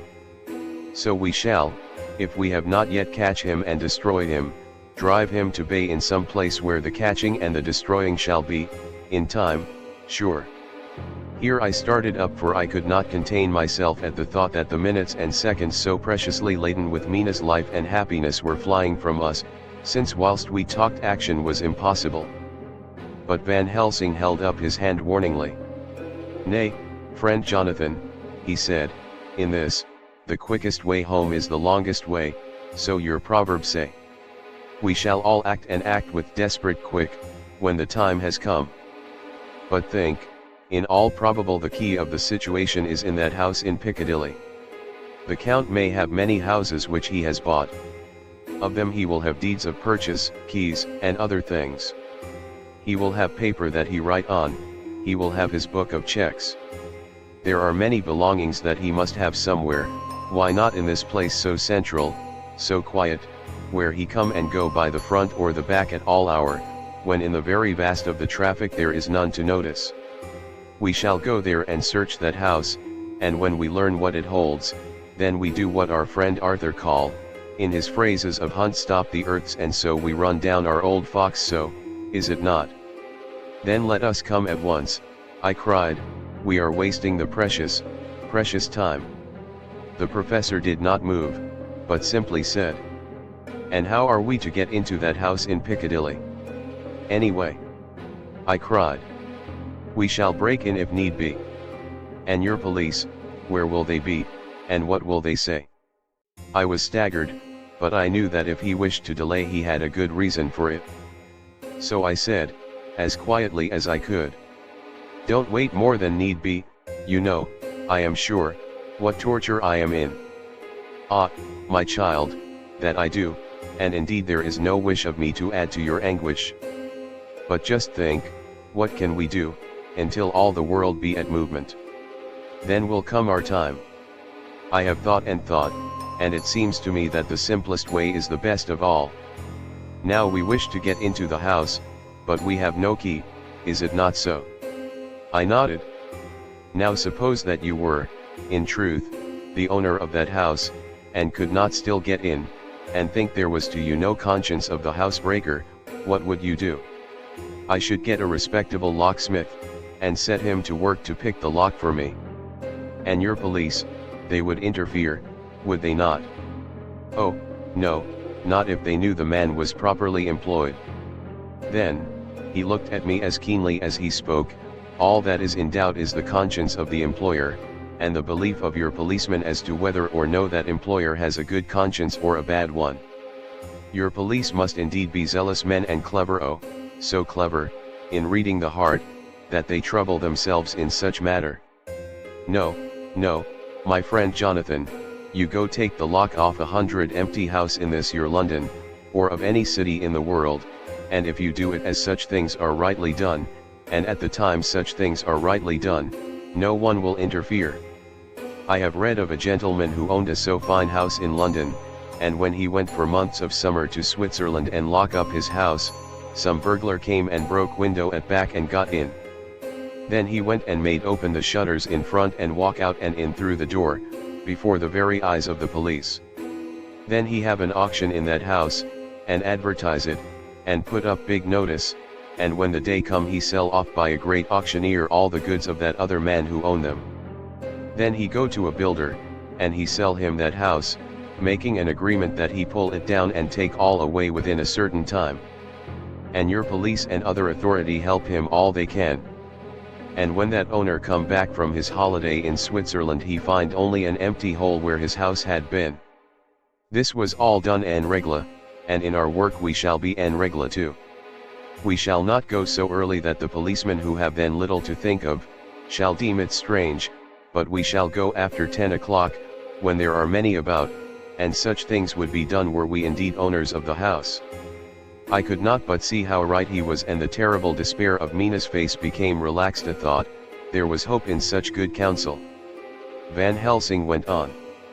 When once within that house we may find more clues, at any rate some of us can remain there whilst the rest find the other places where there be more earth boxes at Bermondsey and Mile End. Lord Godalming stood up.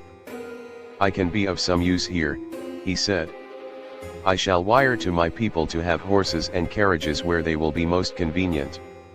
Look here, old fellow, said Morris, it is a capital idea to have all ready in case we want to go horsebacking, but don't you think that one of your snappy carriages with its heraldic adornments in a byway of Walworth or Mile End would attract too much attention for our purposes? It seems to me that we ought to take cabs when we go south or east, and even leave them somewhere near the neighborhood we are going to.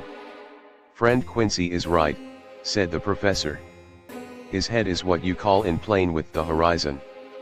It is a difficult thing that we go to do, and we do not want no peoples to watch us if so it may. Mina took a growing interest in everything, and I was rejoiced to see that the exigency of affairs was helping her to forget for a time the terrible experience of the night. She was very, very pale, almost ghastly, and so thin that her lips were drawn away, showing her teeth in somewhat of prominence.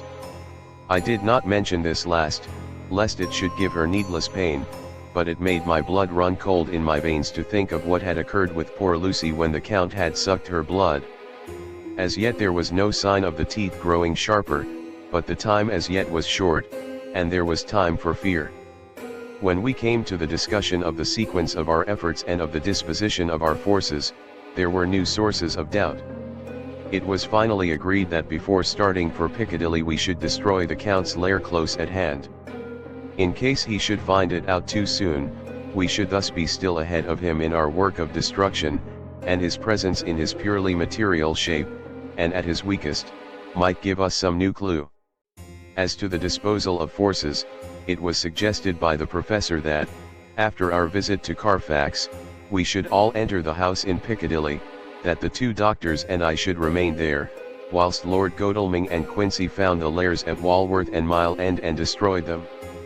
It was possible, if not likely, the professor urged, that the Count might appear in Piccadilly during the day, and that if so we might be able to cope with him then and there.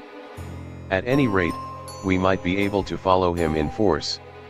To this plan I strenuously objected, and so far as my going was concerned, for I said that I intended to stay and protect Mina, I thought that my mind was made up on the subject, but Mina would not listen to my objection.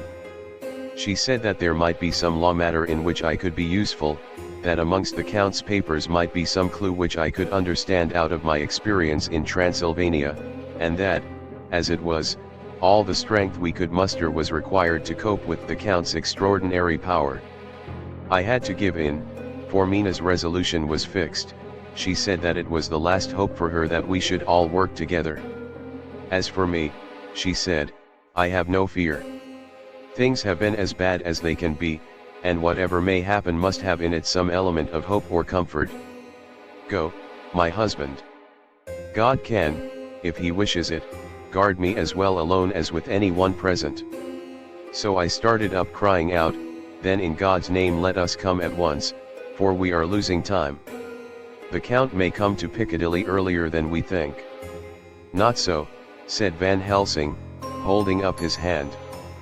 But why? I asked. Do you forget, he said, with actually a smile, that last night he banqueted heavily, and will sleep late? Did I forget? Shall I ever, can I ever? Can any of us ever forget that terrible scene?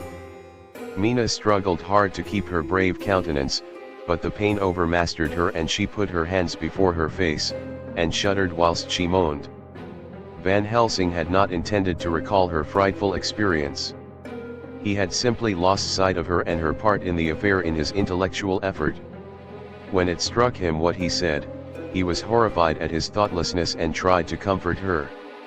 "Oh, Madam Mina," he said, dear Madam Mina, alas, that I of all who so reverence you should have said anything so forgetful.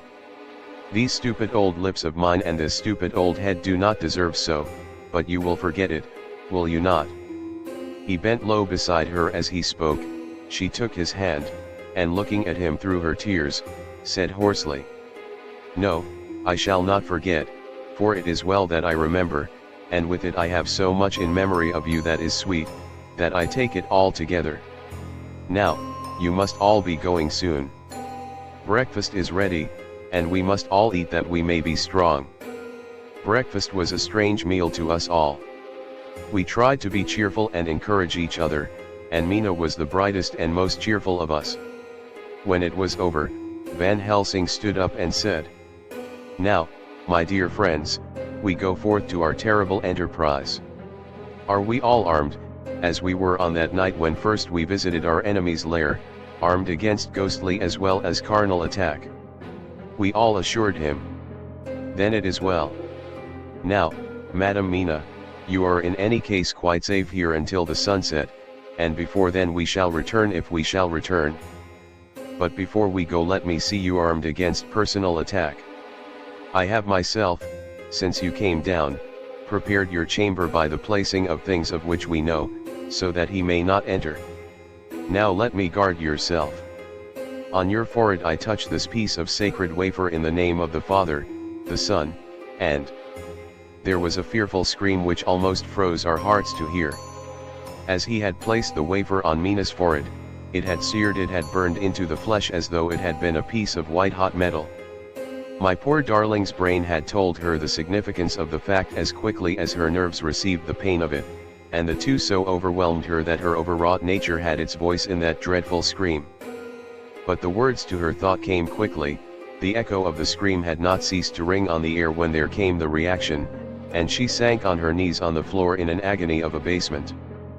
Pulling her beautiful hair over her face, as the leper of old his mantle, she wailed out, "Unclean! Unclean! Even the Almighty shuns my polluted flesh. I must bear this mark of shame upon my forehead until the judgment day." They all paused. I had thrown myself beside her in an agony of helpless grief, and putting my arms around held her tight. For a few minutes our sorrowful hearts beat together, whilst the friends around us turned away their eyes that ran tears silently. Then Van Helsing turned and said gravely, so gravely that I could not help feeling that he was in some way inspired, and was stating things outside himself. "It may be that you may have to bear that mark till God himself see fit, as he most surely shall, on the judgment day, to redress all wrongs of the earth and of his children that he has placed thereon. And oh, Madam Mina, my dear, may we who love you be there to see, when that red scar, the sign of God's knowledge of what has been, shall pass away, and leave your forehead as pure as the heart we know. For so surely as we live, that scar shall pass away when God sees right to lift the burden that is hard upon us. Till then we bear our cross, as his Son did in obedience to his will. It may be that we are chosen instruments of his good pleasure, and that we ascend to his bidding as that other through stripes and shame, through tears and blood, through doubts and fears, and all that makes the difference between God and man." There was hope in his words, and comfort, and they made for resignation. Mina and I both felt so, and simultaneously we each took one of the old man's hands and bent over and kissed it. Then without a word we all knelt down together, and, all holding hands, swore to be true to each other. We men pledged ourselves to raise the veil of sorrow from the head of her whom, each in his own way, we loved, and we prayed for help and guidance in the terrible task which lay before us. It was then time to start. So I said farewell to Mina, a parting which neither of us shall forget to our dying day, and we set out. To one thing I have made up my mind: if we find out that Mina must be a vampire in the end, then she shall not go into that unknown and terrible land alone. I suppose it is thus that in old times one vampire meant many, just as their hideous bodies could only rest in sacred earth, so the holiest love was the recruiting sergeant for their ghastly ranks. We entered Carfax without trouble and found all things the same as on the first occasion. It was hard to believe that amongst so prosaic surroundings of neglect and dust and decay there was any ground for such fear as already we knew. Had not our minds been made up, and had there not been terrible memories to spur us on, we could hardly have proceeded with our task. We found no papers, or any sign of use in the house, and in the old chapel the great boxes looked just as we had seen them last. Dr. Van Helsing said to us solemnly as we stood before them, "And now, my friends, we have a duty here to do. We must sterilize this earth, so sacred of holy memories, that he has brought from a far distant land for such fell use. He has chosen this earth because it has been holy. Thus we defeat him with his own weapon, for we make it more holy still. It was sanctified to such use of man, now we sanctify it to God." As he spoke he took from his bag a screwdriver and a wrench, and very soon the top of one of the cases was thrown open. The earth smelled musty and close, but we did not somehow seem to mind, for our attention was concentrated on the professor.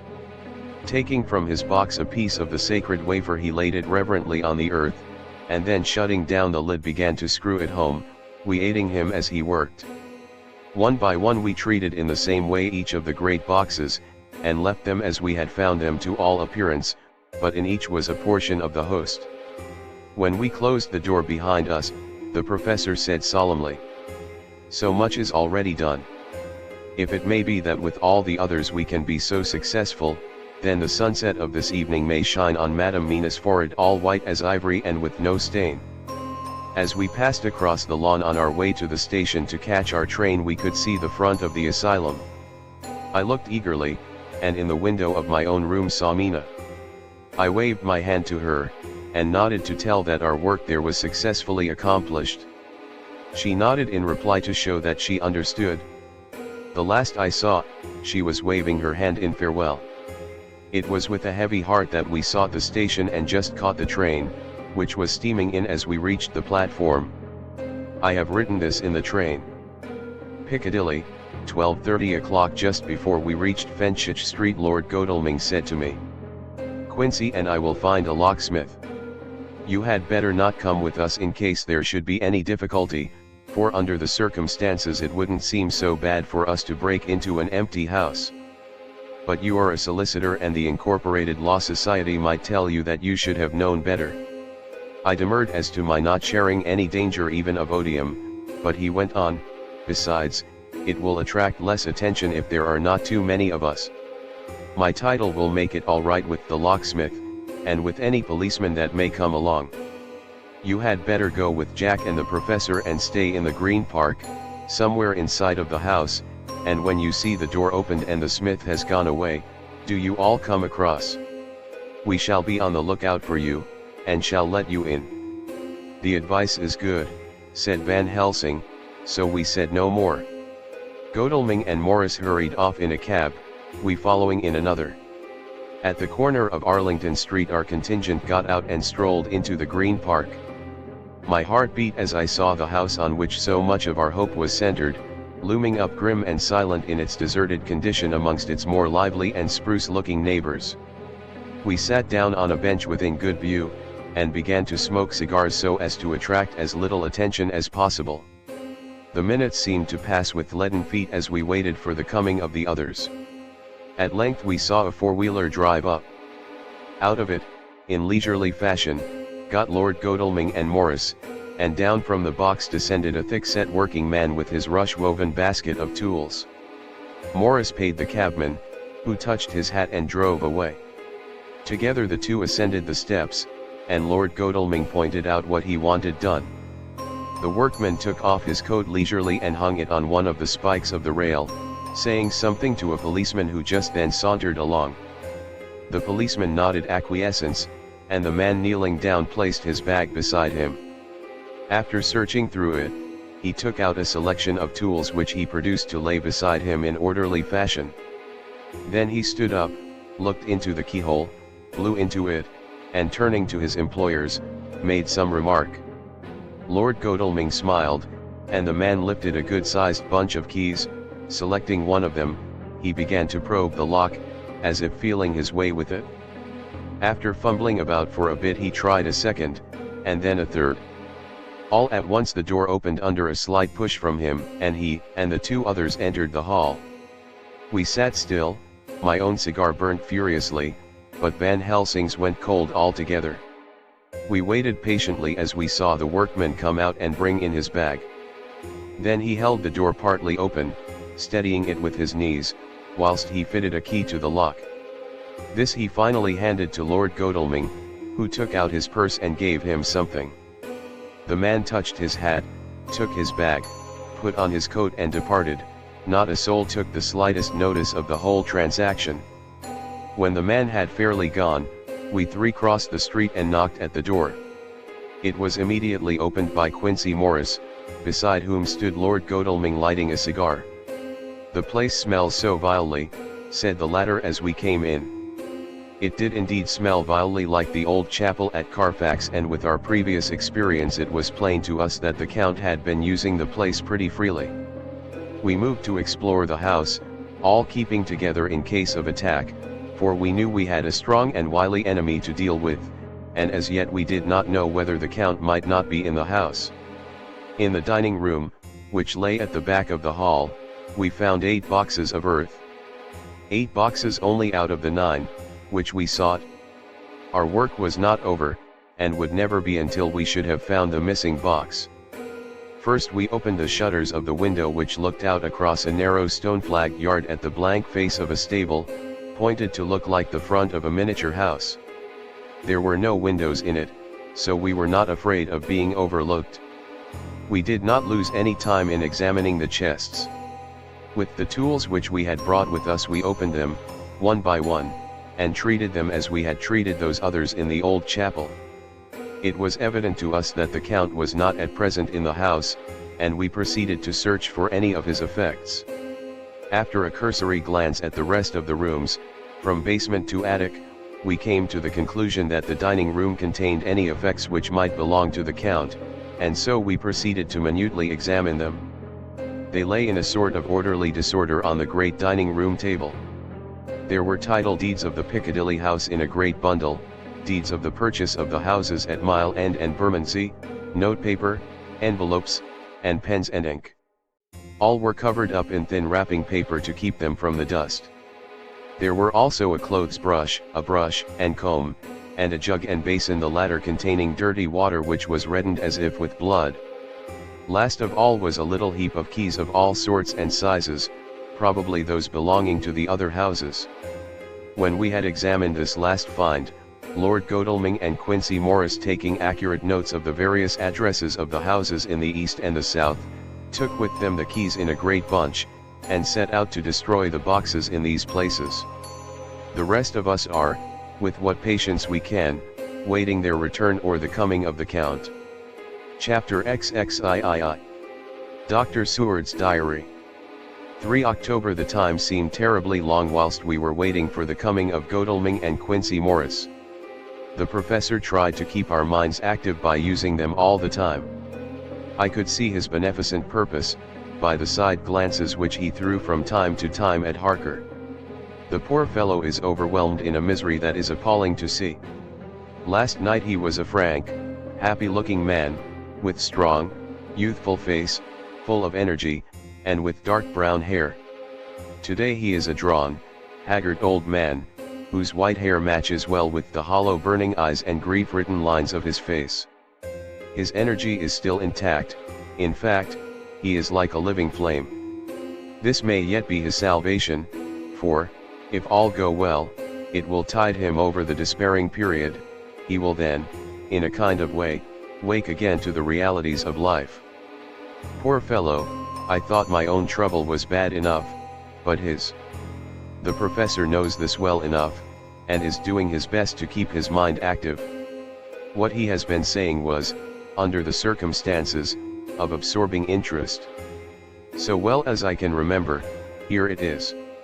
I have studied, over and over again since they came into my hands, all the papers relating to this monster, and the more I have studied, the greater seems the necessity to utterly stamp him out. All through there are signs of his advance, not only of his power, but of his knowledge of it. As I learned from the researches of my friend Arminus of Budapest, he was in life a most wonderful man. Soldier, statesman, and alchemist, which latter was the highest development of the science knowledge of his time. He had a mighty brain, a learning beyond compare, and a heart that knew no fear and no remorse. He dared even to attend the scholomance, and there was no branch of knowledge of his time that he did not essay. Well, in him the brain powers survived the physical death, though it would seem that memory was not all complete. In some faculties of mind he has been, and is, only a child, but he is growing, and some things that were childish at the first are now of man's stature. He is experimenting, and doing it well, and if it had not been that we have crossed his path he may be yet if we fail the father or furtherer of a new order of beings, whose road must lead through death, not life. Harker groaned and said, and this is all arrayed against my darling. But how is he experimenting? The knowledge may help us to defeat him. He has all along, since his coming, been trying his power, slowly but surely, that big child brain of his is working. Well, for us, it is, as yet, a child brain, for had he dared, at the first, to attempt certain things he would long ago have been beyond our power. However, he means to succeed, and a man who has centuries before him can afford to wait and to go slow. Festina lente may well be his motto. I fail to understand, said Harker wearily. Oh, do be more plain to me. Perhaps grief and trouble are dulling my brain. The professor laid his hand tenderly on his shoulder as he spoke. Ah, my child, I will be plain. Do you not see how, of late, this monster has been creeping into knowledge experimentally? How he has been making use of the zoophagous patient to effect his entry into friend John's home, for your vampire, though in all afterwards he can come when and how he will, must at the first make entry only when asked thereto by an inmate. But these are not his most important experiments. Do we not see how at the first all these so great boxes were moved by others? He knew not then but that must be so. But all the time that so great child brain of his was growing, and he began to consider whether he might not himself move the box. So he began to help, and then, when he found that this be all right, he tried to move them all alone. And so he progress, and he scatter these graves of him, and none but he know where they are hidden. He may have intend to bury them deep in the ground, so that he only use them in the night, or at such time as he can change his form, they do him equal well, and none may know these are his hiding place. But, my child, do not despair, this knowledge come to him just too late. Already all of his lairs but one be sterilous as for him, and before the sunset this shall be so. Then he have no place where he can move and hide. I delayed this morning that so we might be sure. Is there not more at stake for us than for him? Then why we not be even more careful than him? By my clock it is 1 hour and already, if all be well, friend Arthur and Quincy are on their way to us. Today is our day, and we must go sure, if slow, and lose no chance. See. There are 5 of us when those absent ones return. Whilst he was speaking we were startled by a knock at the hall door, the double postman's knock of the telegraph boy. We all moved out to the hall with one impulse, and Van Helsing, holding up his hand to us to keep silence, stepped to the door and opened it. The boy handed in a dispatch. The professor closed the door again, and, after looking at the direction, opened it and read aloud. Look out for D. He has just now, 12:45, come from Carfax hurriedly and hastened towards the south. He seems to be going the round and may want to see you, Mina. There was a pause, broken by Jonathan Harker's voice. Now, God be thanked, we shall soon meet. Van Helsing turned to him quickly and said, God will act in his own way and time. Do not fear, and do not rejoice as yet, for what we wish for at the moment may be our undoings.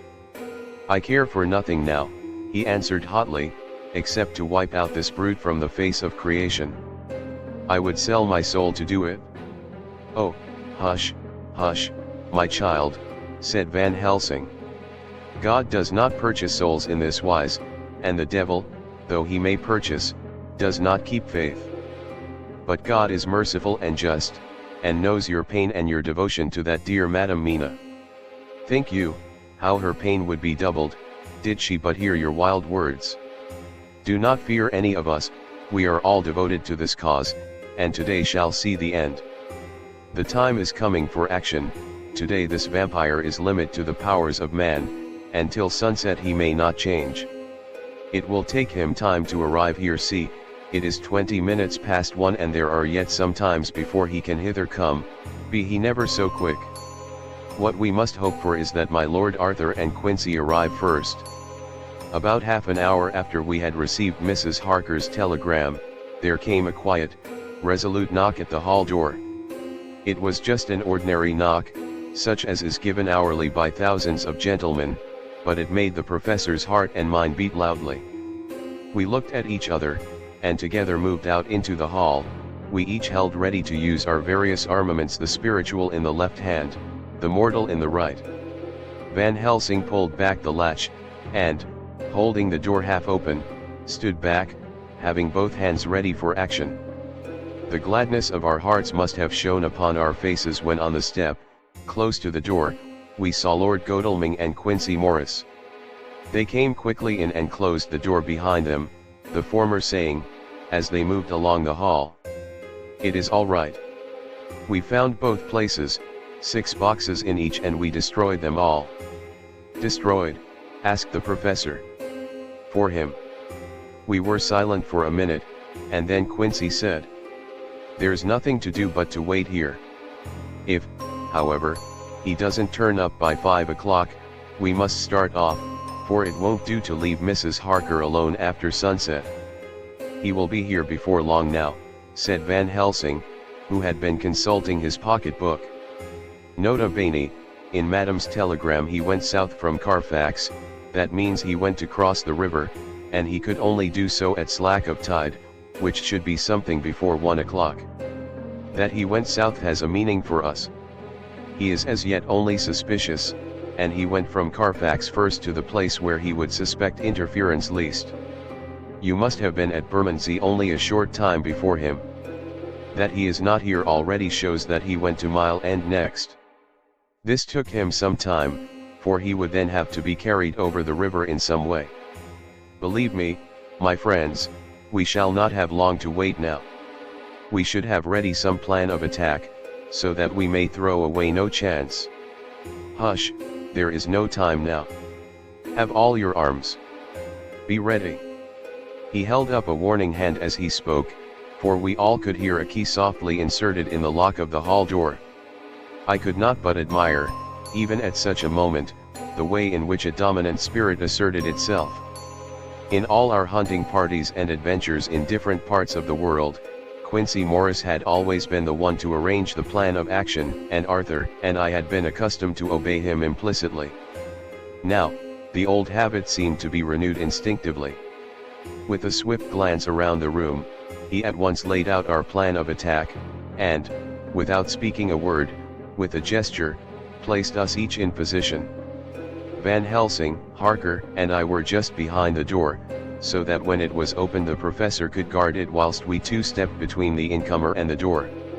Godalming behind and Quincy in front stood just out of sight, ready to move in front of the window. We waited in a suspense that made the seconds pass with nightmare slowness. The slow, careful steps came along the hall. The Count was evidently prepared for some surprise, at least he feared it. Suddenly, with a single bound, he leaped into the room, winning a way past us before any of us could raise a hand to stay him. There was something so panther-like in the movement, something so unhuman, that it seemed to sober us all from the shock of his coming. The first to act was Harker, who, with a quick movement, threw himself before the door leading into the room in the front of the house. As the Count saw us, a horrible sort of snarl passed over his face, showing the eye teeth long and pointed, but the evil smile as quickly passed into a cold stare of lion-like disdain. His expression again changed as, with a single impulse, we all advanced upon him.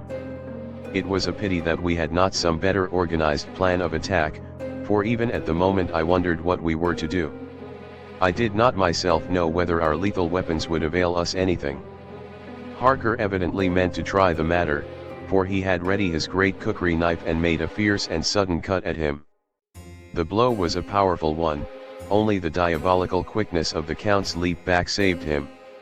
A second less and the trenchant blade had shorn through his heart. As it was, the point just cut the cloth of his coat, making a wide gap whence a bundle of banknotes and a stream of gold fell out. The expression of the Count's face was so hellish, that for a moment I feared for Harker, though I saw him throw the terrible knife aloft again for another stroke. Instinctively I moved forward with a protective impulse, holding the crucifix and wafer in my left hand. I felt a mighty power fly along my arm, and it was without surprise that I saw the monster cower back before a similar movement made spontaneously by each one of us. It would be impossible to describe the expression of hate and baffled Molly Goodnighty of anger and hellish rage which came over the Count's face. His waxen hue became greenish-yellow by the contrast of his burning eyes, and the red scar on the forehead showed on the pallid skin like a palpitating wound. The next instant, with a sinuous dive he swept under Harker's arm, ere his blow could fall, and, grasping a handful of the money from the floor, dashed across the room, threw himself at the window. Amid the crash and glitter of the falling glass, he tumbled into the flagged area below. Through the sound of the shivering glass I could hear the ting of the gold, as some of the sovereigns fell on the flagging. We ran over and saw him spring unhurt from the ground. He, rushing up the steps, crossed the flagged yard, and pushed open the stable door. There he turned and spoke to us. "You think to baffle me, you with your pale faces all in a row, like sheep in a butcher's. You shall be sorry yet, each one of you. You think you have left me without a place to rest, but I have more. My revenge is just begun. I spread it over centuries, and time is on my side. Your girls that you all love are mine already, and through them you and others shall yet be mine, my creatures, to do my bidding and to be my jackals when I want to feed." Bah! With a contemptuous sneer, he passed quickly through the door, and we heard the rusty bolt creak as he fastened it behind him. A door beyond opened and shut. The first of us to speak was the professor, as, realizing the difficulty of following him through the stable, we moved toward the hall. "We have learned something much. Notwithstanding his brave words, he fears us, he fear time, he fear want. For if not, why he hurry so? His very tone betray him, or my ears deceive. Why take that money? You follow quick. You are hunters of wild beast, and understand it so. For me, I make sure that nothing here may be of use to him, if so that he return." As he spoke he put the money remaining into his pocket, took the title deeds in the bundle as Harker had left them, and swept the remaining things into the open fireplace, where he set fire to them with a match. Godalming and Morris had rushed out into the yard, and Harker had lowered himself from the window to follow the Count. He had, however, bolted the stable door, and by the time they had forced it open there was no sign of him. Van Helsing and I tried to make inquiry at the back of the house, but the mews was deserted and no one had seen him depart. It was now late in the afternoon, and sunset was not far off. We had to recognize that our game was up. With heavy hearts we agreed with the professor when he said, "Let us go back to Madame Mina, poor dear Madame Mina. All we can do just now is done, and we can there, at least, protect her. But we need not despair. There is but one more earth box, and we must try to find it. When that is done all may yet be well." I could see that he spoke as bravely as he could to comfort Harker. The poor fellow was quite broken down, Now and again he gave a low groan which he could not suppress. He was thinking of his wife. With sad hearts we came back to my house, where we found Mrs. Harker waiting us, with an appearance of cheerfulness which did honor to her bravery and unselfishness. When she saw our faces, her own became as pale as death. For a second or two her eyes were closed as if she were in secret prayer, and then she said cheerfully, "I can never thank you all enough. Oh, my poor darling." As she spoke, she took her husband's grey head in her hands and kissed it. "Lay your poor head here and rest it. All will yet be well, dear. God will protect us if he so will it in his good intent." The poor fellow groaned. There was no place for words in his sublime misery. We had a sort of perfunctory supper together, and I think it cheered us all up somewhat. It was, perhaps, the mere animal heat of food to hungry people, for none of us had eaten anything since breakfast, or the sense of companionship may have helped us, but anyhow we were all less miserable, and saw the morrow as not altogether without hope. True to our promise, we told Mrs. Harker everything which had passed, and although she grew snowy white at times when danger had seemed to threaten her husband, and red at others when his devotion to her was manifested, she listened bravely and with calmness. When we came to the part where Harker had rushed at the Count so recklessly, she clung to her husband's arm, and held it tight as though her clinging could protect him from any harm that might come. She said nothing, however, till the narration was all done, and matters had been brought right up to the present time.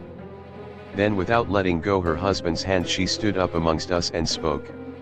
Oh, that I could give any idea of the scene, of that sweet, good woman in all the radiant beauty of her youth and animation, with the red scar on her forehead, of which she was conscious, and which we saw with grinding of our teeth, remembering whence and how it came, her loving kindness against our grim hate, her tender faith against all our fears and doubting, and we, knowing that so far as symbols went, she with all her goodness and purity and faith, was outcast from God. "Jonathan," she said, and the word sounded like music on her lips, it was so full of love and tenderness, "Jonathan dear, and you all my true friends, I want you to bear something in mind through all this dreadful time. I know that you must fight, that you must destroy, even as you destroyed the false Lucy, so that the true Lucy might live hereafter, but it is not a work of hate.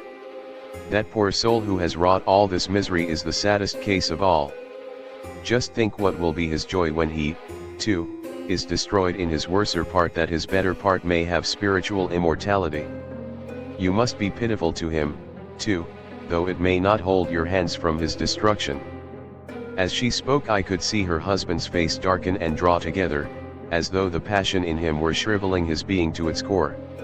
Instinctively the clasp on his wife's hand grew closer, till his knuckles looked white. She did not flinch from the pain which I knew she must have suffered, but looked at him with eyes that were more appealing than ever. As she stopped speaking he leaped to his feet, almost tearing his hand from hers as he spoke. "May God give him into my hand just for long enough to destroy that earthly life of him which we are aiming at.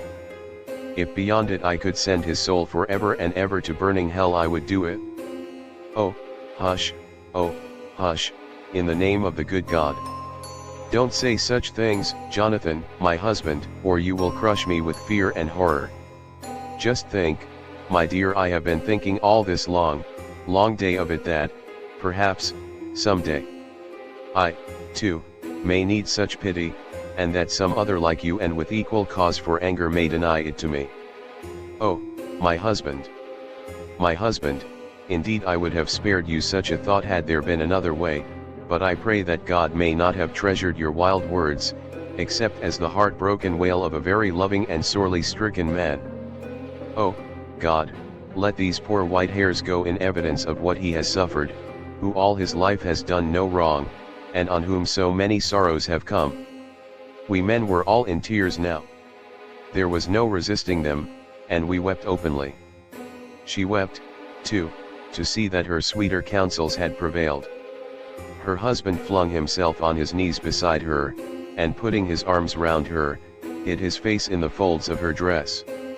Van Helsing beckoned to us and we stole out of the room, leaving the two loving hearts alone with their God. Before they retired, the professor fixed up the room against any coming of the vampire, and assured Mrs. Harker that she might rest in peace. She tried to school herself to the belief, and, manifestly for her husband's sake, tried to seem content. It was a brave struggle, and was, I think, and believe, not without its reward. Van Helsing had placed at hand a bell which either of them was to sound in case of any emergency. When they had retired, Quincy, Godalming, and I arranged that we should sit up, dividing the night between us, and watch over the safety of the poor stricken lady. The first watch falls to Quincy, so the rest of us shall be off to bed as soon as we can. Godalming has already turned in, for his is the second watch. Now that my work is done, I, too, shall go to bed. Jonathan Harker's Journal. 3 to 4 October, close to midnight. I thought yesterday would never end. There was over me a yearning for sleep, in some sort of blind belief that to wake would be to find things changed, and that any change must now be for the better. Before we parted, we discussed what our next step was to be, but we could arrive at no result. All we knew was that one earth box remained, and that the Count alone knew where it was. If he chooses to lie hidden, he may baffle us for years, and in the meantime, the thought is too horrible, I dare not think of it even now. This I know, that if ever there was a woman who was all perfection, that one is my poor wronged darling. I love her 1,000 times more for her sweet pity of last night, a pity that made my own hate of the monster seem despicable. Surely God will not permit the world to be the poorer by the loss of such a creature. This is hope to me. We are all drifting reefwards now, and faith is our only anchor. Thank God. Mina is sleeping, and sleeping without dreams. I fear what her dreams might be like, with such terrible memories to ground them in. She has not been so calm, within my seeing, since the sunset. Then, for a while, there came over her face a repose which was like spring after the blasts of March. I thought at the time that it was the softness of the red sunset on her face, but somehow now I think it has a deeper meaning. I am not sleepy myself, though I am weary to death. However, I must try to sleep, for there is tomorrow to think of, and there is no rest for me until. Later I must have fallen asleep, for I was awaked by Mina, who was sitting up in bed, with a startled look on her face. I could see easily, for we did not leave the room in darkness, she had placed a warning hand over my mouth, and now she whispered in my ear. "Hush, there is someone in the corridor." I got up softly, and crossing the room, gently opened the door. Just outside, stretched on a mattress, lay Mr. Morris, wide awake. He raised a warning hand for silence as he whispered to me. "Hush, go back to bed, it is all right. One of us will be here all night. We don't mean to take any chances." His look and gesture forbade discussion, so I came back and told Mina. She sighed, and positively a shadow of a smile stole over her poor, pale face as she put her arms round me and said softly, "Oh, thank God for good brave men." With a sigh she sank back again to sleep. I write this now as I am not sleepy, though I must try again. October 4th, morning. Once again during the night I was wakened by Mina. This time we had all had a good sleep, for the grey of the coming dawn was making the windows into sharp oblongs, and the gas flame was like a speck rather than a disk of light. She said to me hurriedly, "Go, call the professor. I want to see him at once." "Why?" I asked. "I have an idea. I suppose it must have come in the night, and matured without my knowing it. He must hypnotize me before the dawn, and then I shall be able to speak. Go quick, dearest, the time is getting close." I went to the door. Dr. Seward was resting on the mattress, and, seeing me, he sprang to his feet. "Is anything wrong?" he asked, in alarm.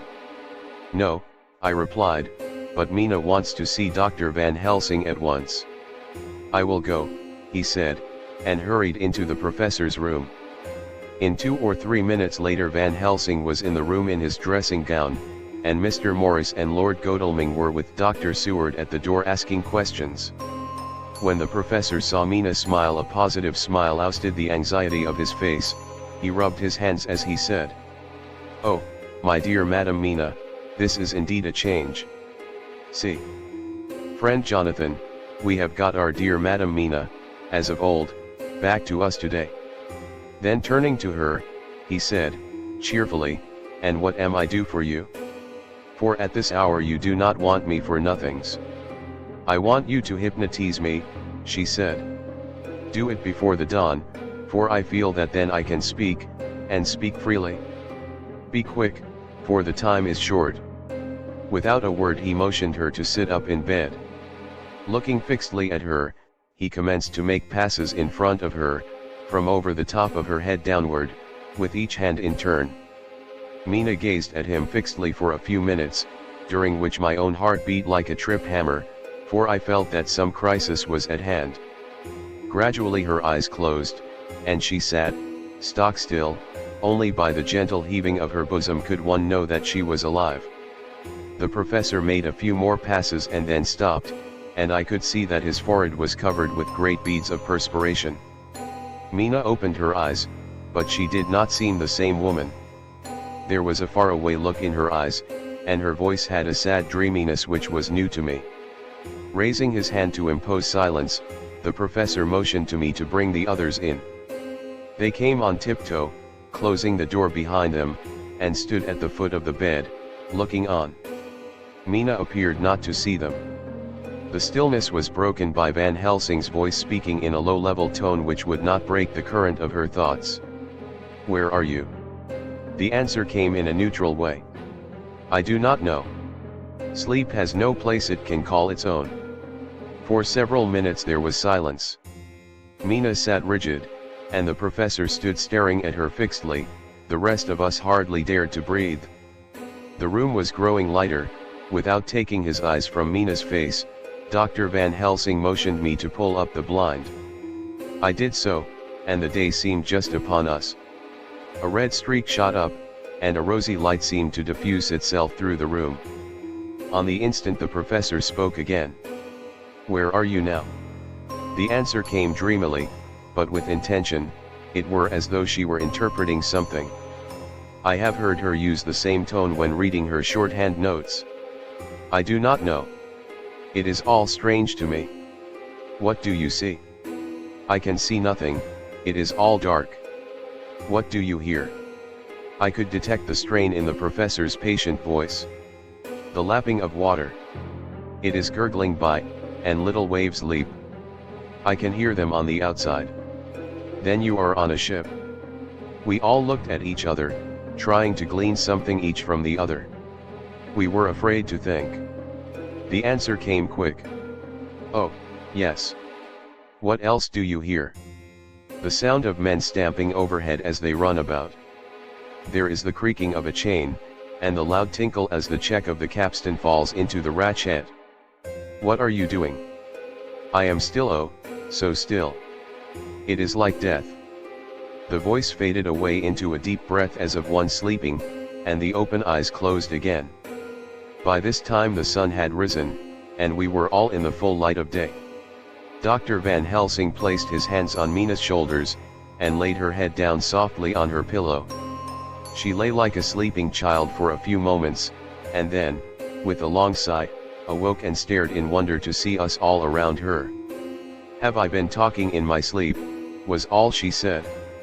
She seemed, however, to know the situation without telling, though she was eager to know what she had told. The professor repeated the conversation, and she said, "Then there is not a moment to lose, it may not be yet too late." Mr. Morris and Lord Godalming started for the door, but the professor's calm voice called them back.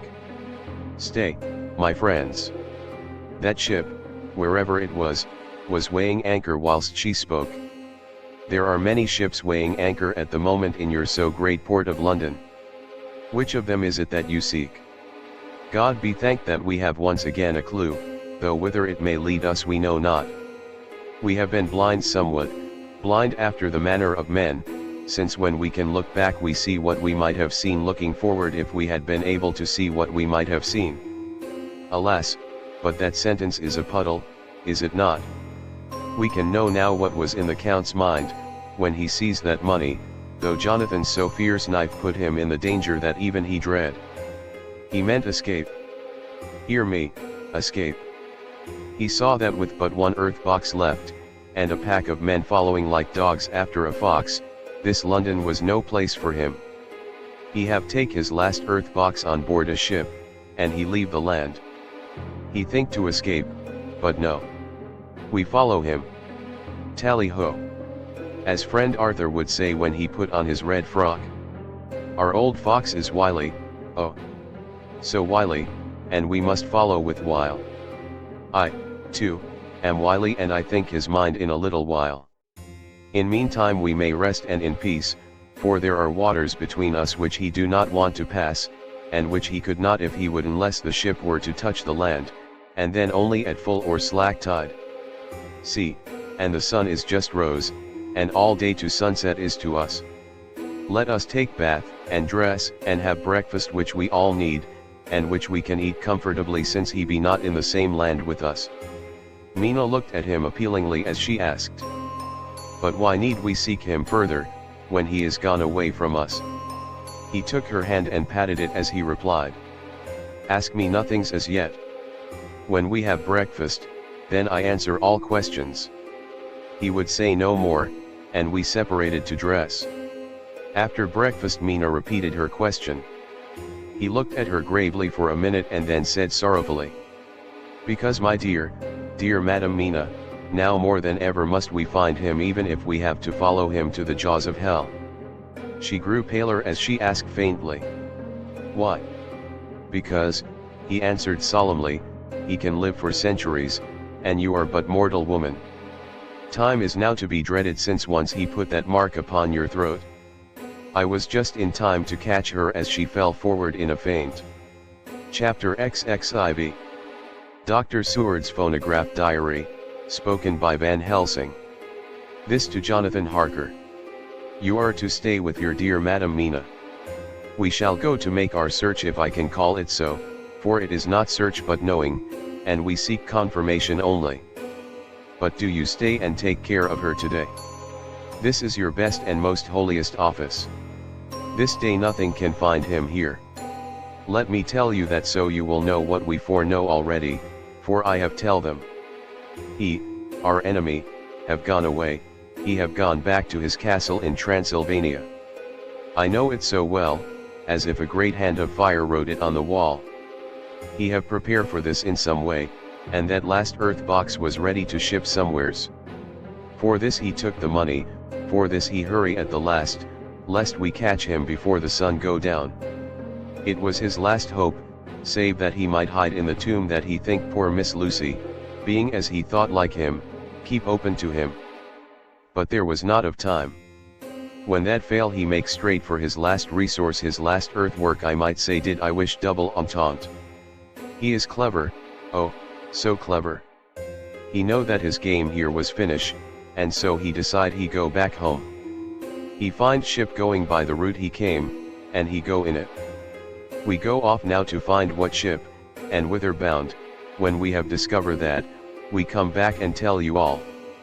Then we will comfort you and poor dear Madam Mina with new hope. For it will be hope when you think it over, that all is not lost. This very creature that we pursue, he take hundreds of years to get so far as London, and yet in one day, when we know of the disposal of him we drive him out. He is finite, though he is powerful to do much harm and suffers not as we do. But we are strong, each in our purpose, and we are all more strong together. Take heart afresh, dear husband of Madam Mina. This battle is but begun, and in the end we shall win, so sure as that God sits on high to watch over his children. Therefore be of much comfort till we return. Van Helsing. Jonathan Harker's Journal. 4 October. When I read to Mina, Van Helsing's message in the phonograph, the poor girl brightened up considerably. Already the certainty that the Count is out of the country has given her comfort, and comfort is strength to her. For my own part, now that his horrible danger is not face to face with us, it seems almost impossible to believe in it. Even my own terrible experiences in Castle Dracula seem like a long-forgotten dream.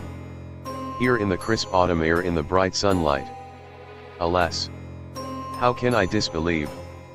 In the midst of my thought my eye fell on the red scar on my poor darling's white forehead. Whilst that lasts, there can be no disbelief. And afterwards the very memory of it will keep faith crystal clear. Mina and I fear to be idle, so we have been over all the diaries again and again. Somehow, although the reality seems greater each time, the pain and the fear seem less. There is something of a guiding purpose manifest throughout, which is comforting. Mina says that perhaps we are the instruments of ultimate good. It may be. I shall try to think as she does. We have never spoken to each other yet of the future. It is better to wait till we see the professor and the others after their investigations. The day is running by more quickly than I ever thought a day could run for me again. It is now 3 o'clock. Mina Harker's Journal. October 5th, 5 p.m. Our meeting for report. Present, Professor Van Helsing, Lord Godalming, Dr. Seward, Mr. Quincy Morris, Jonathan Harker, Mina Harker. Dr. Van Helsing described what steps were taken during the day to discover on what boat and whither bound Count Dracula made his escape.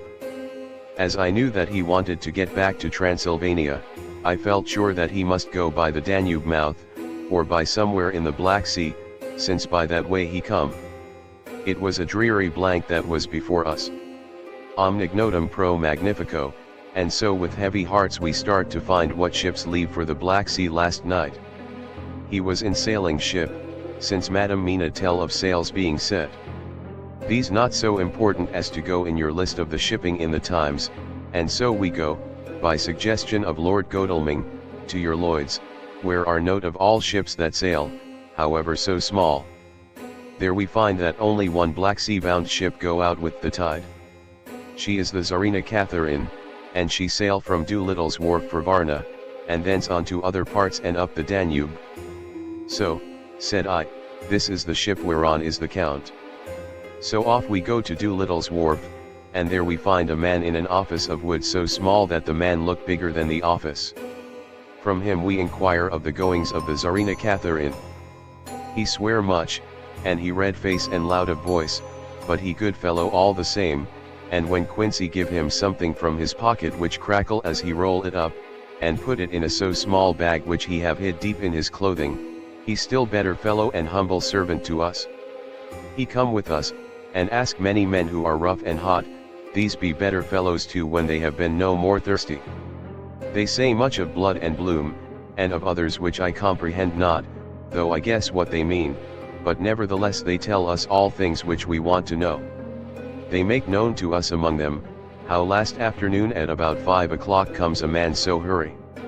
A tall man, thin and pale, with high nose and teeth so white, and eyes that seem to be burning. That he be all in black, except that he have a hat of straw which suit not him or the time. That he scatter his money in making quick inquiry as to what ship sails for the Black Sea and for where. Some took him to the office and then to the ship, where he will not go aboard but halt at shore end of gangplank, and ask that the captain come to him. The captain come, when told that he will be pay well, and though he swear much at the first he agree to term. Then the thin man go and someone tell him where horse and cart can be hired. He go there and soon he come again, himself driving cart on which a great box, this he himself lift down, though it take several to put it on truck for the ship. He give much talk to captain as to how and where his box is to be placed, but the captain like it not and swear at him in many tongues, and tell him that if he like he can come and see where it shall be. But he say no, that he come not yet, for that he have much to do. Whereupon the captain tell him that he had better be quick with blood for that his ship will leave the place of blood before the turn of the tide with blood. Then the thin man smile and say that of course he must go when he think fit, but he will be surprised if he go quite so soon. The captain swear again, polyglot, and the thin man make him bow, and thank him, and say that he will so far intrude on his kindness as to come aboard before the sailing. Final the captain, more red than ever, and in more tongues tell him that he doesn't want no Frenchman with bloom upon them and also with blood in his ship with blood on her also. And so, after asking where there might be close at hand a ship where he might purchase ship forms, he departed. No one knew where he went or Bloomin well cared, as they said, for they had something else to think of well with blood again, for it soon became apparent to all that the Tsarina Catherine would not sail as was expected. A thin mist began to creep up from the river, and it grew, and grew, till soon a dense fog enveloped the ship and all around her. The captain swore polyglot very polyglot with bloom and blood, but he could do nothing. The water rose and rose, and he began to fear that he would lose the tide altogether. He was in no friendly mood, when just at full tide, the thin man came up the gangplank again and asked to see where his box had been stowed. Then the captain replied that he wished that he and his box old and with much bloom and blood were in hell. But the thin man did not be offend, and went down with the mate and saw where it was placed, and came up and stood a while on deck in fog. He must have come off by himself, for none notice him. Indeed they thought not of him, for soon the fog began to melt away, and all was clear again. My friends of the thirst and the language that was of bloom and blood laughed, as they told how the captain's swears exceeded even his usual polyglot, and was more than ever full of picturesque, when on questioning other mariners who were on movement up and down on the river that hour, he found that few of them had seen any of fog at all, except where it lay round the wharf. However, the ship went out on the ebb tide, and was doubtless by morning far down the river mouth. She was by then, when they told us, well out to sea. And so, my dear Madam Mina, it is that we have to rest for a time, for our enemy is on the sea, with the fog at his command, on his way to the Danube mouth. To sail a ship takes time, go she never so quick, and when we start we go on land more quick, and we meet him there.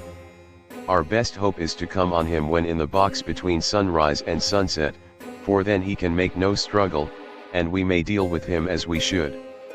There are days for us, in which we can make ready our plan. We know all about where he go, for we have seen the owner of the ship, who have shown us invoices and all papers that can be. The box we seek is to be landed in Varna, and to be given to an agent, one Ristix, who will there present his credentials, and so our merchant friend will have done his part. When he asks if there be any wrong, for that so, he can telegraph and have inquiry made at Varna, we say no, for what is to be done is not for police or of the customs. It must be done by us alone and in our own way. When Dr. Van Helsing had done speaking, I asked him if he were certain that the Count had remained on board the ship. He replied, we have the best proof of that, your own evidence, when in the hypnotic trance this morning. I asked him again if it were really necessary that they should pursue the Count, for I dread Jonathan leaving me, and I know that he would surely go if the others went. He answered in growing passion, at first quietly. As he went on, however, he grew more angry and more forceful, till in the end we could not but see wherein was at least some of that personal dominance which made him so long a master amongst men. Yes, it is necessary. For your sake in the first, and then for the sake of humanity. This monster has done much harm already, in the narrow scope where he find himself, and in the short time when as yet he was only as a body groping his so small measure in darkness and not knowing. All this have I told these others, you, my dear Madam Mina, will learn it in the phonograph of my friend John, or in that of your husband. I have told them how the measure of leaving his own barren land barren of peoples and coming to a new land where life of man teems till they are like the multitude of standing corn, was the work of centuries. Were another of the undead, like him, to try to do what he has done, perhaps not all the centuries of the world that have been, or that will be, could aid him. With this one, all the forces of nature that are occult and deep and strong must have worked together in some wondrous way. The very place, where he have been alive, undead for all these centuries, is full of strangeness of the geologic and chemical world. There are deep caverns and fissures that reach none know whither. There have been volcanoes, some of whose openings still send out waters of strange properties, and gases that kill or make to vivify. Doubtless, there is something magnetic or electric in some of these combinations of occult forces which work for physical life in strange way, and in himself were from the first some great qualities. In a hard and warlike time he was celebrate that he have more iron nerve, more subtle brain, more braver heart, than any man. In him some vital principle have in strange way found their utmost, and as his body keeps strong and grow and thrive, so his brain grow too. All this without that diabolic aid which is surely to him, for it have to yield to the powers that come from, and are, symbolic of good. And now this is what he is to us. He have infect you. Oh, forgive me, my dear, that I must say such, but it is for good of you that I speak. He infect you in such wise, that even if he do no more, you have only to live in your own old, sweet way, and so in time, death, which is of man's common lot and with God's sanction, shall make you like to him. This must not be. We have sworn together that it must not. Thus are we ministers of God's own wish, that the world, and men for whom his Son died, will not be given over to monsters, whose very existence would defame him. He have allowed us to redeem one soul already, and we go out as the old knights of the cross to redeem more.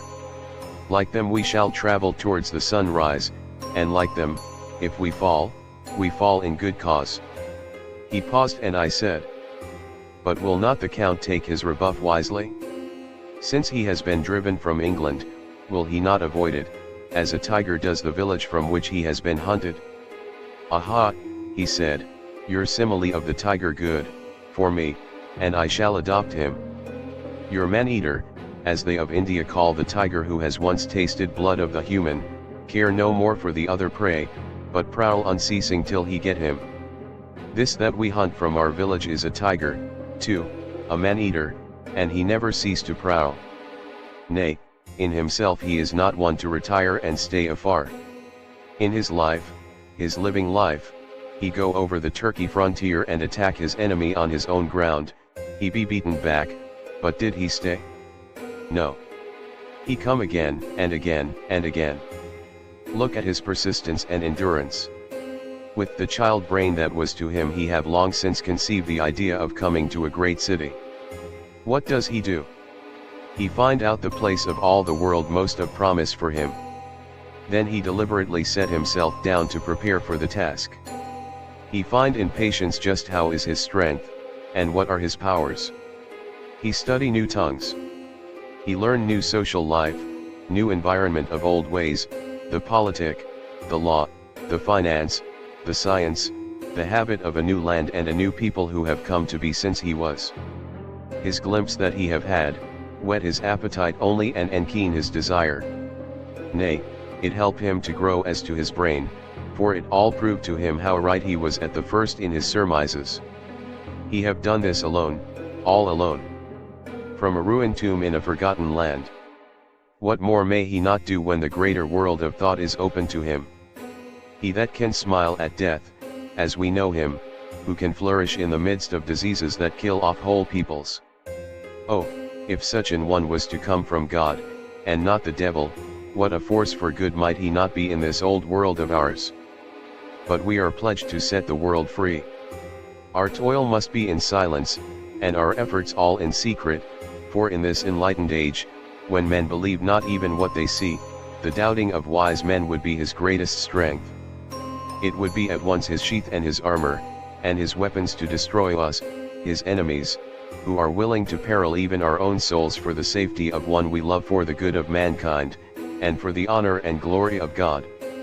After a general discussion it was determined that for tonight nothing be definitely settled, that we should all sleep on the facts, and try to think out the proper conclusions. Tomorrow, at breakfast, we are to meet again, and, after making our conclusions known to one another, we shall decide on some definite cause of action. I feel a wonderful peace and rest tonight. It is as if some haunting presence were removed from me. Perhaps my surmise was not finished, could not be, for I caught sight in the mirror of the red mark upon my forehead, and I knew that I was still unclean. Dr. Seward's Diary. 5 October. We all rose early, and I think that sleep did much for each and all of us.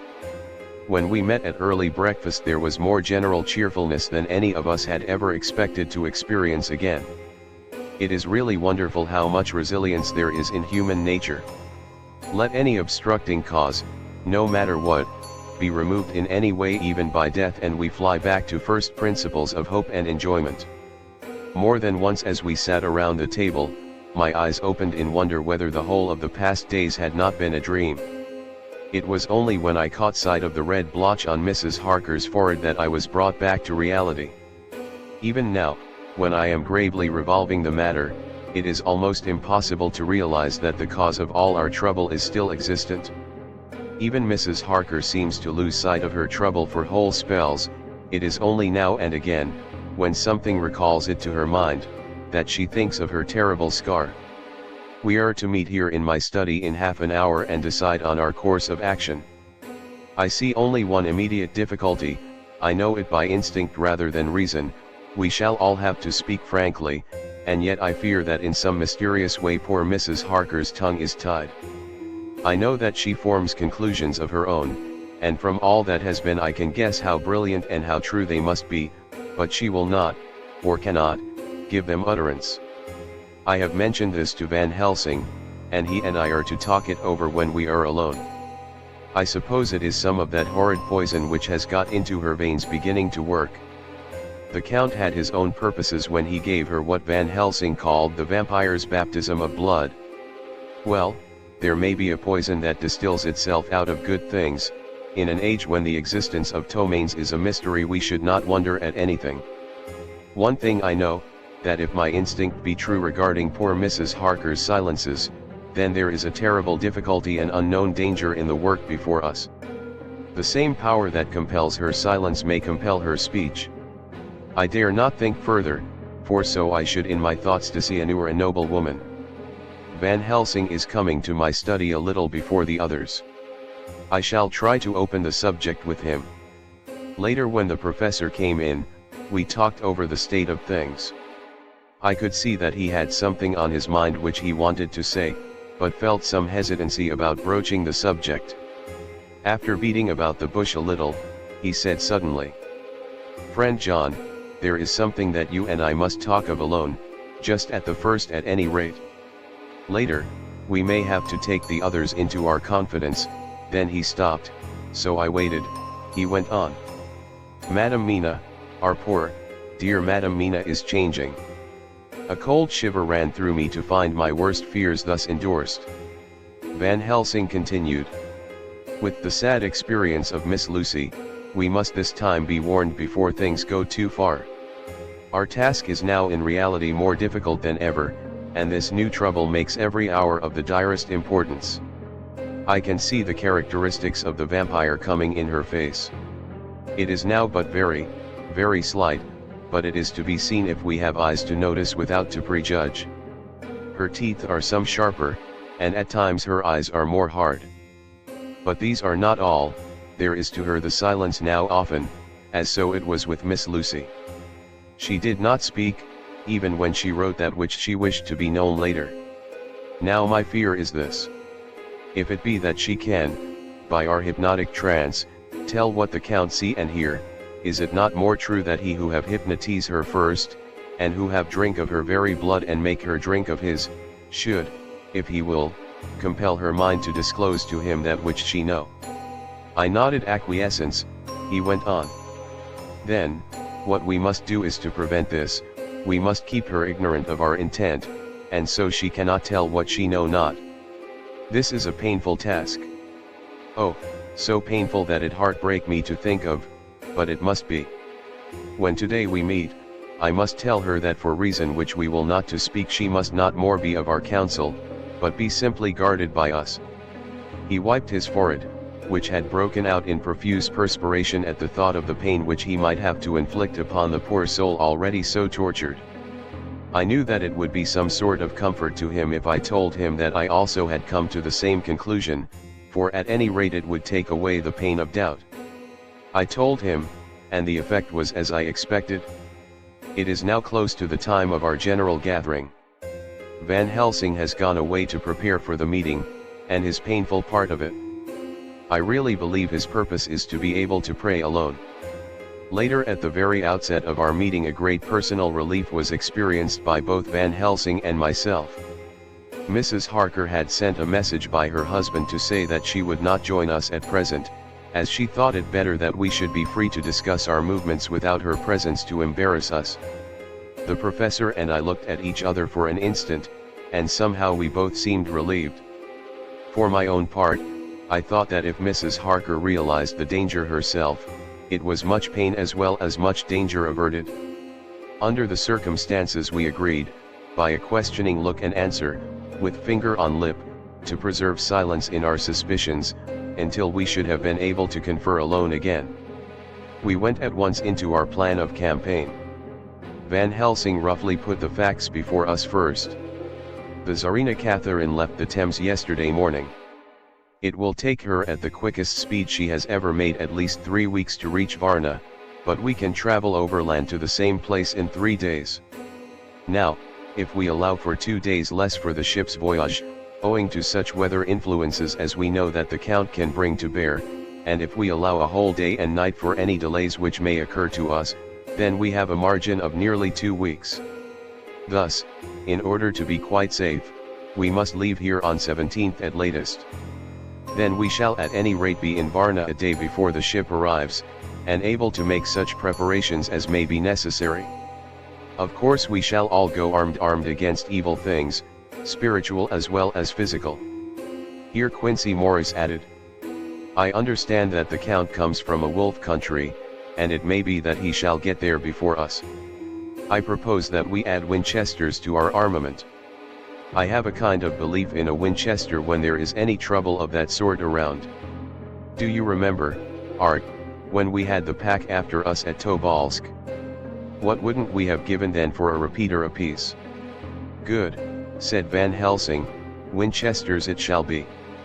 Quincy's head is level at all times, but most so when there is to hunt, metaphor be more disianure to science than wolves be of danger to man. In the meantime we can do nothing here, and as I think that Varna is not familiar to any of us, why not go there more soon? It is as long to wait here as there. Tonight and tomorrow we can get ready, and then, if all be well, we four can set out on our journey. We four, said Harker interrogatively, looking from one to another of us. Of course, answered the professor quickly, you must remain to take care of your so sweet wife. Harker was silent for a while and then said in a hollow voice, let us talk of that part of it in the morning. I want to consult with Mina. I thought that now was the time for Van Helsing to warn him not to disclose our plans to her, but he took no notice. I looked at him significantly and coughed. For answer he put his finger on his lips and turned away. Jonathan Harker's Journal. October 5th, afternoon. For some time after our meeting this morning I could not think.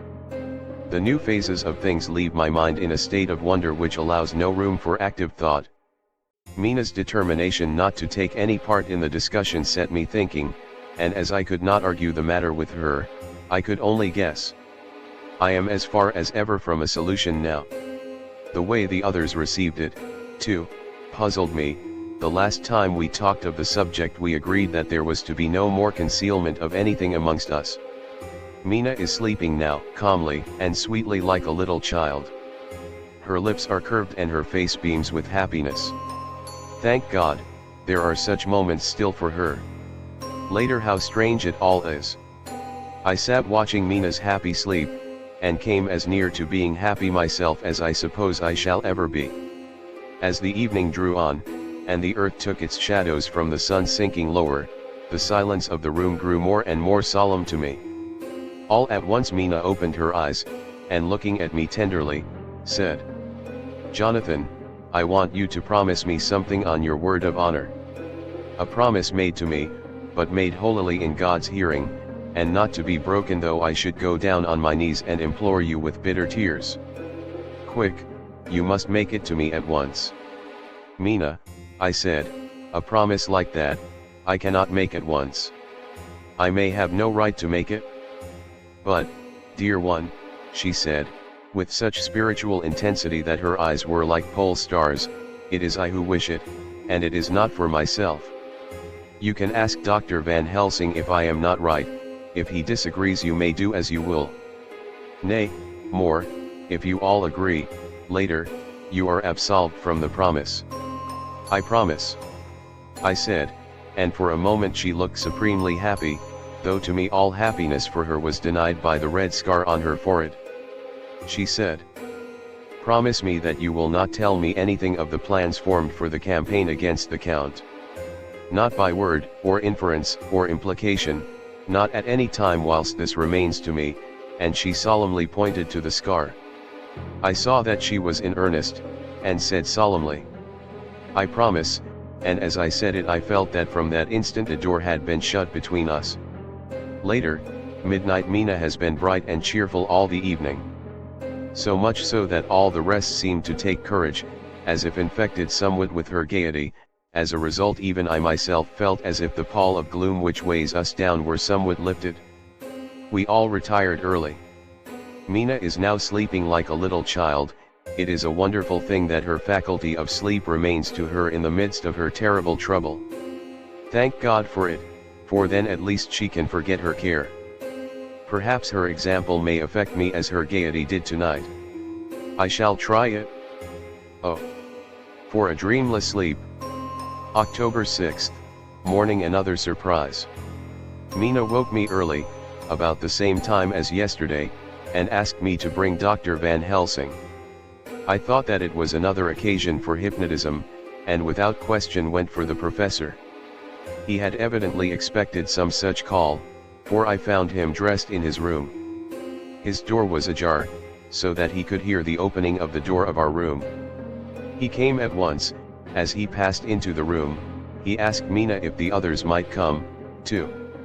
No, she said quite simply, it will not be necessary. You can tell them just as well. I must go with you on your journey. Dr. Van Helsing was as startled as I was. After a moment's pause he asked, but why? You must take me with you. I am safer with you, and you shall be safer, too. But why, dear Madam Mina? You know that your safety is our solemnest duty. We go into danger, to which you are, or may be, more liable than any of us from circumstances, things that have been. He paused, embarrassed. As she replied, she raised her finger and pointed to her forehead. I know. That is why I must go. I can tell you now, whilst the sun is coming up, I may not be able again. I know that when the Count wills me I must go. I know that if he tells me to come in secret, I must come by any device to hoodwink even Jonathan. God saw the look that she turned on me as she spoke, and if there be indeed a recording angel, that look is noted to her everlasting honor. I could only clasp her hand. I could not speak, my emotion was too great for even the relief of tears. She went on. You men are brave and strong. You are strong in your numbers, for you can defy that which would break down the human endurance of one who had to guard alone. Besides, I may be of service, since you can hypnotize me and so learn that which even I myself do not know. Dr. Van Helsing said very gravely. Madam Mina, you are, as always, most wise. You shall with us come, and together we shall do that which we go forth to achieve. When he had spoken, Mina's long spell of silence made me look at her. She had fallen back on her pillow asleep. She did not even wake when I had pulled up the blind and let in the sunlight which flooded the room. Van Helsing motioned to me to come with him quietly. We went to his room, and within a minute Lord Godalming, Dr. Seward, and Mr. Morris were with us also. He told them what Mina had said, and went on. In the morning we shall leave for Varna. We have now to deal with a new factor, Madam Mina. Oh, but her soul is true. It is to her an agony to tell us so much as she has done, but it is most right, and we are warned in time.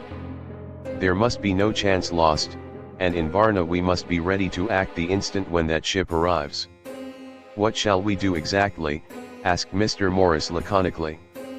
The professor paused before replying. "We shall at the first board that ship, then, when we have identified the box, we shall place a branch of the wild rose on it.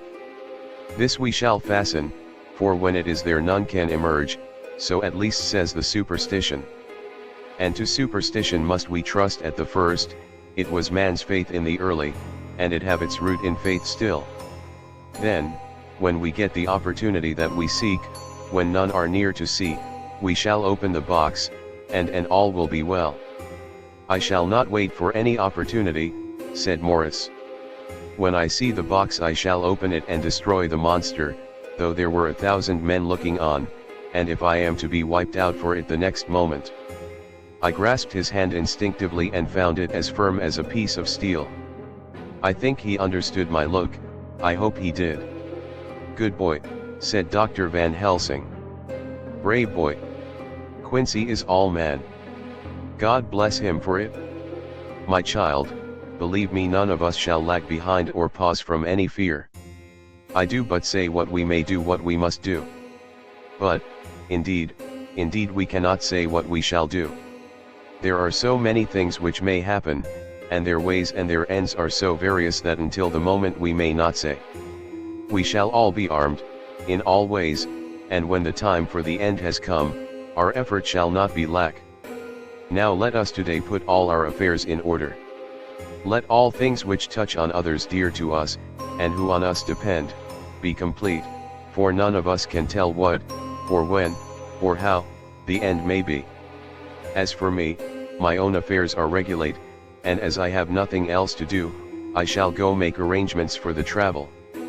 I shall have all tickets and so forth for our journey." There was nothing further to be said, and we parted. I shall now settle up all my affairs of earth, and be ready for whatever may come. Later it is all done, my will is made, and all complete. Mina, if she survive, is my sole heir. If it should not be so, then the others who have been so good to us shall have remainder. It is now drawing towards the sunset. Mina's uneasiness calls my attention to it. I am sure that there is something on her mind which the time of exact sunset will reveal. These occasions are becoming harrowing times for us all, for each sunrise and sunset opens up some new danger, some new pain, which, however, may in God's will be means to a good end. I write all these things in the diary since my darling must not hear them now, but if it may be that she can see them again, they shall be ready. She is calling to me.